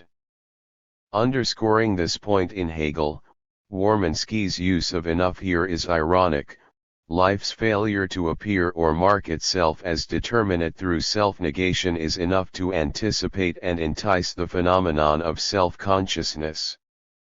Desire as self-consciousness, then, concerns a kind of knowledge that is faced with the problem about life's lack of appearance, the nothing, and with the coming into being of the nothing, knowledge ceases to be related to an object external to itself. Knowledge is thus self-knowledge. For Hegel, knowledge of ourselves is not knowledge of man as anthropological object, but a philosophy of self-consciousness. This divide between the question of knowledge as anthropology and a philosophy of self-consciousness is announced in the introduction to the Phenomenology of Spirit. Loosely put by Wormansky, Hegel's interest lies in the question: there is knowing, consciousness, what does it have to be what it is, for it is? 190. The Phenomenology of Spirit does not simply raise this question, it also makes a decision, Unterscheidung, that is, enacts the very division between anthropology and philosophy as its own self-conscious object. Furthermore, this is a decision to be accounted for, on the arbitrary distinction between man as a living creature, the object of anthropology, which Hegel is not interested in, and man as knowing, as consciousness, the object of phenomenology, which Hegel pursues. 190, see also pg. 80-82. It is precisely attention to this arbitrary distinction between anthropology and phenomenology, and the author's need to decide between them, that marks what I call semiotic readings of Hegel. Yet, as we shall see, there is a difference in the way that Kojève and Wormansky construe this arbitrariness. For Wormansky, the arbitrariness is worked out of the absence of the appearance of life, which figures as the absence of life's own other, that is, death. The arbitrariness emerges out of a sort of stopgap that life introjects into itself by way of phenomenalization, a doubling of sense that is the birth of the linguistic sign by way of self-consciousness. 10. On Kojève's reading, however, Hegel insists that the non-being that humans should desire is desire, that is, what humans desire is another self-consciousness, a desired desire. 11. Desire desires suicide, the death of man, it desires the end of man, a supersession and delimitation of man as finite living being that thereby arrives at the infinite self-concept of man. Hegel's claim, for Kojève, is thus that the sign is anthropogenetic discourse, or the vehicle of a spiritual transformation. Kojève understands the sign, Barnett suggests, in a decidedly modern. 208. Light, 12a, that spirit's precondition is the arbitrariness of the sign, b, that because of this arbitrariness the question with respect to the terminus or limit must take on entirely new shape, a rational philosophy as praxis, and finally, c, that consciousness is coterminous with history. For Kojève, Hegel approaches the end of man as a move away from metaphysics and to the material conditions of praxis. The death of man as metaphysical entity and his birth as object of desire just means that self-consciousness is desire for another self-consciousness within a historical limit. 13. As Kojève writes, this power that thought has to separate and recombine things, namely, the sign, is in effect absolute, because no real force of connection or repulsion is sufficiently powerful to oppose it. IRH 126. For Kojève, the praxis of man is the meaning of the sign, whose power to separate and recombine things ad infinitum is unlimited, in effect, absolute. IRH 131-33. The finite work of man in history and the universality of the species result from historical reproduction, which, as reproduction, is the work of the sign. This entails equating the sign to substantive individual, the master and slave relation, and privileging anthropogenesis as reproduction of the notion/life, namely, the sign. In the next section, I will argue contra Kojève, and with Wormansky that the sign is neither structural nor senseless, but that, for Hegel, it is sense that bestows meaning upon the sign. Sense and Aufhebung in Hegel.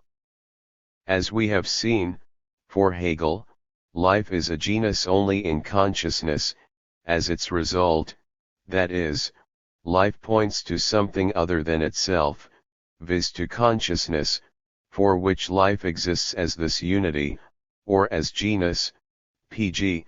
175. Life's pointing, moreover, is the sort that we find in consciousness, as other to life, as sign the referral of something to something else as deriving from consciousness.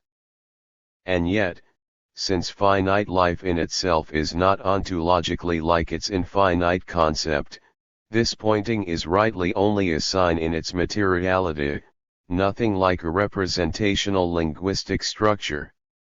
From the point of view of the infinite concept, what does the pointing is the sign's materiality? The pointing as pointing must be taken as something more than itself. Like life, self-consciousness is a genus, but unlike life, it is also the genus as such which must carry out this negation of itself in itself, for it is in itself the negative, and must be for the other what it is, ibid. Why? Because self-consciousness does not see itself as a thing, but sees itself as reflected in consciousness as its object.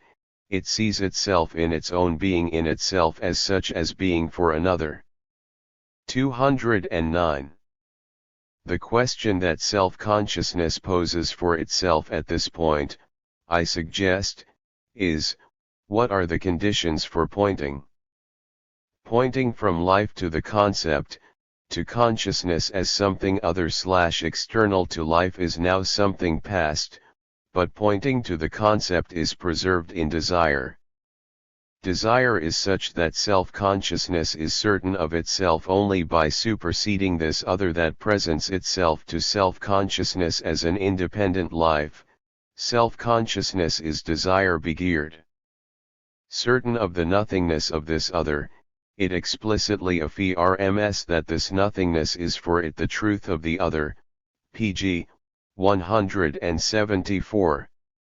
Of interest to Wormansky is that, just as consciousness emerges as self-consciousness in superseding life's pointing, the otherness of the other likewise emerges as desire only through, the first, self-consciousness as being able to supersede the other's pointing as meaning.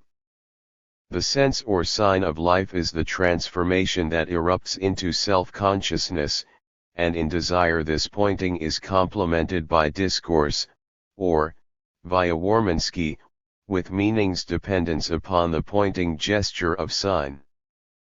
Put otherwise, in desire, the antithesis of being and knowing is given up and sublated by consciousness, the two moments have elided their own falling apart, pg.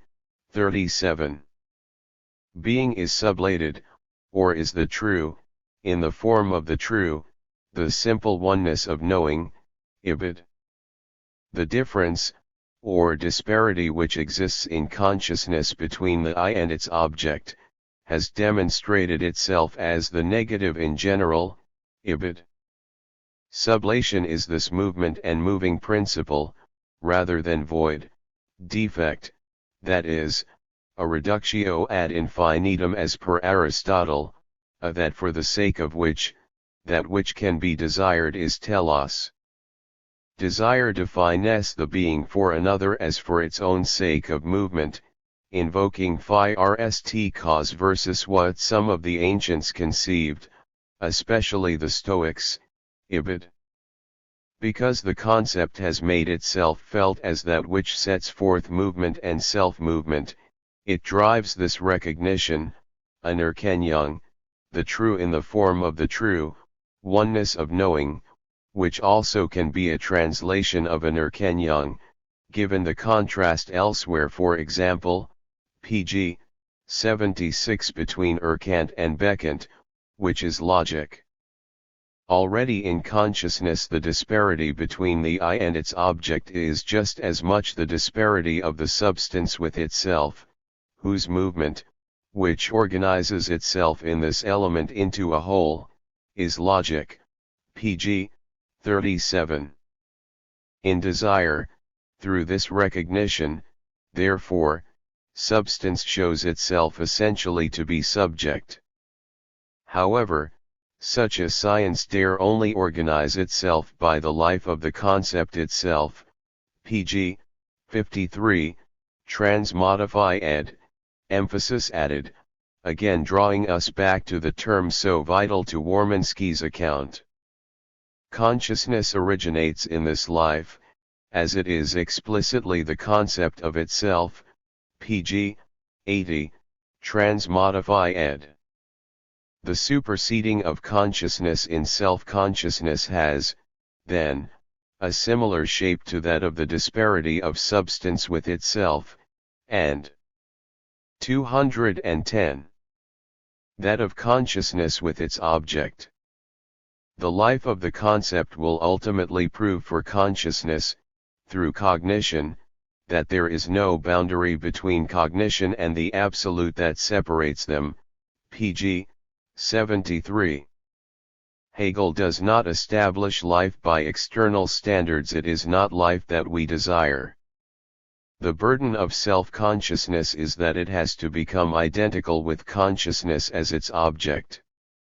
Hegel argues that wanting to get hold of absolute being is explicitly the moving principle of experience, the movement in which consciousness, alienated from itself, returns to itself from this alienation, pg. 73. Returning to itself is a pattern or entire series in necessary sequence, for with every new pattern there is always a new essence. Something different from what it was in the preceding stage, pg. 87. There is thus no need to import criteria, Hegel argues, since in the movement of consciousness, there occurs a moment of being in itself or being for us which is not present to the consciousness, ibid. This moment, the origination of a new object occurring in the movement of consciousness, is necessity itself, Notwendigkeit, ibid. Can it be that life is at every stage the new object? Necessity itself occurs every time with origination of the new object, destruction of the old making room for the new, and this process presents itself to consciousness without its understanding how this happens, which proceeds for us, as it were, behind the back of consciousness, pg. 87. Furthermore, in attending to the new object, a second series opens up, which no longer has the status of a mere positing by consciousness, established outside and alongside the particular. The new object is universal, and cannot be seen, for while it appears by way of a second object which we come upon by chance and externally, it is in fact something contributed by us, through a reversal of consciousness, or scientific progression of consciousness. This, however, is not known to the consciousness that we are observing, which remains within false appearance, ibid. Moreover, precisely the nothing of what was true in the preceding stage, now sinks for consciousness to the level of its way of knowing it, and since the in itself becomes a being for consciousness of the in itself, this latter is now the new object, ibid. It is only at this moment, through determinate negation of the universal, then, that a new pattern of consciousness comes on the scene, ibid. For Hegel, then, necessity itself involves dissolution, power, becoming, and spirit, what is effectively the repeating movement of the new object, and with it, the raising of life to the universal. On a par with life, time is the form of the true, and as this form it statically separates itself in this movement into a ground outside. Time, the only form of both the true and the actual, is the subject, as substance, that as to its content, for us, appears simultaneously as movement and as a pro. 211. Cess of becoming, the tarrying with the negative that gives determinateness and existence, superseding abstract immediacy, is mediation itself, pg. 32. Hegel invests dissolution with the power of the process of becoming, and spirit is this power, ibid. The circle that remains self-enclosed is death, if it is what we want to call this actuality, yet this works to make the life of spirit not the life that shrinks from death, ibid. Thus, in this exquisite explanation of the eliding movement of consciousness, Hegel anticipates Heidegger, and as well Deleuze. Sign, life, and time are expressions in the present. Completion of the series, absolute knowledge, in this down-spiraling movement simultaneously repeats and suffers multiple shocks. Tarrying with the negative defies bondage to end or a limit, neither the death of man nor the death of God, but might accommodate a version of the death instinct and death drive. Freud, Lacan. Consciousness, unlike natural life, however, is explicitly the notion begriff of itself. Hence it is something that goes beyond limits, and these limits are its own. It is something that goes beyond itself. Thus consciousness suffers violence at its own hands. Its anxiety may well make it retreat from the truth, and strive to hold on to what it is in danger of losing. But it can find no peace. If it wishes to remain in a state of unthinking inertia, then thought troubles its thoughtlessness, and its own unrest disturbs this inertia. Pg. 80.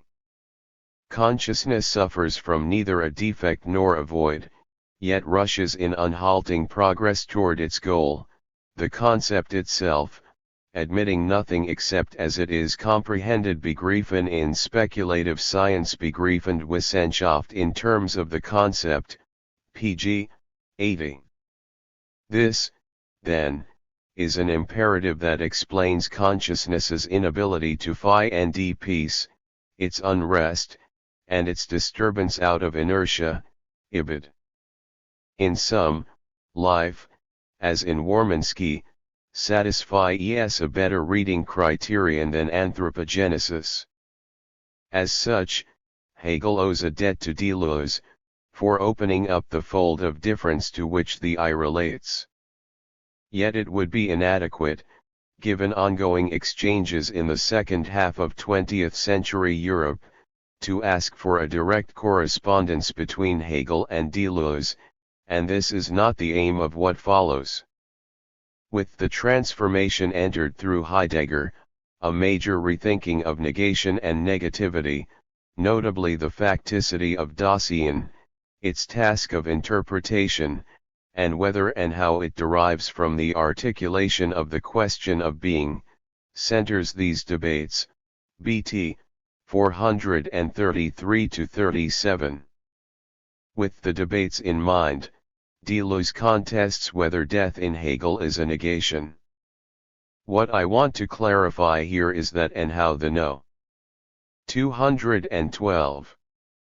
Tion of thought, and finally life, for Deleuze, carries more peculiarity than for his interlocutors. Sense and exteriority in Deleuze. From his early works onward, and especially in his Foucault, Deleuze defends acategorial thinking and the inability of thought, constitutionally, to delimit conceptual determinations, whose series has no beginning or end. F. 21.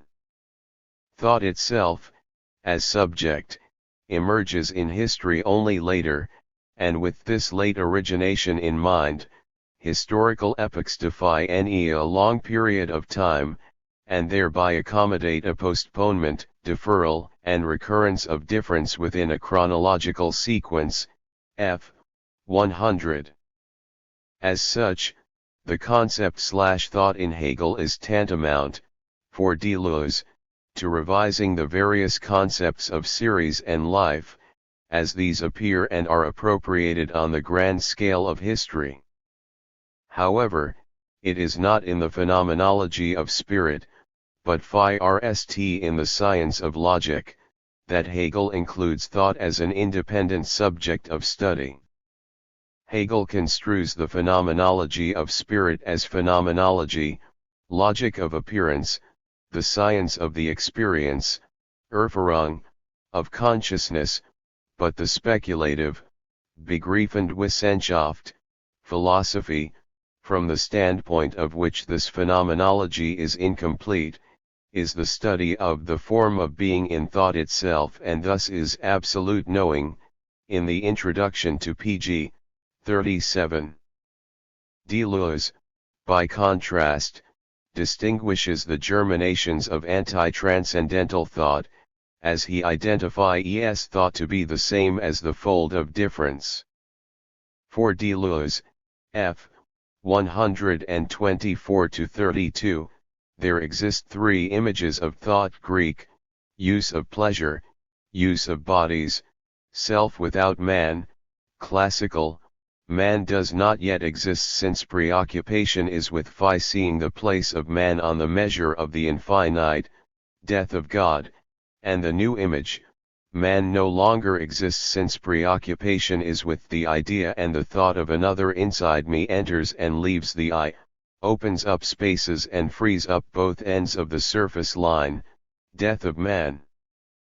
Deleuze radicalizes the destructive potential of thought's object, which he uncovers out of Foucault's four diagrams, folds, of discourse.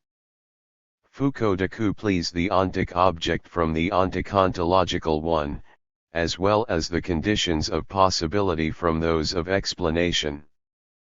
Foucault thus uncovers a new dimension in the object, thought. Two folds are internal to the new dimension of thought. The one end form is visibility, Magritte's well-known drawing of the pipe; the other is discourse or the statement, f. 9.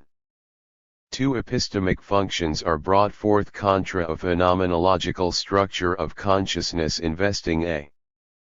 213. Correlation, a bond of subject and object, depositing intentionality in things. In the two forms, then, the real conjugates, bends the articulation of belief, an upsurge of light, visibility, let there be light, and also bends the statement of belief, command, let there be language. F. 62-63. For Deleuze, as for Foucault, statements contain an ontic object. Contra the Heideggerian granting of ontological priority to the object's own relation to existence, here the ontic opens up rather its strategies of confinement of the outside on the inside, this object's doubling, for example, Foucault's well-known examples of the criminal and prison as its ontic object, or mental illness and the hospital as its ontic object. No derivation or deduction links the origination of the object to its ontic distinctiveness, that is, the articulation of the condition of its possibility is absent. As Deleuze admits, then, Foucault's two forms configure an image of thought akin to Aristotelian Phi Rst cause, ls. 6-7. This pries apart the transcendental and anthropogenetic phenomenological pairing of perceiver/perceived, the visible and the invisible. The mode of the finite is thereby opened up as the site of the difference, the univocity of being, which self-preserves and self-distributes by way of sending out contracts to the forces of the outside into relation, such that difference invaginates like a parasite invading a tissue. F. 98. Deleuze reorganizes Foucault's folds in 4 new moves as follows. First, the drawing of the pipe drops outside of the referent, this is not a pipe. This, secondly, opens up the fold in its visibility and demotes its strategies to acts or an as-if causation. For Deleuze, the strength of the communication between the series tests the strength of understanding cause as author, artist, painter, lawgiver, as final Aristotelian causation would suggest. That is, to suspend the representational value of the diagram is to suspend the injunction to impose a medium, this is a drawing, visibility, and so on, and in turn, to suspend consciousness as judge of the insignificance of things in the world. From this it follows that Foucauldian agency in microanalysis must reduce below power being, for example, statements and complementary spaces, and to forces, folds that open but onto the plane of immanence, without self. Deleuze thus turns to a spatium before sign as conscious structure and outside of chronology. Thirdly, Deleuze radicalizes Foucault's de-individuated individual by replacing it with singularity as system, the thing in itself as objectum, dr. 231. Not only does the communication of difference pass through a mimetic strategy, a soul without a body, thought alone is the vertical intensifier of difference, a sign that is also a singularity. Thought only behaves like an agency, as in Deleuze's dice throw idiom, for it displaces action as if from cause onto indeterminate acts, that is, a quasi-cause, at 214. Once corporeal and incorporeal, ideational and concrete, which in turn carries huge implications for the idea of body as subject, body sieve, fragmented body, and dissociated body. These are the 3 primary dimensions of the schizophrenic body, LS. 87. Displacing agency upon thought as intensifier and plane of immanence opens a penultimate dimension of thought, the temporizing instant, LS. 164. In the imaginary space-time that the instant divides up, placing onto a plane of immanence the imaginary past-present to be tested against itself, the instant simultaneously tests a will against itself and against a present that does not contradict the ion, the will but of an imaginary future present, LS. 64. Deleuze thus reworks the event almost completely into the infinite series that in Foucault's structure of agency is secured by way of the statement, "Let there be language." F. 38. Fourth, Deleuze restores the power of nonsense, as the other of sense. Nonsense is sign/effect, it enacts a donation of sense, LS. 69. This in turn demotes to intensities of the pure sonorous sign the expletive not. Foucault's "this is not a pipe" belittles sign and sense into a closure upon a preg-even form. Deleuze's new objectum and the thing, the thought sign, is a monad, simultaneously a self-enclosure and an open ending, a wounding accomplished by phonetic elements. That is, for Deleuze, Foucault's power being reduces to the statement, and to a repetition, where the figure of the outside involves the pure transmission of unique elements which remain points of intermination, since they are not yet defined and limited by the curve of the statement that joins them up, f. 11. But it is not enough to grasp the difference that repeats, as when we demonstrate that the letters entered A, Z, E, R, T on the typewriter form a fold. Rather, Deleuze radicalizes the free end of repetition and uproots a distentiality that distances, desver, and ek statically grounds from the outside. The upsurge of the unseen in the scene instead fully exposes the I vis a vis its object, new forces of the outside, this rarity of space. Subordination is properly not under an image, it is a deepening/sharpening of the system shaken up to the ground by the monstrosity of a spatiality that decisively breaks with the negative and negation or, as I will argue below, with the being in as such, for example, being in love, of individual being as structure, bt. 104-5. Rather than settle for in-timeness, inner Zeitlichkeit, or even temporality, Deleuze seeks to destruct further, penetrating the idea at the ion, versus chronos, a more innocent time interval still than Foucault's archaeology. Put otherwise, with respect to consciousness and the structuralist sign trapped in language, Deleuze is a genuinely radical claim, ls. 49-50. In Heidegger, for example, the forces of the outside are leveled. 215. Down into the average everydayness of being out of their distentiality, Obständigkeit, bt. 126-27.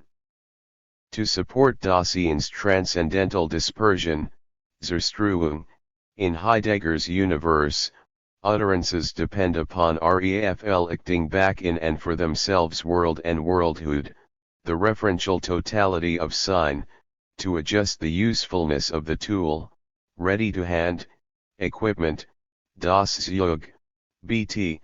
77-79. Efficiency here implies a subordination of consciousness, sign, work, and the family, to individual being in the world.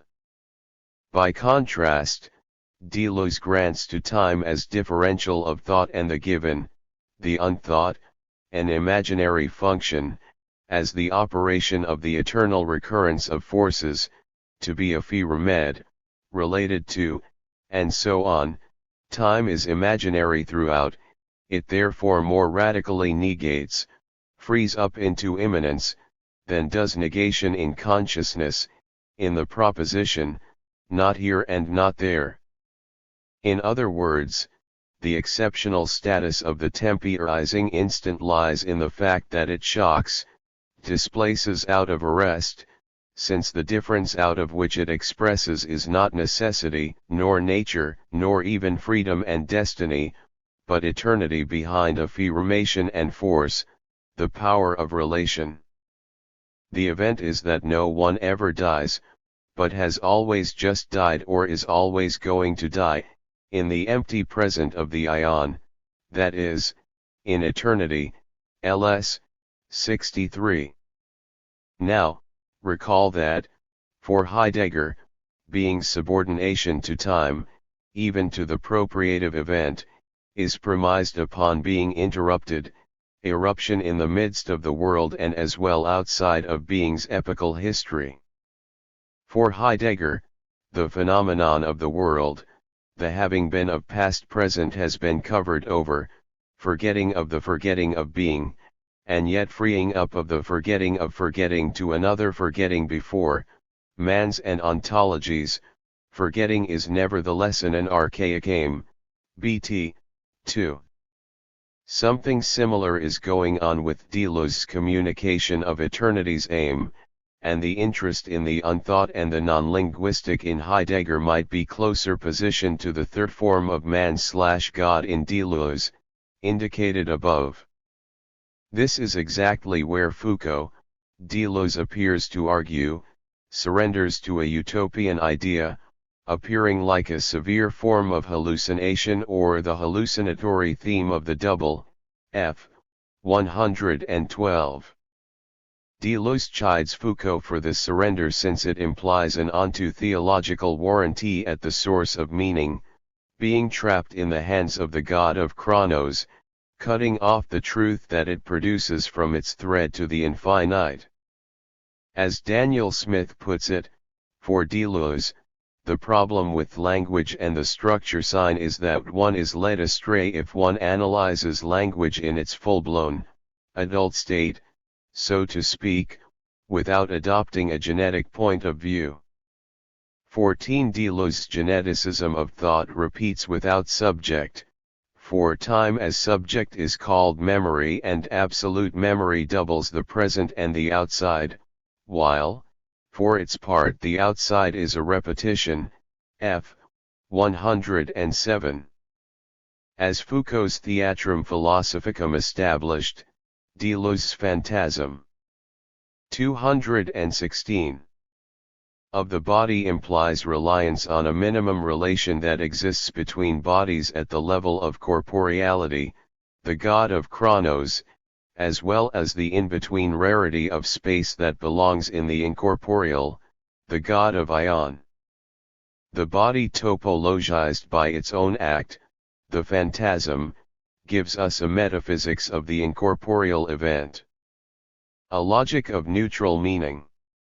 And a thought of the present infinitive. 15. Were there a place, or site, for a death that is not a mere negation, but that would partake of the vital forces of life, it would be closer to a severe hallucination, a life that no longer allows the folding of forces of the outside, but frees up these forces in the overman, death of God, and frees these up in man as well, death of desirous man/anthropogenesis. Of course, the question concerning the death of the individual in Hegel was widely exposed to criticism in existentialist circles in France, immediately after World War II, perhaps best exemplified by Emmanuel Levinas, for whom the ethical constitution of the one is conceptually inconstructible. 16. The empirical not being able to slip away of the I's first person singular amounts to arrest, physity in place since the delivery over to the other is a possibility arising out of that which is constitutionally insuppressible in being with, of the facticity of a world shared with others, as Heidegger puts it. 1. Thus, wonders if Deleuze's own conception of the phantasm of body/anonymous death might agree, despite everything, with 11 Asian ethics without imperatives, but where the third person singular, he and ilya, anonymity, and indirect speech, irreducibility, the great murmur constitutes a reversal, displacing it at the level of phantasm, of death as such, f. 56. As in free indirect speech, it is not position, various forms of the primordial I that speaks, and out of which the statement in Foucault stems. On the contrary, these positions stem from the statement itself and consequently become the categories of non-person, he, one, he speaks, or one speaks, which are defined by the family of statements.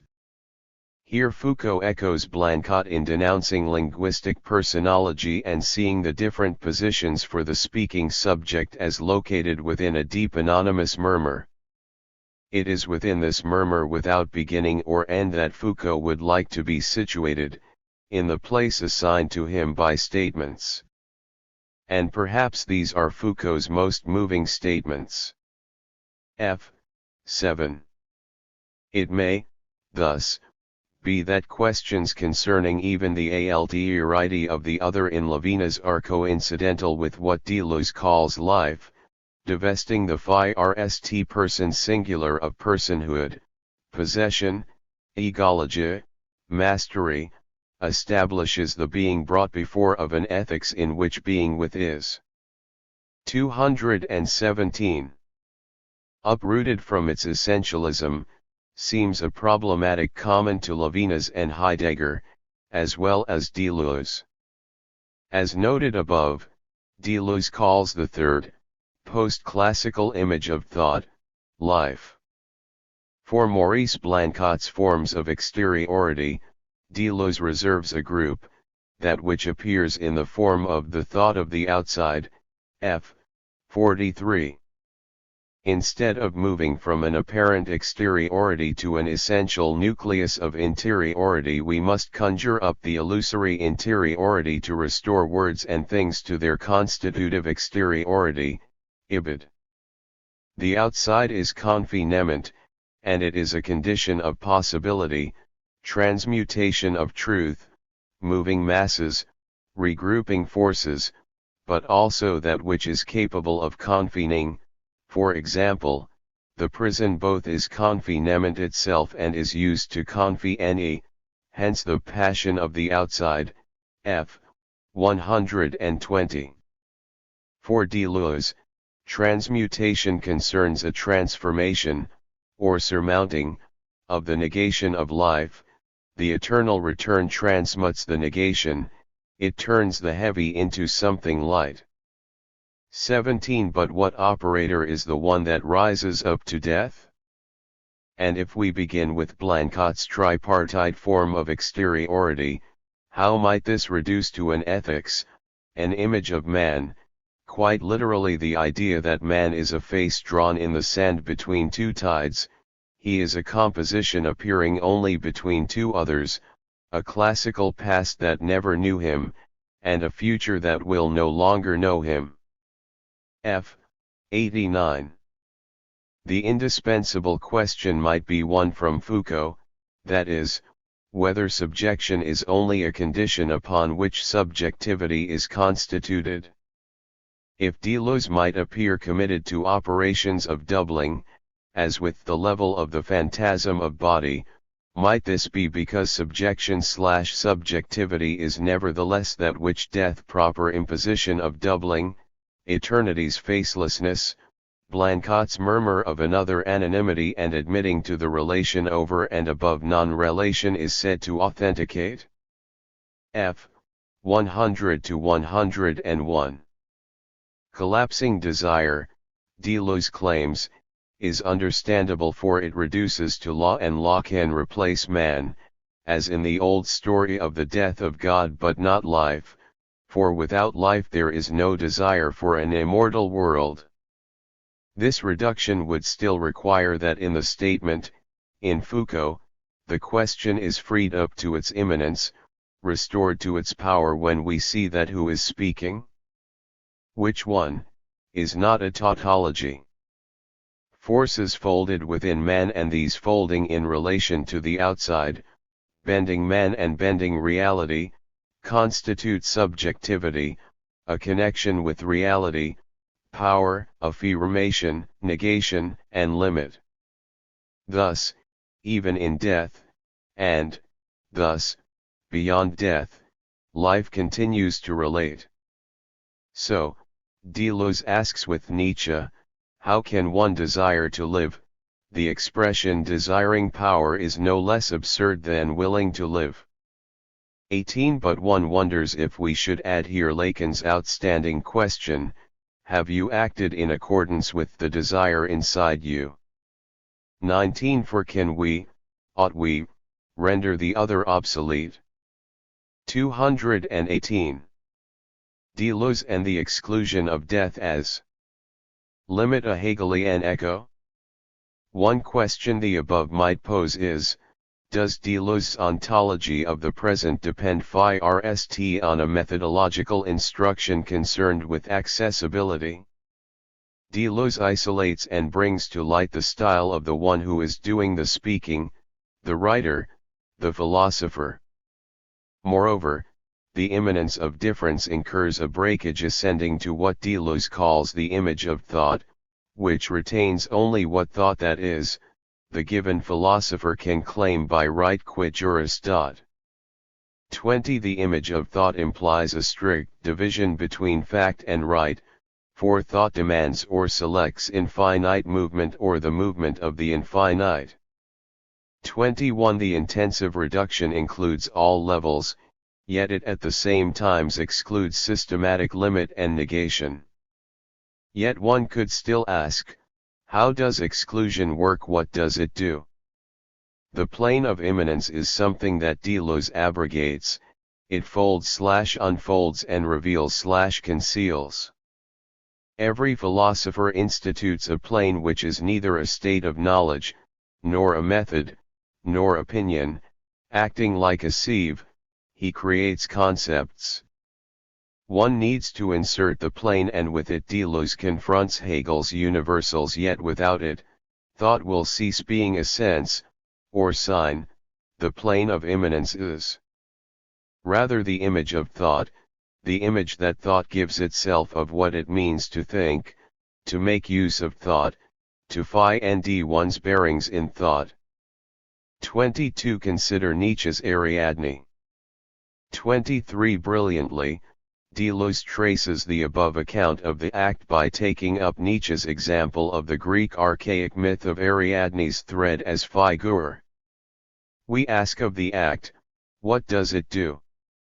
Ariadne's act, her spinning thread machine, or what Nietzsche has represented as the spider's web, is a single image of thought. Theseus, man; Dionysus, man-god; her two knots, her two husbands do not hamper her singularity displaced upon a line of flight by her act, she is untouched by them. Deleuze admits that even the single image of thought cannot help becoming a reduction, whereby genital, dangerous thought, which is in definition a weakling, an impotence, connects to itself in search of its bearings.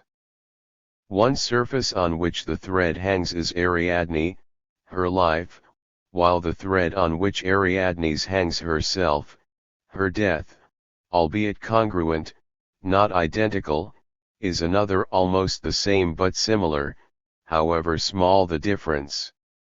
The clue for Deleuze is, it seems to me, that the very limit, or limitation, or end, remains a substantive notion of death. On the one hand, if singularity is a story of fiction more real than reality, then becoming singular is aimed at the complete determination of the question-problem complex. The story of Ariadne told this way is myth par excellence. This chapter problematized Deleuze's attack on Hegel for believing naively. 219. In raising the individual to the universal and the absolute, the story of desire. For Deleuze, we/I, the privileged member, consciousness, Ariadne, the agent of her desire, observe. What we cannot do is witness thought's own geneticism, to testify, to engage in knowledge. Authenticating death proper, witnessing desire, speaking about it, entails completion of the story, drawing the thread to a close, which Deleuze does not want to do. Nonetheless, only doing so, which is what we do when we speak, when we make ontological claims, entails imposing a limit on the field that the field itself excludes and expels. On the level of accessibility, I have tried to show, we see a limitation at work in the singularities of the field of sense, and thence an echo between Deleuze and Hegel's position that the self grasps itself through the limits of the other as pointing to the sense of life. Part 3. Conjunctive synthesis. 223. 13. A criminal intrigue, an interview with Jean-Claude Martin. Constantine V. Boundas. In the postface to the Anglo-American edition of his Variations, Jean-Claude Martin surprised his readers with the announcement of a new book on Hegel. "I begin to feel," he wrote, "the need for a book on the phenomenology of the spirit, where the enemy will find a better place in the network of friendships, introduced by Deleuze in What is Philosophy, than he has found in the smiles of the most ardent disciples. In this book, there would be a follow-up, a fugue for a new variation seeking counterpoints and singularities in the patience of the negative, instead of in the joys and affirmations that Deleuze has legitimately found in Spinoza.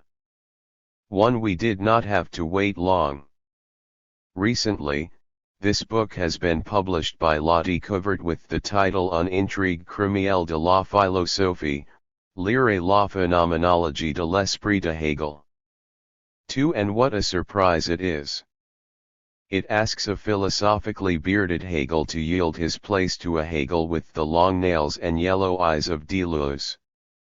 The accursed share and the stubborn remainder of the Dimanches qui chantent are now shown to be figures of a criminal plot that labors to find the absolute in what is most improbable.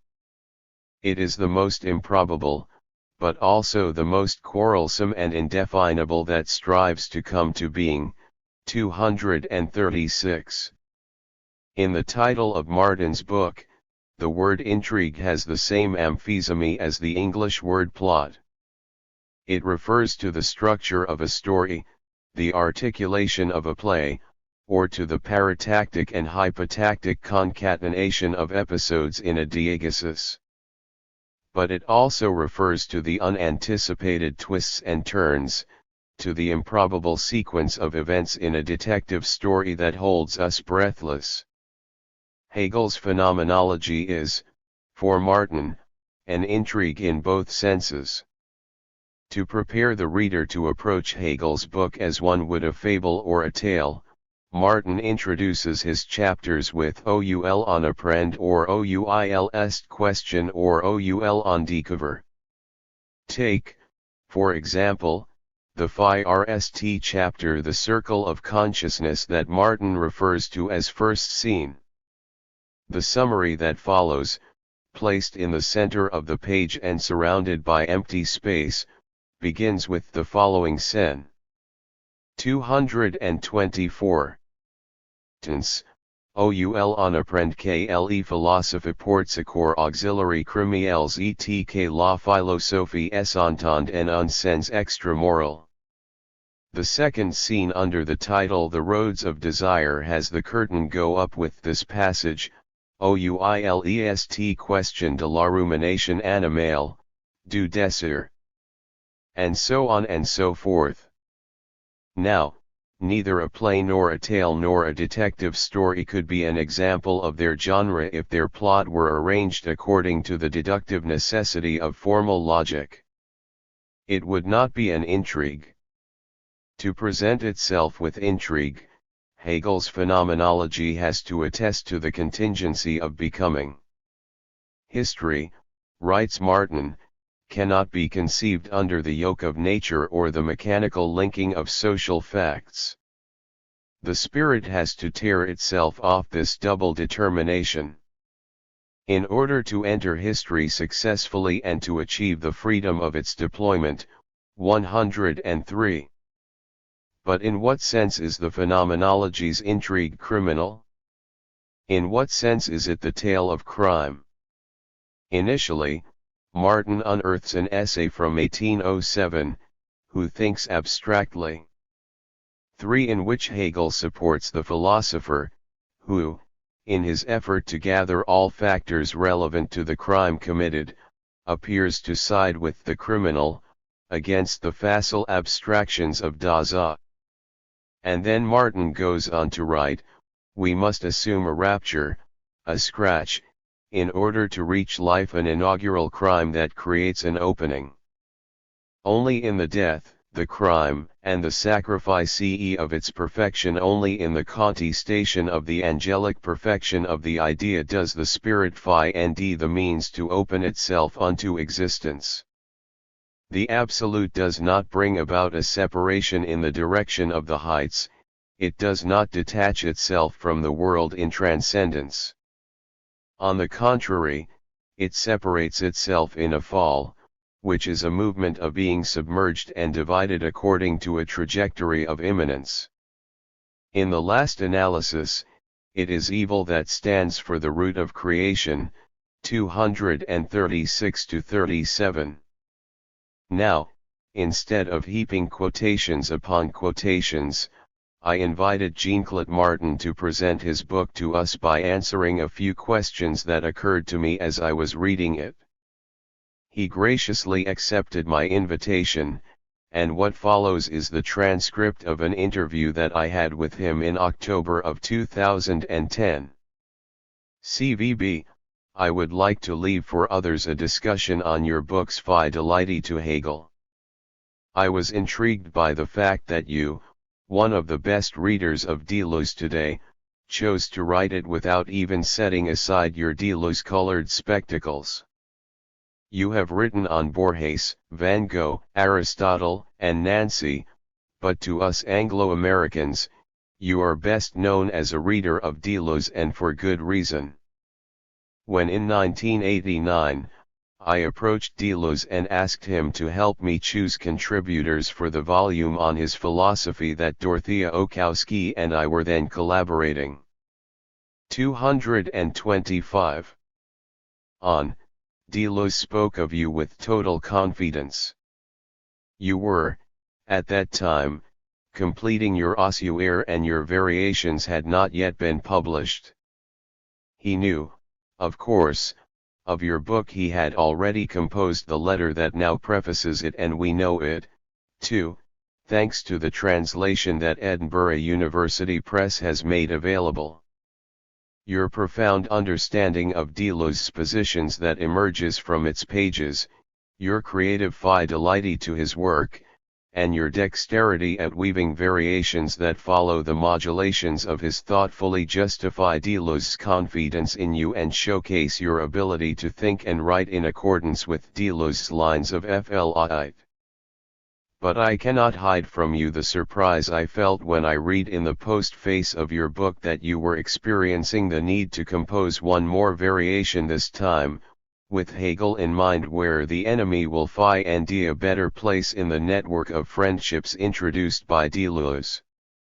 As your reference to the enemy reveals, you do not overlook the fact that, with very few exceptions, friends and foes of Deleuze continue to emphasize the abyss that separates the identity of the one from the difference of the other, to the point of assessing the raison d'être of Deleuze's libidinal deconstruction as the dismantling of Hegel's absolute knowledge. For we may then begin our discussion of your book at this point. One recent essay speaks of Deleuze's resentment towards Hegel and adds that, of all major philosophers discussed by Deleuze, Hegel receives by far the least sympathetic treatment, whereas in all the other cases, Deleuze is able to retrieve something useful for his own philosophy.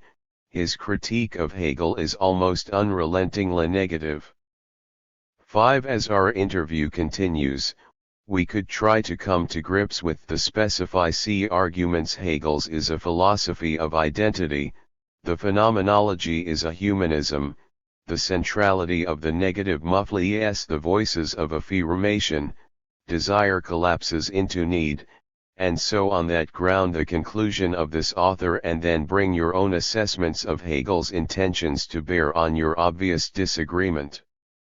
But, before we follow this road, could you perhaps take us back to an earlier time, the time of the birth and origin of your need to seek counterpoints and singularities in the patience of the negative? How and why does a reader today experience the need to reopen the files on the relationship between Deleuze and Hegel? JCM, this is a broad and complex question, therefore, I will be able to focus on only a few of its points. Really, why would we want to return to Hegel if we follow in the footsteps of Deleuze, who obviously does not owe a great deal to Hegel? And I would not forgive myself were I to suggest that Hegel had anticipated the multiplicities or the variations of Deleuze.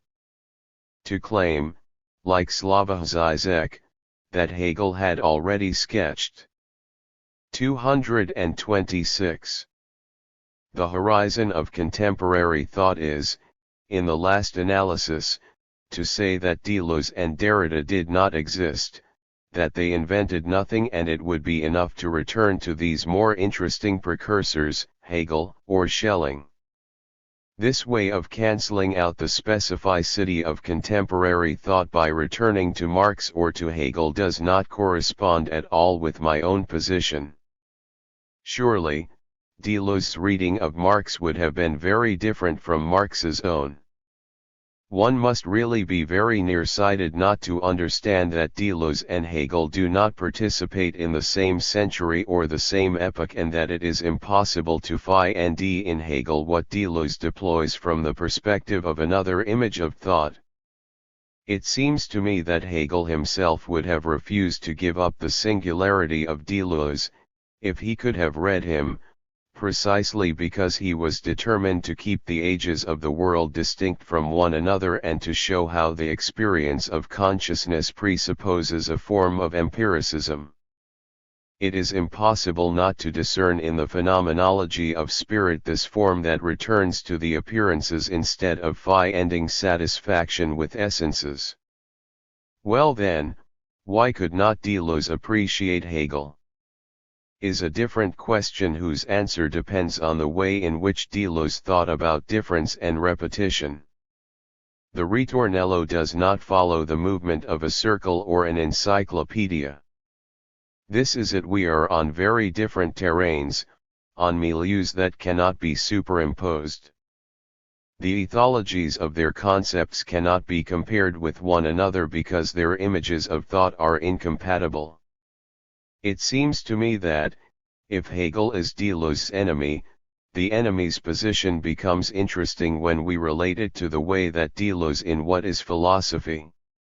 6 transforms the friend into the engine of philosophy. Friends and enemies are found at the heart of the history of philosophy. We see it in Seneca, for example, who at the center of an empire, where people switch positions constantly, reveals a friendship that is stronger than any family tie. Nevertheless, this friendship is ever-changing, open to encounters. Meanwhile, the Greek city was preoccupied with the rivalry of clans and the oppositions and quarrels that Hegel himself denounces in his analysis of the family. I think that every epoch finds its definition in the posture of the friend. Facebook today offers us one example. Each of us now has so many friends that we would love to have a few enemies to really read our profiles, instead of merely glancing over the simple clichés and announcements that are buzzing around. Friends like these are, indeed, very sad companions. It seems to me that Hegel is truly the enemy that Deleuze was waiting for, the enemy worthy of him, he who would oblige us to reread Deleuze by way of a new strategy, instead of being satisfied with the often ridiculous repetition of those friends who use deterritorialization and rhizome without ever thinking about their actual meaning. 227. So, Hegel and Deleuze are enemies. So be it. But how the enemy sees the friend, this is something really interesting. What does she find in him so remarkable that it makes her transcend the commonplace of indifference? How does the ordinary become something remarkable and singular? I think that the way in which I bring Hegel to bear on Deleuze is the result of the respect that makes Nietzsche say that we need a bit of air, that the friend suffocates us, that the one who has friends has many more problems with them than with the enemies against whom he really measures himself. As a personal anecdote, I would say that my book on Hegel corresponds to an event of my own trajectory. I had submitted an MA thesis on Hegel to the University of Strasbourg. The title was Critique of Negative Difference. It was a reading of the phenomenology of spirit that I often discussed with Deleuze, who used to tell me that it is good.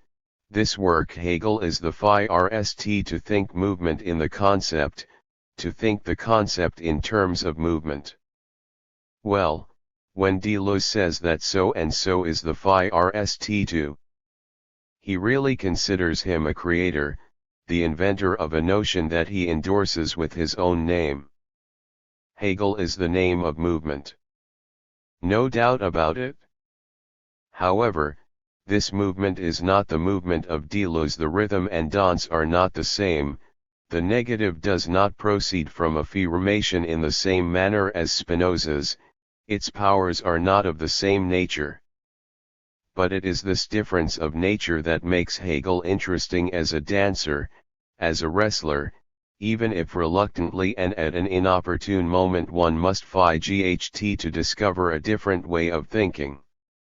This makes me think of a remark Borges made about tango: it is a duel, a dance of two enemy brothers, performed with knives, a mannerism of martial arts. In this context, my reading of Hegel makes possible a radiography of Deleuze, a negative in the photographic sense of this word that makes room for a new visibility. But under no circumstances is it a question of Hegel making the same movement as Deleuze in the place of Deleuze, when we, the readers of Deleuze, know full well that this place has its own signature. CVB, readers of Deleuze know that philosophies of difference are not compatible with the thought of the negative, and that the Hegelian dialectic is an expression and a subterfuge of the servile will. In Nietzsche and philosophy, we read that for the affirmation of difference, Hegel's dialectic substitutes the negation of that which differs; for the affirmation of self, it substitutes the negation of the other; and for the affirmation of affirmation, it substitutes the famous negation of the negation. 7. And we realize that this list of substitutions succinctly expresses Deleuze's critique of Hegel. Even Jean Wahl, in an attempt to safeguard the prerogatives of dialectic, and despite his otherwise complimentary review 228 of Deleuze's book, could not help but express his reservations toward Deleuze's sustained effort to wipe out all vestiges of the dialectic from Nietzsche's philosophy. 8. Among Anglo-American readers of Deleuze, there is an ongoing dispute between those who believe that Deleuze remained a dialectician of some sort, despite his denunciation of a certain kind of dialectics, and those who prefer to hold on to his anti-dialectic stance, without any qualifications.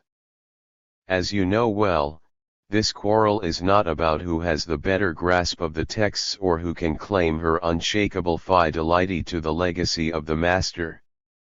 The quarrel has politico-philosophical implications. It is, therefore, intriguing to discover in your book subtle qualifications and circumspect hesitations that would prevent the negative and the dialectic from becoming the sworn enemies of a thought that takes its flight from the joys of Spinoza and the affirmations of Nietzsche. You hold that those who emphasize the omnipotence of the negative in Hegel's philosophy must not obscure the fact that it is the negative that prevents the system from closing in upon itself. Moreover, you write, the negative would not be able to operate if the thing did not possess the power and the capacity to bear the lack that torments it from the inside. On the other side of lack, we have the force of an entity that manifests its aptitude to transcend itself. 29. Or again, as you speak of need and desire, you say, we are far from a sheer lack, far from the void of a desire that passively submits to the object that would mechanically fill it. It is not a question of the expression of a privation but rather of a veritable force, a push, and a tendency that comes from the organism, which is ready to take up this division that causes its inside to relate to an outside. 57. And, for good measure, you quote from Hegel's logic.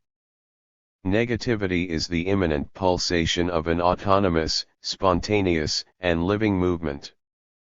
9. Finally, When you speak of the Hegelian dialectic, you characterize it in a way that brings it closer to the critical unmasking that we are accustomed to associating with the genealogy Hegel calls dialectical overturning, a critical enterprise that attempts to bring about the fall of all masks, even those that are to be found in the most sublime nooks and crannies, being dissimulated behind the morality of the master and the servant. 191. But what would you say to the one who voices his suspicion that your qualifications subordinate the negative to an originary affirmation and fail to emphasize, beyond its critical function, the creative potential of the dialectic movement? Unmasking and creating are not the same thing, are they? JCM, it seems to me that Deleuze dislikes the dialectic not only for moral but also for instrumental reasons. The dialectic is a tool. The eternal recurrence is a completely different tool. The question then is, what is? 229. The value of these tools from a functional point of view. Is not morality dependent upon functions whose distant effects but also the least expected ones from the point of view of symptomatology were discovered by Nietzsche? It is true that the dialectic is the tool of the weak, according to the reading that Deleuze reserves for Nietzsche, and that the active forces do not operate in accordance with a dialectical mode. We could speak of anti-dialectics in this context, if it were not for the fact that anti is already dialectical. Affirmation abandons the dialectical scheme because from the beginning it is pointed toward the future, a javelin thrown in the direction of a distant target whose rules are not typical. The dialectic, on the other hand, repeats in an identical style the forms of exploration that depend on memory and, as a result, it remains a prisoner of the past, not unlike the donkey. We should leave behind the obstinacy of the donkey. It is a question of forgetting, of the salutary forgetting of those who affirm, and the creative cry of a force liberated from the same old refrain. However, we cannot cling to this vision and extend it over the totality of Deleuze's work. Obviously it is a significant moment, absolutely valid in the context of Deleuze's interpretation of Nietzsche. The mistake will be to forget its instrumentality and to conclude that the tool of this selective distinction of the passive from the active may be projected as an absolute over the rest of Deleuze's texts. Can we ever imagine Deleuze in the rigid posture of one who forces the scheme past the territory of its own validity? Can we expand or exchange territories without modifying the concepts themselves? We must take care not to freeze the opposition and not to tinker with dualisms because of our obstinacy and our fidelity to Deleuze. As soon as Deleuze reads Bergson, he is suddenly before notions that demand a new toolbox. It is easy to understand that the couple matter and memory will not be able to function with accordance to the mode active/reactive. A new machine must be built. Forgetting may very well be a good thing as long as we are situated inside the break within which Nietzsche operates. But quite the contrary, it is memory that we need inside Bergson's break. We must then be prudent when we read Deleuze, and be aware of the plateau whereupon we find ourselves. Notice, after all, that in What is Philosophy? Hegel strikes Deleuze as an important dramaturgist when it comes to organizing the moments and figures that compose the dimensions of the concept. This is not a contradiction in the economy of Hegel's work, it is a simple redeployment of tools.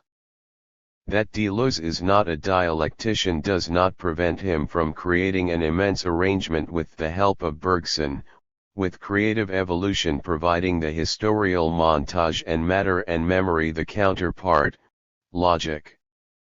It is in the new reading of Bergson that Deleuze 230.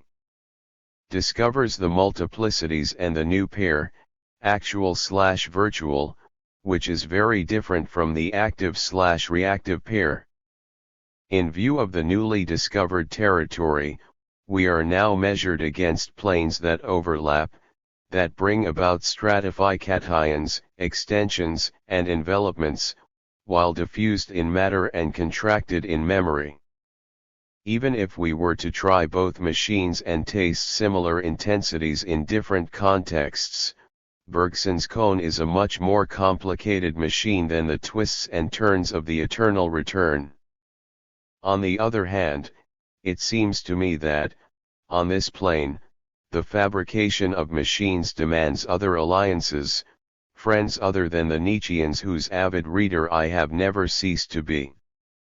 Inside this factory, the enemy Hegel may come across as a partner, and as interesting as Nietzsche, provided that we focus on the texts that Hegel dedicates to the idea of life or even to the machine before we begin to discuss desire.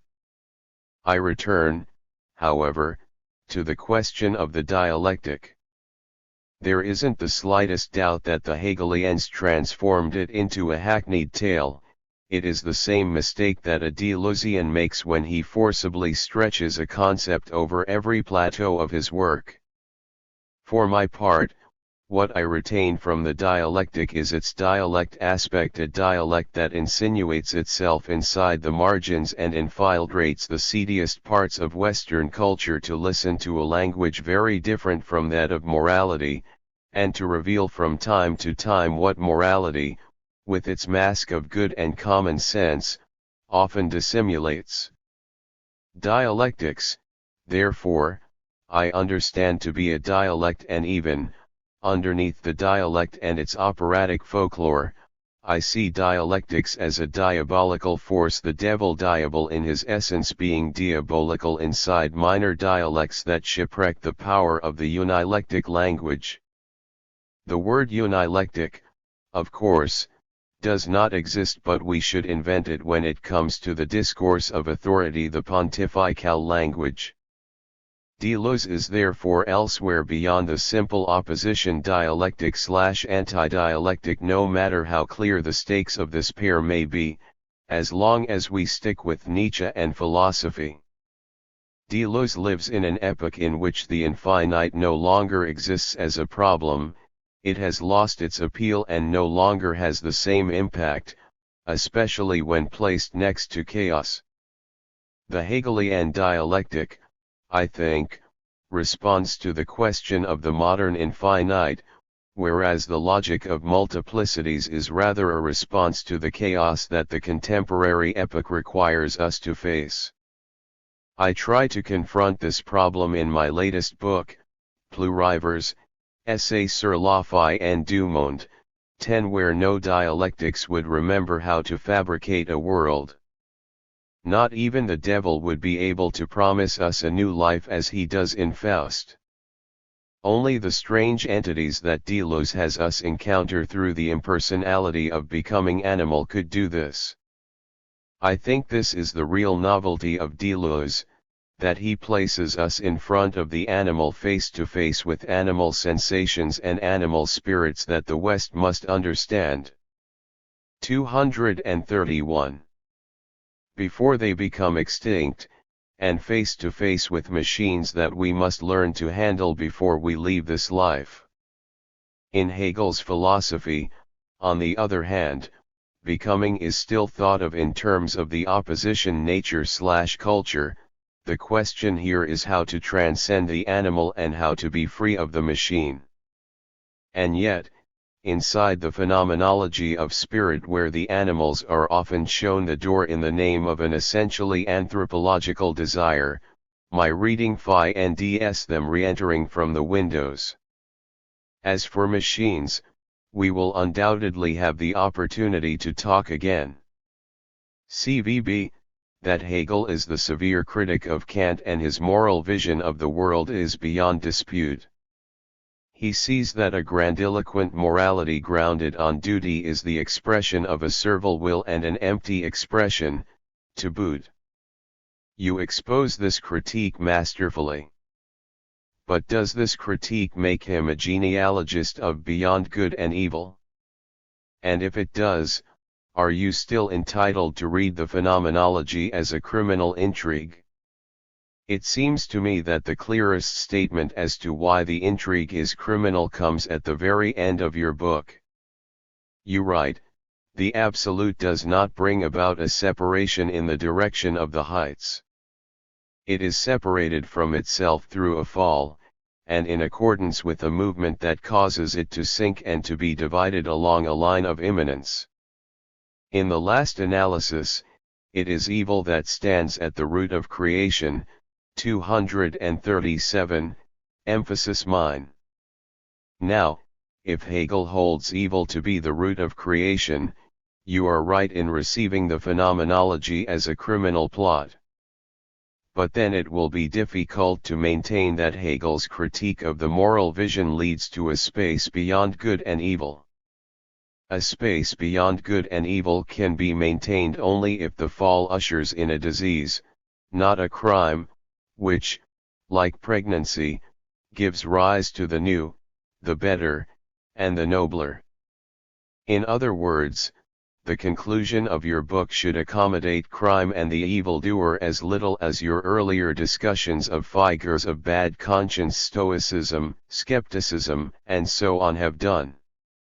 It was, you recall, with these figures in mind that you invoked Nietzsche's diagnosis of pregnancy. And, despite your qualifications, to assimilate the fall of the absolute to crime will cause the negative to have the last word, not to mention the fact that the God thinking his own thought of the science of logic will not match the Archie and the Eschaton of the Hegelian saga. JCM, it seems to me that Hegel's philosophy is not a moral philosophy, and in this respect he is among the first to consider moral judgments to be constructions whose histories must be accounted for. Indeed, morality has a history of morality, and this is important when we think of Kant, who posits morality as a fact of reason that cannot admit any outside interference. Nothing touches it, nothing can affect it other than moral. 232. Ity itself. For Kant, the fact of reason that the categorical imperative represents is a universal understanding with an absolutely unconditioned causality that is autonomous with respect to natural causality. The imperative is the first fact, the only fact that we can respect, without deriving it from any prior determination. Nothing exists before it. In the last analysis, the Kantian critique gives itself ready-made what it should have investigated. Is it possible to launch a different and stronger critique? Hegel's critique precisely consists of showing that morality itself is a phenomenon, a historically determined mode of appearing. Leaving behind the presumption that morality is given as an absolute, we must re-examine its real formation. The claim that morality is autonomous leads Kant in the direction of the phenomenon of an inaugural fact that is valid for all places and all times. He is, therefore, doing everything possible to keep morality away from phenomenology. In contrast, Hegel thinks that a real critique must be less naive, and that the critique of reason that considers itself pure must move beyond, very much beyond, the aspirations themselves metaphysical and illusory of theoretical reason to swallow the practical field. Produce a history of practical reason. No one had thought of it, with the exception of the Enlightenment, with which Hegel would very carefully establish relations. To say that there is an origin of moral judgments means to assert that such and such a figure has not always existed, that it behooves us to discover the point where this figure begins, and to acknowledge that it manifests itself here, whereas different forms prevail elsewhere. Such a submission of morality to an origin and a beginning that it does not want to acknowledge I call a genealogy of morals. However, Hegel's genealogy differs over many points from Nietzsche's, because Nietzsche's pays more attention to the psychic and instinctual pulsional moral arrangement, whereas Hegel insists on social facts and the geohistorical variation of moral judgments. Is it criminal to think this way, or is the term I use a mere metaphor? A gesture of this nature seems criminal to me with respect to German idealism. I think that Hegel's adventure would appear dangerously insane to Fichte, taken up, as he was, in the splendor of the I equals I. It would come across as insensible to the splendor of morality inside which idealism will try to drown theoretical reason, having taken the categorical imperative as the origin of the world as will.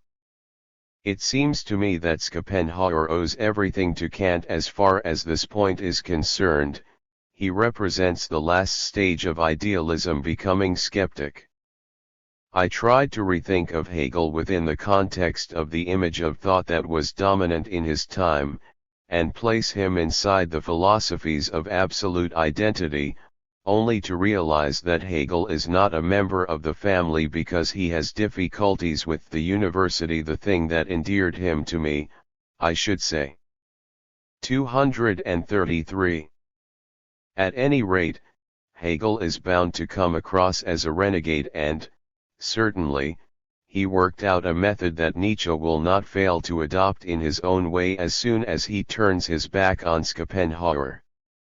To this extent, there is a fracture that assumes the name Hegel a singular point that does not belong to his time, one that creates a margin that would scandalize and will be necessarily incomprehensible to, and cursed by, his peers. This is the first criminal point. It is, if I am allowed to put it this way, intraphilosophical. But we can also count on a non-philosophical occurrence to help us understand how Hegel behaved within the context of his time and how he came to see himself as an old owl. Ridiculed by the newspapers of his time, his abstractions mocked, Hegel replied with the illustration of the criminal. The criminal is condemned by the opinion that demands guilty pleas right away, and, under these circumstances, the opinion demonstrates an even bigger abstraction, a judgment that abstracts from all circumstances, provided that a person is found guilty and is condemned as soon as possible. Therein lies the expeditious abstraction of the judgment of God. Hegel, it seems to me, sides with those who are called criminals, that is, he sides with those who challenge the common sense and the usual rhythm les empêcheurs de penser en rond that transgress the moral categories and show that they are the spontaneous decision-makers of a society bent on protecting itself. Suddenly, freedom is no longer on the side of morality, it is no longer the elegant factum rationis of Kant, but rather it is lumped together with the excluded, the pariah, the slave on the side of those Foucault calls infamous men. From now on, we are invited to understand that the slave is not only the reactive, but that his liberty carries with it an insurrectional potential, the type of potential that Kant detested, as is evident from his devotion to the masters we discover in reading What is Enlightenment? This is also why I say that Hegel is not an idealist, that it is impossible to put him next to Kant or Fichte, that he reveals the powerful movement of fall, of a creative fall that opens up new potentialities. To founder is not always to plunge into resentment and culpability, it is often to enter a new life, that of the humiliated and the offended, in the underground of infamous men and beasts of burden. All of a sudden, submitting morality to a genealogy seems much more radical to me than the stubbornness with which we try to forget the criminal side of the young philosopher to savor the tranquil spirit of Hegel's logic, which lags far behind the contestatory thrust of the phenomenology.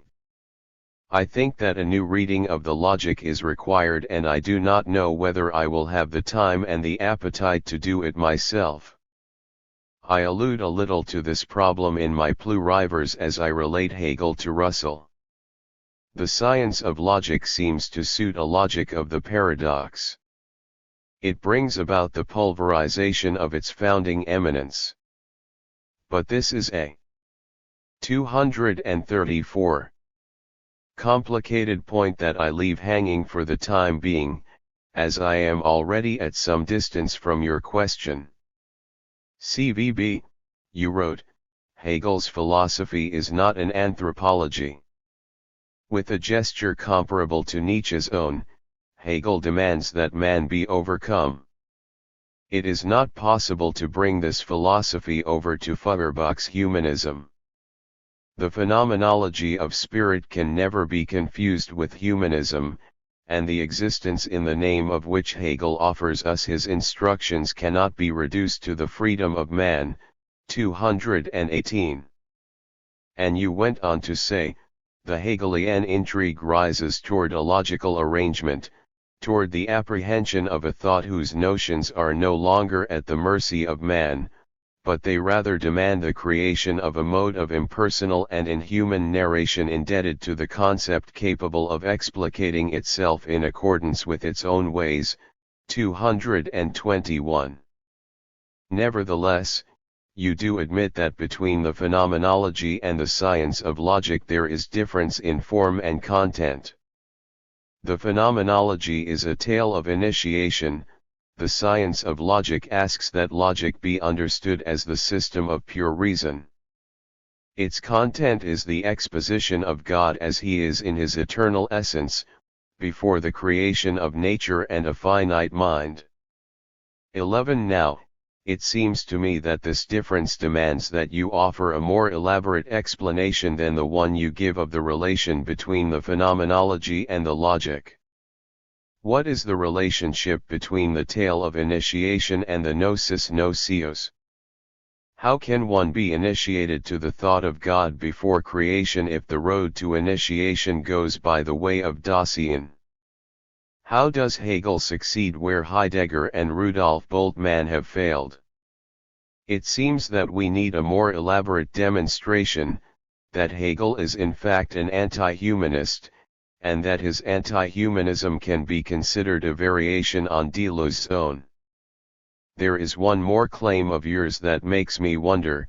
Man, you say, in the finitude of his most rudimentary values, experiences a desire in view of which he appears to himself as a being that must be overcome. 218.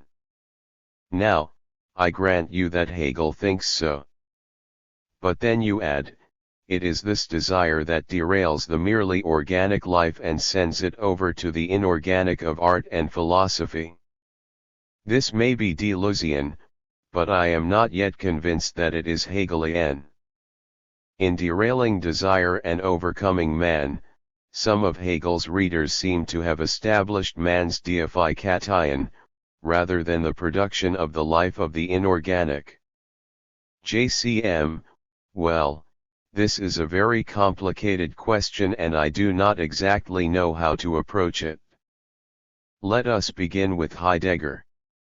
In Hegel, there is an apprehension of modes of existence, the association of which is given the name spirit, and not at all the name of subject or substance. We cannot count on any subject that is either given or can be logically constructed. 235. Nor can we count on any substance accessible to the human reason as an a priori form. The spirit is rather born from a fall, from a process of failure of the essence, and only its most illogical characteristics show a relationship with existence. The best candidates for existence are not perfect essences, as is the case with Descartes, where we are only certain of the fact that perfection exists necessarily. With Hegel, it is from a different approach that we must think of essences in their power puissance to manifest themselves. To the point, one could argue that only from accidental essences, and from notable incoherences can we expect emerging and surprising effects capable of engaging history. I do not think we could consider history in Hegel to be a history of metaphysics. There are dimensions other than those of metaphysics that will carry us to the depths of history. It is in this context that we should understand the status of evil in the phenomenology of spirit.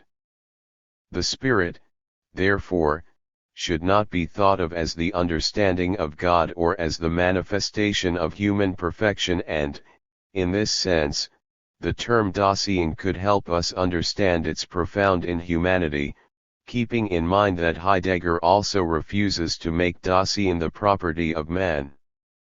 Nevertheless, if Dasein is the expression of a world rather than of man, neither the stone nor the animal is shown to be in a relationship with Dasein for Heidegger, whereas in Hegel we can count on inchoative forms of the spirit, the pebble that causes circles in the water, the dolmen, and so on. The expression objective spirit interests me in this context. Buds and animals reveal spiritual formations to the point that Hegel will look to the buds as a figure of movement and a force of overcoming, Aufhebung, that I refuse to accept as a metaphor. And then, if we decide to look at the greatness of the soul, things are not so cozy there either, as every mystic understands.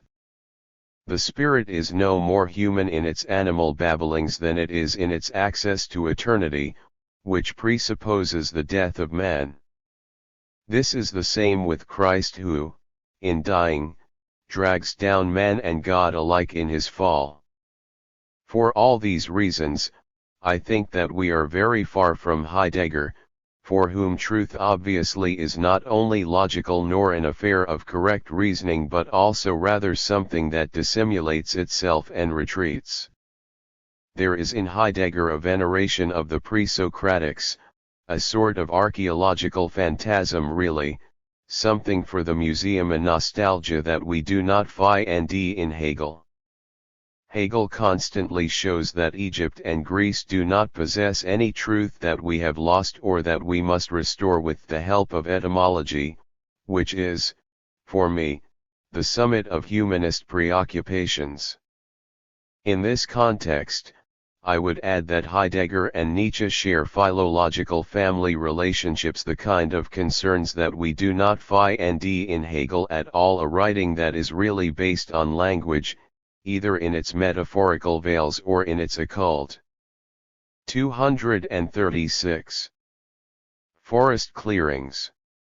If Hegel is not Nietzschean, it is because of the accidental manner through which he envisages the relationship between logic and existence. Now, the inorganic, for me, means two things.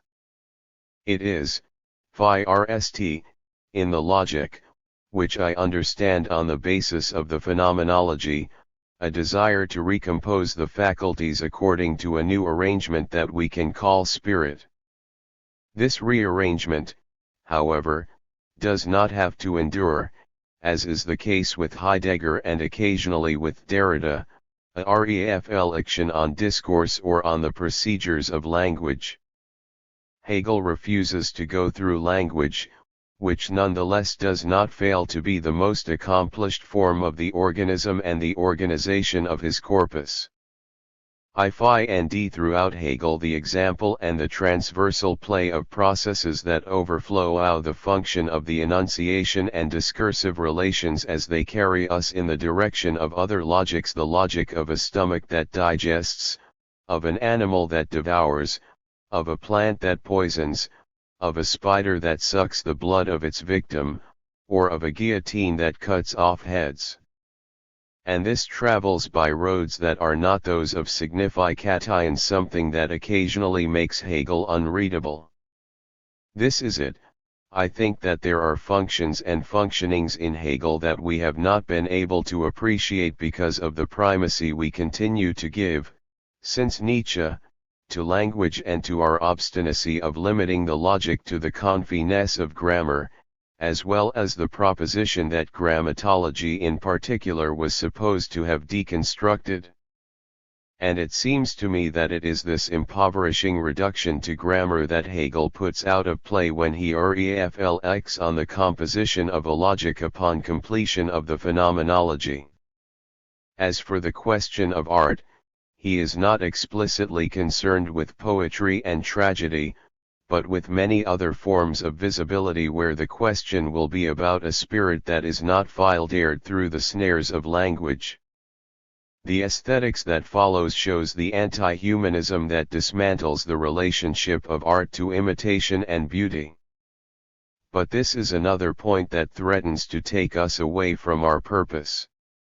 CVB, permit me to quote you once more, Hegel's book displays two planes, each one of which has a different speed of composition, the raging, conflictual series of acting figures that we apprehend with the help of events, and another series, which, in every section, reaches a different point of interpretation.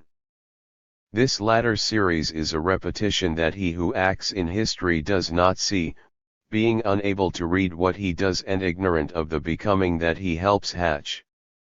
This line of sense occurs behind his back. It is the series of moments, the slower and ampler of the two, the pacified thread of which the philosopher-historian is going to follow retrospectively backwards, 130 to 31. This way of referring to the 237 two planes makes me think that, according to your reading, the Hegelian planes with their difference prefigure Deleuze's distinction and supplementarity between becoming and history. And you seem to confirm this suspicion when, a few paragraphs earlier, you quote from Deleuze and Guattari's What is Philosophy?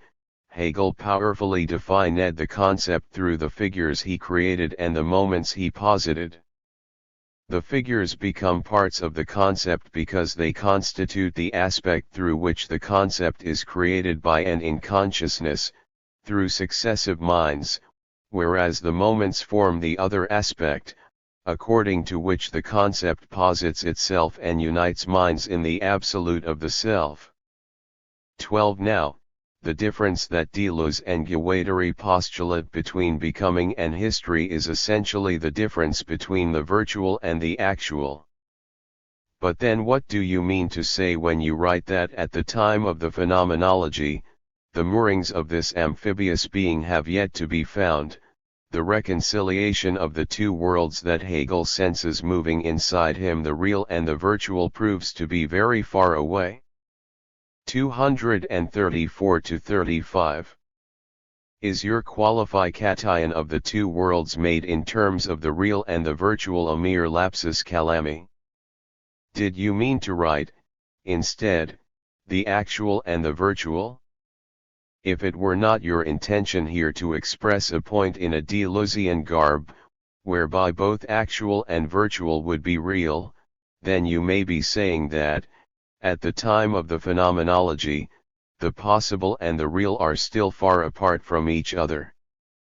But if your real at this point stands indeed for the actual real and your virtual, for the virtual real, your reader may be excused for being confused, since she brings to her reading the knowledge that the incommensurability between becoming and history, in Deleuze, is not affected by the passage of time.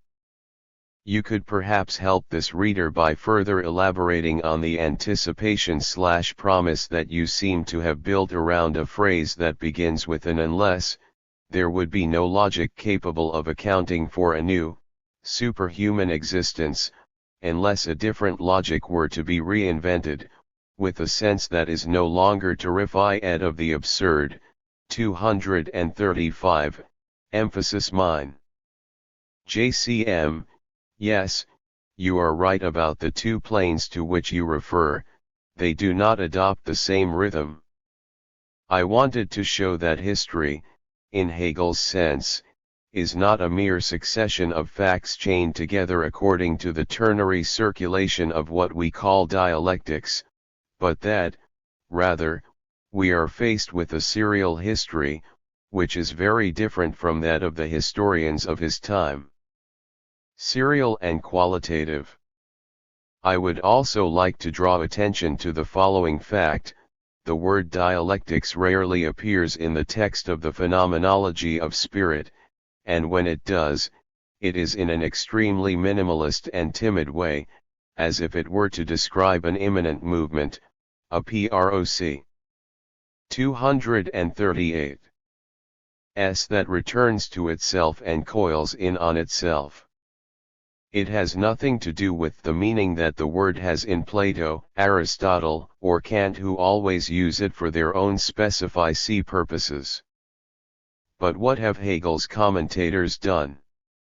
Well, they have discovered dialectics to be ubiquitous, to the point of completely forgetting the incredible and extraordinary events of which Hegel speaks in the Phenomenology and in the Logic.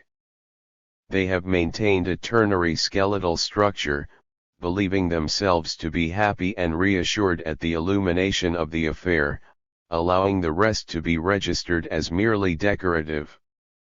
You understand, of course, that I followed the inverse procedure. We could forget about the word dialectics, that occurs only 3 times in the Phenomenology, and move on, or we could explain it a little, explain why at the level of the Phenomenology readers expose themselves to be more Hegelian than Hegel, yet so very stingy with justifications. It was not through me that the reading of Hegel was forced. I tried instead to go back to this emblematic thinker in an amiable way, without ever forgetting the concerns I expressed in my earlier books, where the approach is not the same and the criticisms have their place and their justification. There are, then, in Hegel 2 planes: the pacified plane of moments, and the raging plane of figures that intersect in keeping with a method we could call dialectics, provided that we do not forget the infernal virtues of the dialectic to which I alluded in my third response, the wealth of dialects that spring up with it, to the point of obscuring the very exposition of the system. And, of course, I have been thinking of Deleuze's claim in his book on Spinoza that distinguishes the volcanic chain of the Scholia from the continuous line of propositions in the Ethics. Let us simply say that I could not resist the desire to read Hegel in the way that Deleuze taught me to read Spinoza. Nor could I resist noticing a certain relationship with the acceleration of the last chapter of the Phenomenology of Spirit that places us squarely inside eternity, inaugurating a machine that did not exist earlier, a machine that Hegel calls absolute knowledge, and which is neither the eternal return nor Bergson's cone. And believe me, this machine operates with an efficacy that we do not find elsewhere. How can we tackle this machine? I must confess that it is a complete mystery, and that the absolute knowledge is so illogical that until now nobody has been able to tell us what makes it revolve, notwithstanding the declarations that find in its science, system, and so on. It is, indeed, very curious that we forget to ask what Hegel means by science and system, and fail to remember that the science of the spirit has nothing to do with what we call science in the domain of matter and nature. Not to mention the fact that objective and subjective logic would not suffice to bring us to the intelligence of absolute logic. 239. Well then, to answer your question, I would put the real on the side of time, of the chain of time that the moments offer us, whereas the virtual is to be found entirely in leaps and anachronisms. The latter reveals the racing rhythm of figures that intervene in many different moments or places where, like a demon, they were not expected, casual and surprising, sharing in an instance that I would call eternity. The real and the virtual, the moments and the figures, interlace time and eternity. The question is, how is this passage realized? Is it in a logical manner? My response is yes, if you wish, but on the condition that we understand logic other than in the usual way reserved for this word, in a way that is not exempt from absurdities, as I tried to explain in my fourth reply in showing that perfection does not lead to existence, that it is merely possible and unable to aspire to any virtuality. You could then ask me about the nature of this paradoxical and quantic logic. You yourself suggest the word sensation. This is perfect. It is something that proceeds from the statute of the image tableau, from the circulation of images having become for themselves as they pass from the in itself to the for itself to the point where they no longer need our brains to survive, having been entirely liberated in a form of pure, almost cinematographic, sensation. That's it. It looks difficult, but this is the point responsible for the monstrous beauty of the whole, a point of tipping over to which we will probably return. CVB, you wrote some beautiful pages about Antigone, echoing the beautiful pages that Hegel dedicated to her. You spoke of the indispensability of the family in the acquisition of identity. You highlighted the family's ability to make death lose its contingency and accidentality, and you followed Hegel in his discussion of family's capacity to create a space for the desexualized and sublimated love of the sister-brother relationship. Also moving are the pages that you wrote, following Hegel, on the clash between the laws of the city and the laws of the family and on Antigone's double bind. And you went on to designate the relationship between brother and sister as a motiveless relationship and a veritable body without organs, 137. In a footnote to this designation, you claimed that this concept of Gilles Deleuze fits marvelously to the passages that Hegel dedicates to the concept of an essentially non-Oedipal family, 137, and 19. In fact, you suggested that Freud and Lacan failed to read Sophocles with the care that characterizes Hegel's reading. Had they done so, they could not fail to recognize the anti-Oedipal and anti-psychiatric anticipations of Antigone, 123. I wonder, having read all these claims, whether you would concede the boldness of your own reading and of your own conclusions. You know well that Lacan's interpretation of Antigone has 240 fueled readings and debates among readers that vigorously challenge the plausibility of attributing non-Oedipal and Beau-like designations to Sophocles' masterpiece. Lacan's reading makes Antigone's appeal to the law of the gods an unsustainable breach of the symbolic order. 13. Not to be outdone, Judith Butler counters by discovering in this appeal the scandalous performative disruption and perversion of the symbolic order. 14. When it comes to what Antigone is all about in the Greek tragedy, you know it very well. The interpretations are indeed legion. The intended supplementarity of the laws of the city and the laws of the family have been advocated. Antigone's refusal to assume any responsibility has been emphasized. The claim that the real clash in the tragedy is between the laws of the gods and their prohibition against killing anyone who is a Greek, and the laws of the city, the application of which narrowly governs the affairs of the city itself, has found merit with several readers. All these readings go against yours, and some of them have inspired powerful political agendas. Do you want to take this opportunity to outline the merits of your approach?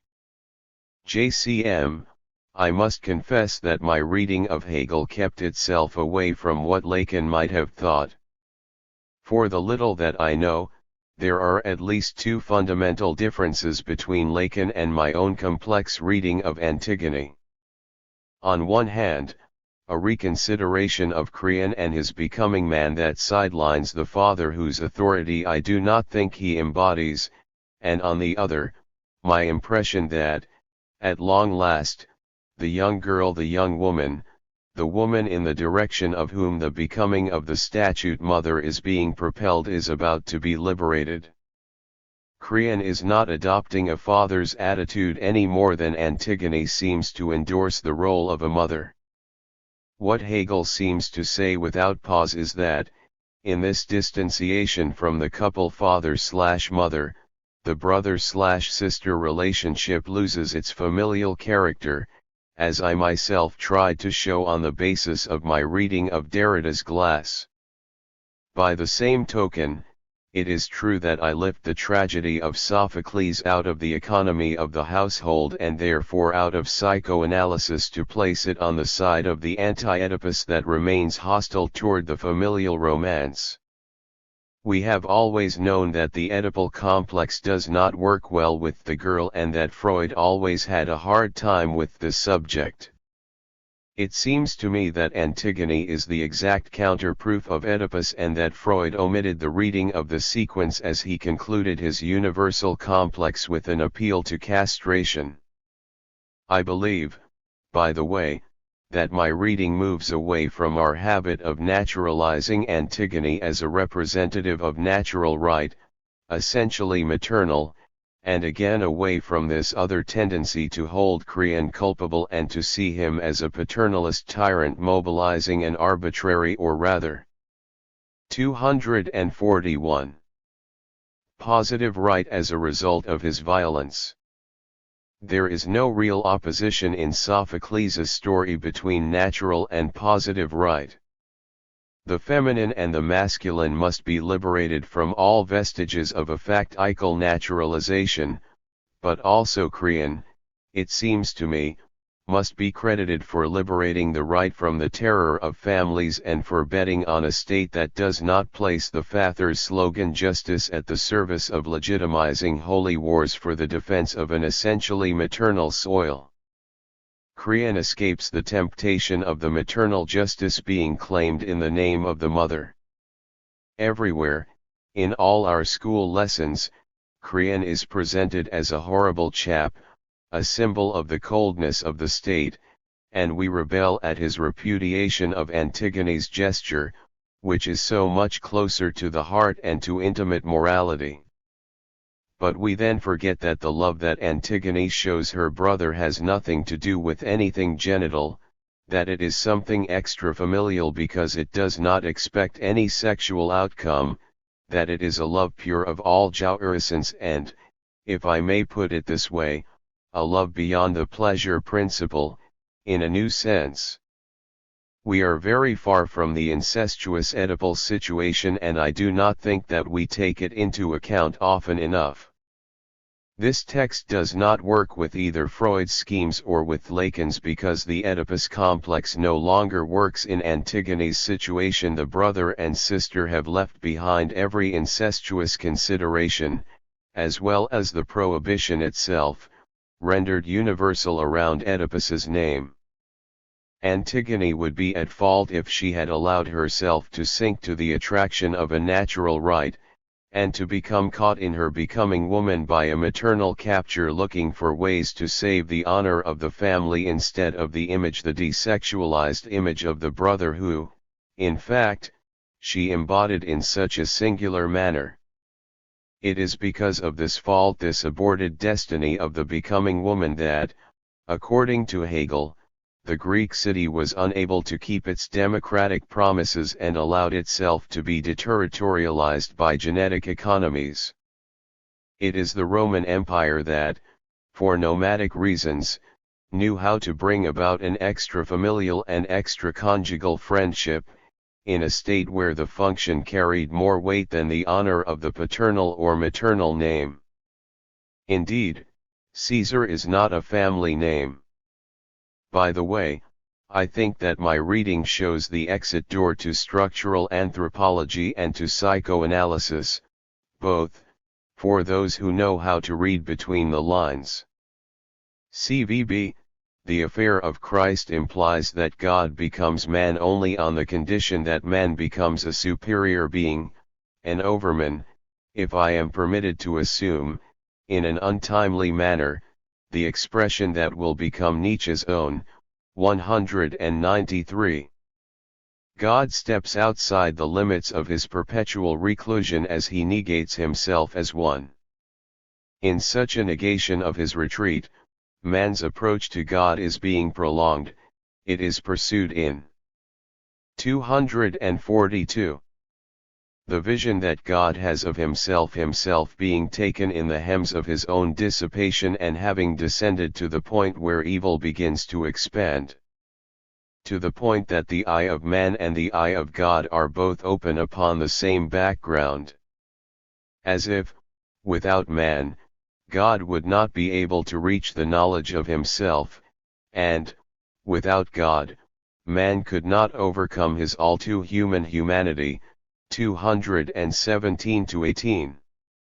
In other words, Hegel suggests that the kenosis of God is central to the transformation of man.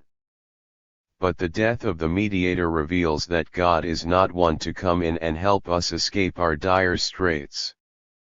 Instead, Hegel, conflating Easter and Pentecost, argues that the death of the mediator becomes the presence of the Spirit. The agony of realizing that we humans are finite becomes the realization that the life lived on the other side of the death of God is what is meant by the life of the Spirit. That may well be a new kind of life that transcends our prior existence. But does it justify the coining of a new term overman for this new humanity, along with the anti-humanist rhetoric that this term carries with it? Besides, the biconditional that links the transformation of man with the death of God makes me wonder about the place of grace in Hegel's system. My reason for asking is this: Christianity's central claim, I take it, is that soteriologically speaking, man cannot lift himself to salvation by his own bootstraps.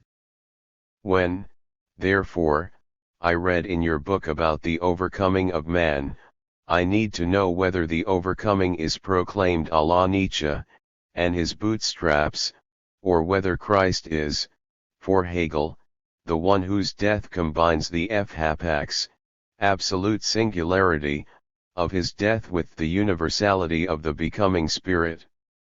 This is where I would want to see grace coming in. What do you think? JCM, this question of grace is interesting. It seems to me that, yes, grace comes from the outside. I mean, it is not human. It hardens in traits and figures that are beyond man and, at the same time, beyond God. Notice that Christianity needed to match it with a Holy Spirit, with light, with a Son, with a Trinity that is barely paternal and borders on heresy. I would like to set aside the Hegelian and theological plane to make myself understood as I turn toward my earlier work on eroticism. 15. Grace seems to me to depend on the set of lines that come to drape over a figure. It is an inversion of the aura. It is not an expression but rather an impression, a print, a nexus of curves which meet and produce an intersection that we can call a subject as an ensemble of coordinates. Think, for an example, of a Roman orator. He learns gestures, he casts himself in gestures, he acquires the manner of a danseur in figures that exist independently of him, as he embodies signs whose signification is received by his body. This could well describe the ecstasis that prepares us to receive. 243.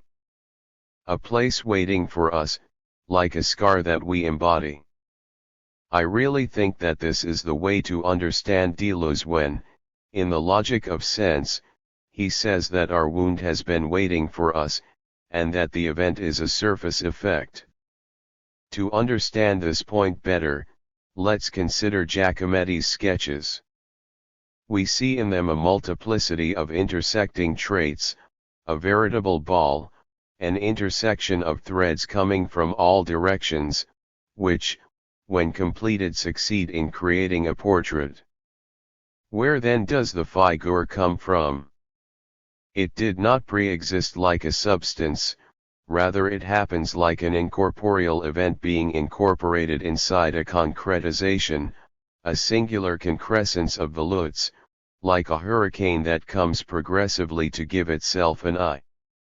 It is not a face that shines, but rather the lines of the landscape that are being inflected upon it. The inversed aura does not become fused, it does not emanate, rather, it emanates. It is a gravitational collapse of lines that produce a figure as they intersect. Thus, we come nearer to the forces of the outside that are really the spirit and come from a distance to be joined in the movement of grace. We can then see that spirit does not mean consciousness or self-consciousness. On the contrary, the movements of consciousness need the spirit to be concatenated. And this is why man must be really overcome in favor of the impersonal, which is the light that shines when God himself is lost in his own diffraction, much like a universe under expansion or like the pluriverse that James knew something about. I see the relationship between all of these with photography or cinema, both of which are arts that capture the intervening of grace. And I wonder whether this is what Hegel means with the notion tableau that circulates in the kingdom of the spirit. We should come back to this. However, it seems that this way of helping man and God meet each other amidst this piercing light that conserves and effaces them both is very different from what Nietzsche called death of God, and Foucault, death of man. I would say that God dies in the way that a light bulb burns out to liberate the light under which men are frightened/find a new way effraint, seized that they are by the sudden entry of becoming effraction, as if they had waited for the event that precedes them. It is interesting that Hegel says that the philosopher is a bird of the night. I cannot stop thinking of the eyes of the barn owl effray, which is the name of a species of owls in French, but also of fright, which is a clearing phrase, a composition of relationships and also a very great fear. Yes, I cannot stop reading Hegel in a Deleuzian way, a bit more grave perhaps than Deleuze's reading, where I can find cinema, image, the art of photography, and so on. Does this mean that I force what Hegel really said? It is possible, but I would say that this is a good sign. We should read an author to renew him instead of repeating with the orthodoxy of the 244. Friend who always muffles him. This is my way of being Hegel's enemy, by reinventing him as I refuse the readings that have blessed him and tempered him to the point of becoming a caricature. But, at the same time, this way of understanding the light is perfectly in agreement with Hegel's times, especially as we learn that he was the reader of Goethe's theory of colors 16 and, together with Schelling, he discovered that bodies are electric phenomena. It is, in a certain way, the electrification of the death of God in the universal effusion of a spirit that reveals. Revelation itself becomes a photographic revelation. But to understand this obligates us to first understand what a concept is for Hegel.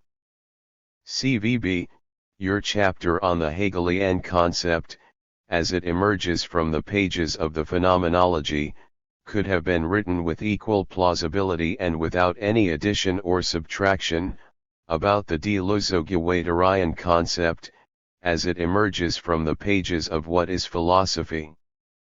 The Hegelian concept is not a notion. 23, it is not an abstraction that retains the general characteristics of a sample of similar entities. 24. It is not placed in the service of classification. 25. It is not the result of a subjective intellectual operation. 24. It is processual. 24. It is an operation of the real itself. 24. Its function is not to differentiate one set of entities from another, but rather to account for the internal constitution of things and the ability of different processes to have the same rhythm. 25 to 26. Since Hegel, you claim, the concept is not an idealization external to things. Rather, it designates the force of creation and destruction in intimate life. 26. When we turn to Deleuze, we find repeated in his work the bold equation, concepts events, and the equally bold proclamation of the eventum tantum the 1. Event with its internal differentiation. 2 questions, therefore, do you find in Hegel the anticipation of the Deleuzian distinction between the virtual event and the actual state of affairs? Would such a distinction make the Hegelian concept virtual? And, second question, where would Hegel and Deleuze differ from one another with respect to the concept? JCM, you are right on many points, but it is not correct to say that I would have written the same things if I were writing on Deleuze's concept. With Deleuze, we are inside a radical immanence, and this is already the case with Hegel. This is indisputable, it is a philosophical fact. We then discover in both situations the necessity to generate the concept on the basis of experience. There is a Hegelian insistence on the idea of experience, which by itself merits an entire monograph. But we do not deal with the same experience in the works of the two philosophers. Deleuze's transcendental empiricism requires the virtual, that is, a form. 245. Of differentiation that we do not find in the Hegelian movement. At this point, we should reread Deleuze, in order, at long last, to clarify the proper way to insist on the notions of immanence and the outside, the two concepts that are not always well understood and that may even seem contradictory to one another. Even before we read What is Philosophy? We can easily grasp that the Deleuzian conceptual matrix is differentiation with respect to which the pair, virtual/actual, is what permits it to gain momentum. If I may put it this way, with Deleuze, unlike Hegel, we have an idea of reality that is much more that of Borges. There are in Deleuze many strata that attach themselves to the events that are actualized. I am referring to the double lineage of the event in Deleuze, wherein the virtual haunts the actual without becoming concrete, an immense chaotic machine that Hegel would not have been able to conceive because he did not know the same outside. Perhaps he would even refuse this outside. It seems to me that Hegel makes use of the negation and non-being in places where Deleuze discovers the outside.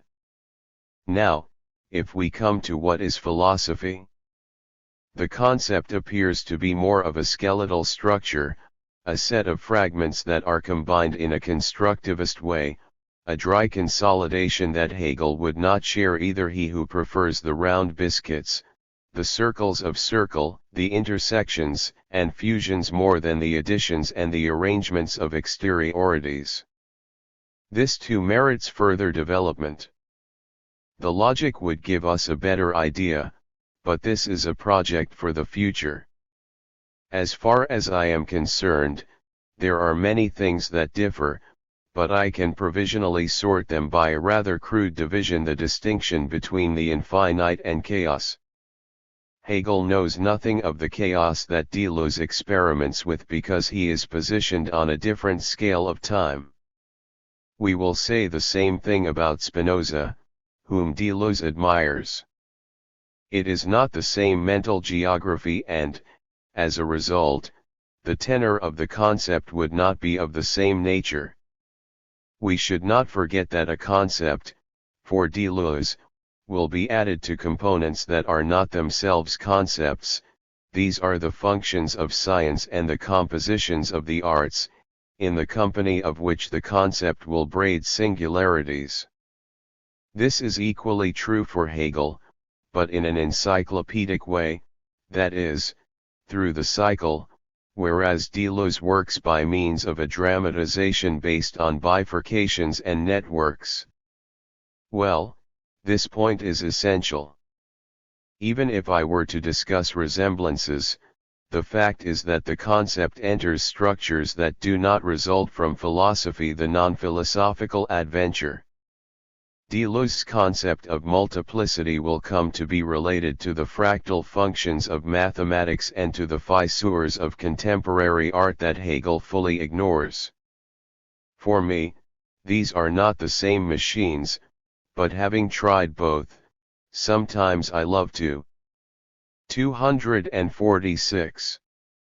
Accelerate on the one as I do with the other, to negotiate bends as I go through the same motions. This is inevitable. It is a way of planting in the Hegelian garden a few Deleuzian shoots that will grow from the middle and slightly derail the orbits of the phenomenology of spirit. This is very exciting for someone who is at the controls and finds an old machine on which to take a joyride. I conclude with another point that appears to be Hegel's invention. The concept, for him, is the Begriff. It is like a claw mark, something haptic. It is not a question of putting my hands on the object to take hold of it, it is rather to take an impression of it, take the fingerprints, and memorize the grooves. I work with grooves in a book I called Le Cours de l'Imprint. 17. It is a book on the art of photography. I believe that the Hegelian sublation is a photographic process, a capturing of shadows and lights that the absolute knowledge will dilute, and absorb like a siphon. Here is an idea, an image of the criminal machine that Hegel calls absolute knowledge, the absolute being a solution within which events come undone to leave marks that the concept will internalize.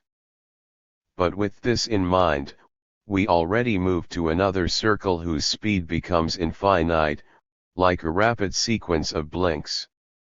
CVB, in the concluding chapter of your final scene, the survival of the image, you say, the Hegelian concept creates the possibility of reanimating all the ectoplasms of whatever appears.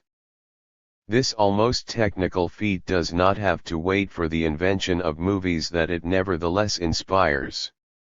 It finds its first manifestations, in Hegel's time, in the strange creation of Faraday's wheel, capable of connecting sketches that are separated from one another.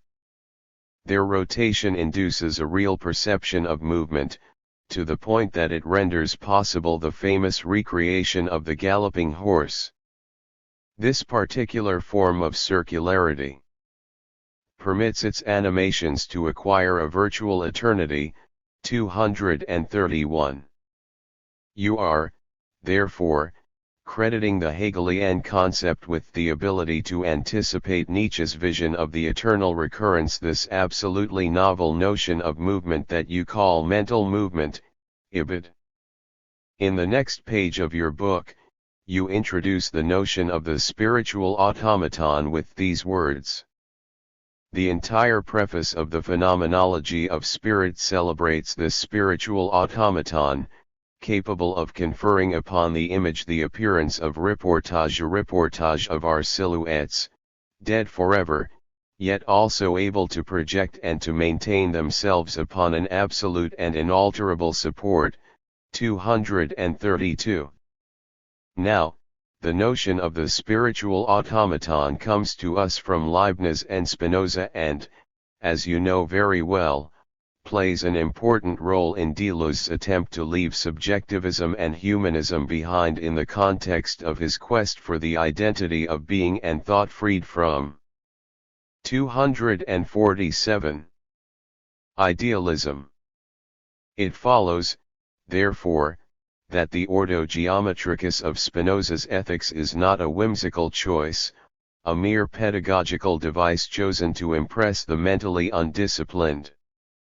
It is a demonstration that the laws of physics, body, and the laws of logic, mind, work in tandem, in other words, that being and thinking are identical in the incessant actualization of the virtual. Now, you argued in several places in your book that Hegel's becoming leaves ample space for contingency. And we know that the presence of the spiritual automaton in Deleuze's philosophy also does not prevent him from giving contingency a royal place. This is, I take it, the main reason why vice-diction assumes the place of prediction in his writings. Would you mind explaining here how the spiritual automaton can leave room for contingency in Hegel or in Deleuze, for that matter?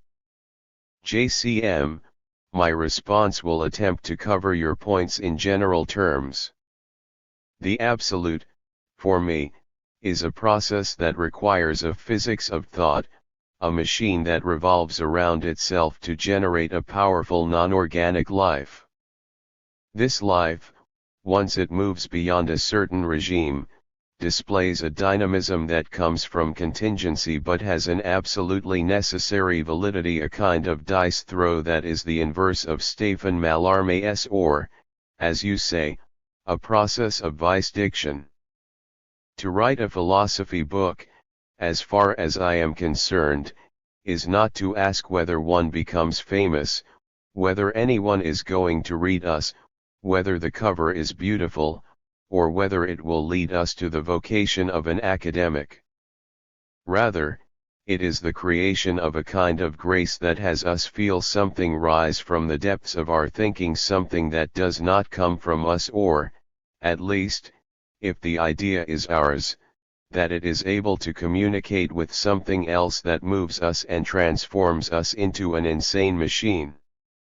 Herein lies the contemplative aspect of philosophy.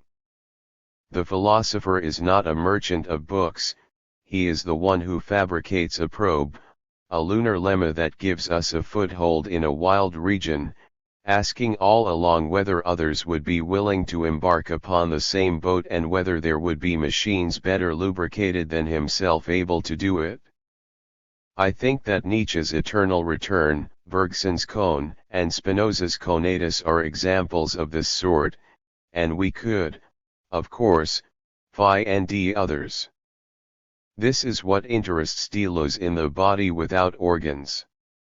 Bergson himself, in the two sources of religion and morality, did say that the universe is a machine to create gods, which is indeed a very curious formula. And I also think that Hegel, whenever he speaks of absolute knowledge, does not wish to inform us that he is a man of science or that reading him would teach us anything. Absolute knowledge is not positivism. It does not offer the certainty of facts. It is nothing but a pathway, a door that opens on a life that will come from the animal or from desire, but a life nevertheless capable of finding its niche. 248. In regions that are no longer merely organic. It is not an affair of the sublimation of instincts in a secondary process, but rather a sufficiently direct construct inside which instinct is unloaded onto the eternal quiet, and thereafter drags to his death its carrier along with the machine that brought him there. To drink from the cup of the infinite, the way that the phenomenology of spirit concludes, is not a small affair. And as we drink from it, the problem of proving that we are eternal is not really important to the philosopher, who is not a theologian. Rather, What is important is to live from now on with the feeling that we are somehow eternal, experiencing in our own body that a line of the universe has been crossed and that it behooves us to follow the spiritual automaton adept at creating it. I think that this might resonate with William James's themes on faith and pragmatism. It is a question of regime. The spiritual automaton, despite its diminished capacity, permits us to hear all the cracklings of its machine, like an association of ideas that would be achieved as the machine stalls, with all the failings that this entails. Even in Spinoza, we must find the suitable speed. The THIRD genre of knowledge is a miserable failure where all the dented wheels bump into one another and squeak. With the second genre, the outlook improves, but the contraption does not stop sputtering. Only when the machine performs at its best does the automatism create a new kind of life. There are levers that exist to launch the machine beyond its own speed. It seems to me that, with respect to Hegel, this machine does not follow the wheels of the chain of ideas that parallel the affects of bodies, nor does it follow Spinoza's. Instead of fabricating the automatism of the idea turning away from the monstrous imagination, the Germans experience with Spinoza a renewal pursued entirely on behalf of the image, especially with respect to Goethe, Hölderlin, and Schelling. Briefly why, I would say that Goethe is the THIRD to put movement inside the idea, and also inside the image. The image becomes animated, the discs are colorful, and he discovers the play of colors. He fabricates small machines that produce black and white by having them rotate on their axis. Now, the image begins to move. And this happens the moment Hegel begins to write.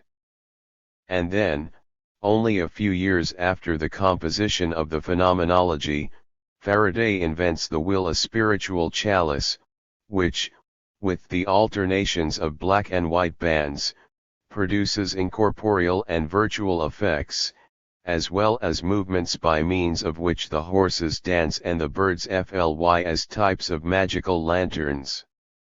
This is the absolute knowledge, a circulation of tableaus registering and collecting the world's scratches and sweepings inside a bowl where it will be reflected. This is not the cinema, it is the cinema that becomes possible from then on, what the cinema has available to be presented and actualized. It is the intellectual machine that 249 explains why we started making movies. Indeed, when we read Deleuze's books on the cinema becomes very exciting and we like to push the transformations of movement and time a little further.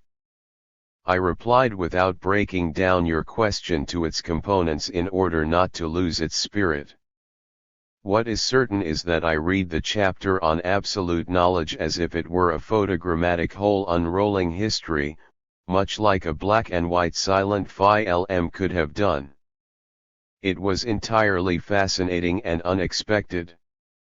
CVB, in recognizing Deleuze as the thinker of the transcendental understood as a sort of ungrounding, Miguel de Bistagui, 18 by implication, provides us with an excellent characterization of a philosophy of difference that would be worthy of its name.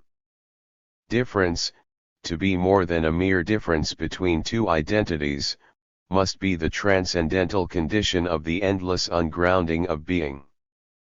No longer referring back to subjectivity or to the conditions of possibility of experience, the transcendental, in a philosophy of difference that would not revert to identity, would be the agent of the actual generation and production of phenomena that take place in a virtual time and a virtual space, no longer bearing a relationship to the well-known Kantian forms of intuition. This point can also be expressed succinctly as follows: philosophies of difference are in name only philosophies of difference as long as they cannot reach for, and think, difference in itself, a process which is the indivisible arrangement of a differentiating/differentiated real process. However, this process cannot be thought without the simultaneous grasp of the sort of intensive time that inherits the space left unclaimed after time with and after Kant succeeded in coming off its hinges. As our discussion up to this point indicates, Hegel's concept is difference differentiating itself, difference in itself. What is left to be determined is whether or not Faraday's will and Goethe's experiments with color are able to support an argument for the presence of intensive time in Hegel's phenomenology as well as a vision of the eternal recurrence of the different. You seem to think that the vision already exists. The circle, you write, the will infinitely circulates a retinue of dead images, which, thanks to their being superimposed on one another, are capable of moving in one and the same place. This particular form of circularity of the optical will that Faraday imagined promises its animations a virtual eternity. It shows the galloping animal that revolves without beginning or end, when the origin returns endlessly. 231. It does not seem to matter that the dead images that rotate are not in themselves the moving images of a cinema to come. The symbol of the eternal return has already made its presence felt. Would the reader then be justified to conclude that, for 250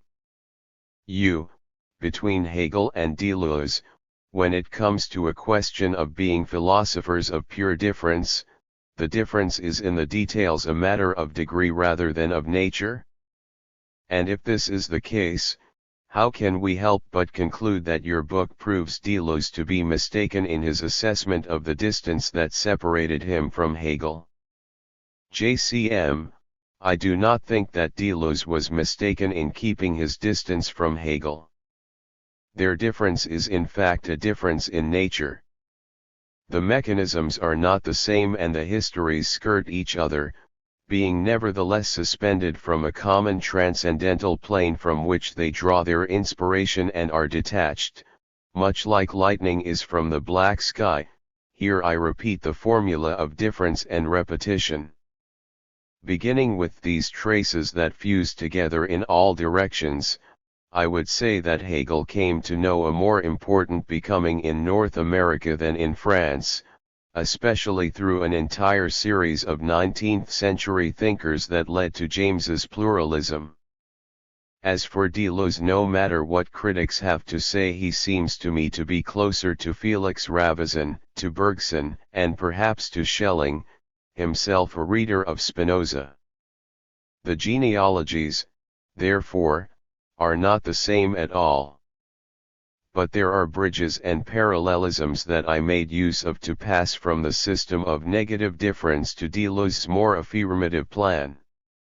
I would say that there is a plethora of Anglo-American thinkers, from F. H. Bradley to Josiah Royce, who are not in the analytic tradition and who could help us work out a new image of thought.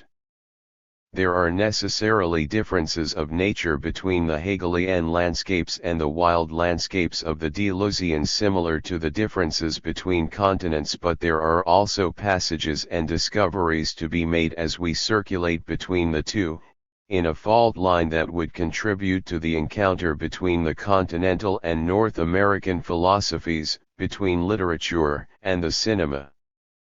The real center of thought for the future is here a pluriverse with pathways that diverge, but also intersect one another in the elaboration of a new machine intending to explore spaces and times of different dimensions, like Royce's map, which is self-contained, but its coordinates become deformed as we alter the scales.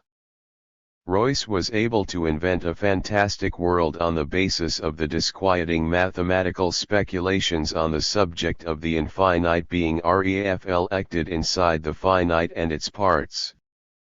This is what interests me, and this could open a new line of research and writing after my forthcoming book on Derrida. Translated from the French by Constantin V. Boundas and Susan Dirkton. Contributors is an associate professor of philosophy and chair of the Department of Religion and Philosophy at Roanoke College in Salem, Virginia. His most recent books are Death and Desire in Hegel, Heidegger, and Deleuze, 2007, and True Freedom, Spinoza's Practical Philosophy, 2009. He is the co-author with Paul Hinlicky of Rethinking Philosophy and Theology with Deleuze, a New Cartography, forthcoming in 2013.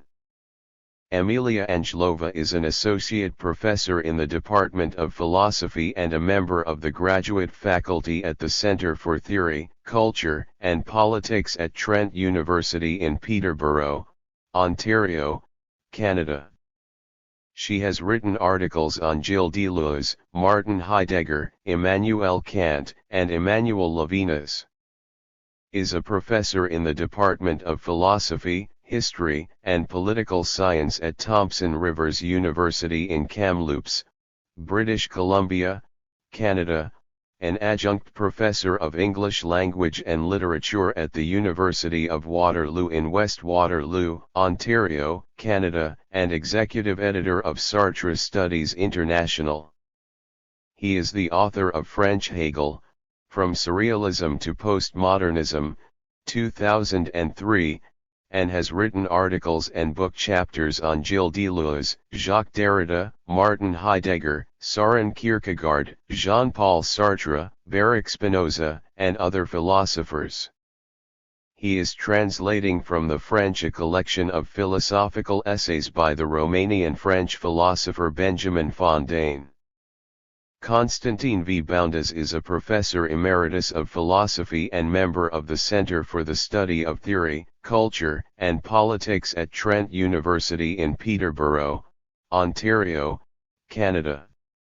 His recent books include Deleuze and Philosophy, 2006, Columbia Companion to the 20th Century Philosophies, 2009, and Gilles Deleuze, The Intensive Reduction, 2009.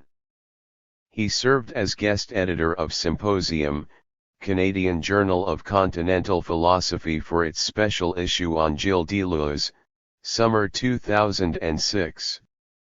His translations from the French include Deleuze's Empiricism and Subjectivity, 2001, as well as Variations, The Philosophy of Gilles Deleuze by Jean-Claude Martin, forthcoming in 2013. Is a professor in the Department of Rhetoric at the University of California at Berkeley.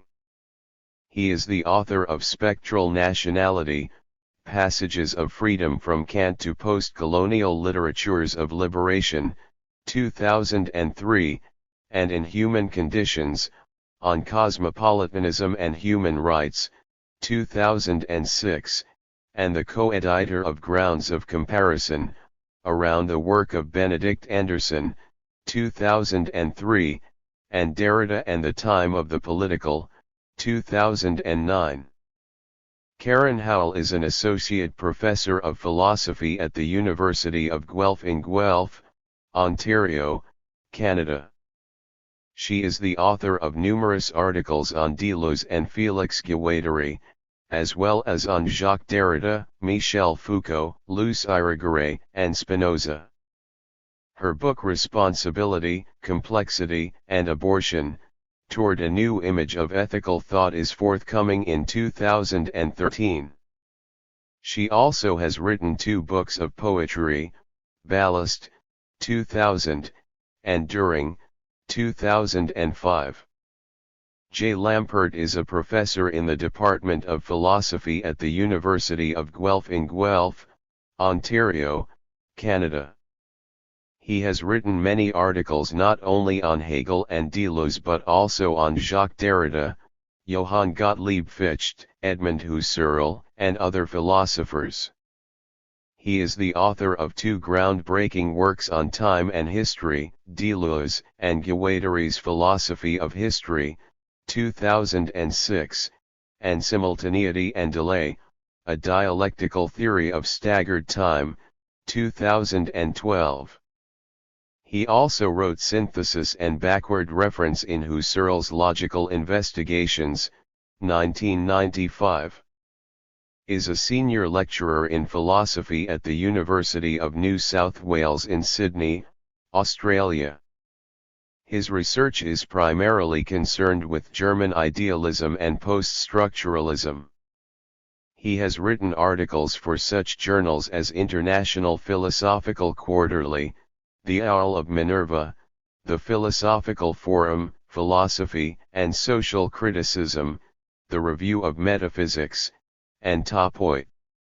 Jean Clet Martin is a professor of philosophy at the Collège International de Philosophie in Paris. He is the author of several books, the most recent of which include Un intrigue criminelle de la philosophie, Lire la phénoménologie de l'esprit de Hegel, 2010, Breviaire de l'éternité, Vermeer et Spinoza, 2011, and Deleuze, 2012. His book Variations, La philosophie de Gilles Deleuze was translated into English by Constantine V. Boundas and Susan Dirkton as Variations, The Philosophy of Gilles Deleuze, 2011. Is a Presidential Distinguished Professor of Philosophy at the University of Guelph in Guelph, Ontario, Canada. His research extends from ancient philosophy through Hegel to contemporary European philosophy.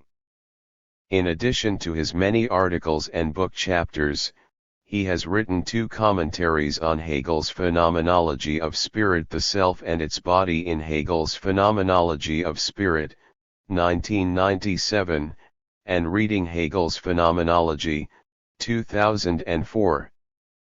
His other books include Human Experience, 2003, which won the Canadian Philosophical Association / Broadview Press Prize, and Bearing Witness to Epiphany, 2009. And Savanyargas is a professor at Université Paris West, Nanterre La Défense, and the director of the Department of Philosophy. She specializes in French contemporary philosophy and has written numerous books and articles on Deleuze, including one recently translated into English, Deleuze and Art, forthcoming in 2013. She serves on the editorial boards of the French philosophical reviews Multitudes and Chimères. Is a senior research associate at the Fonds National de la Recherche Scientifique de Belgique and a professor in the Institut de Philosophie at the Université Libre de Bruxelles in Brussels, Belgium.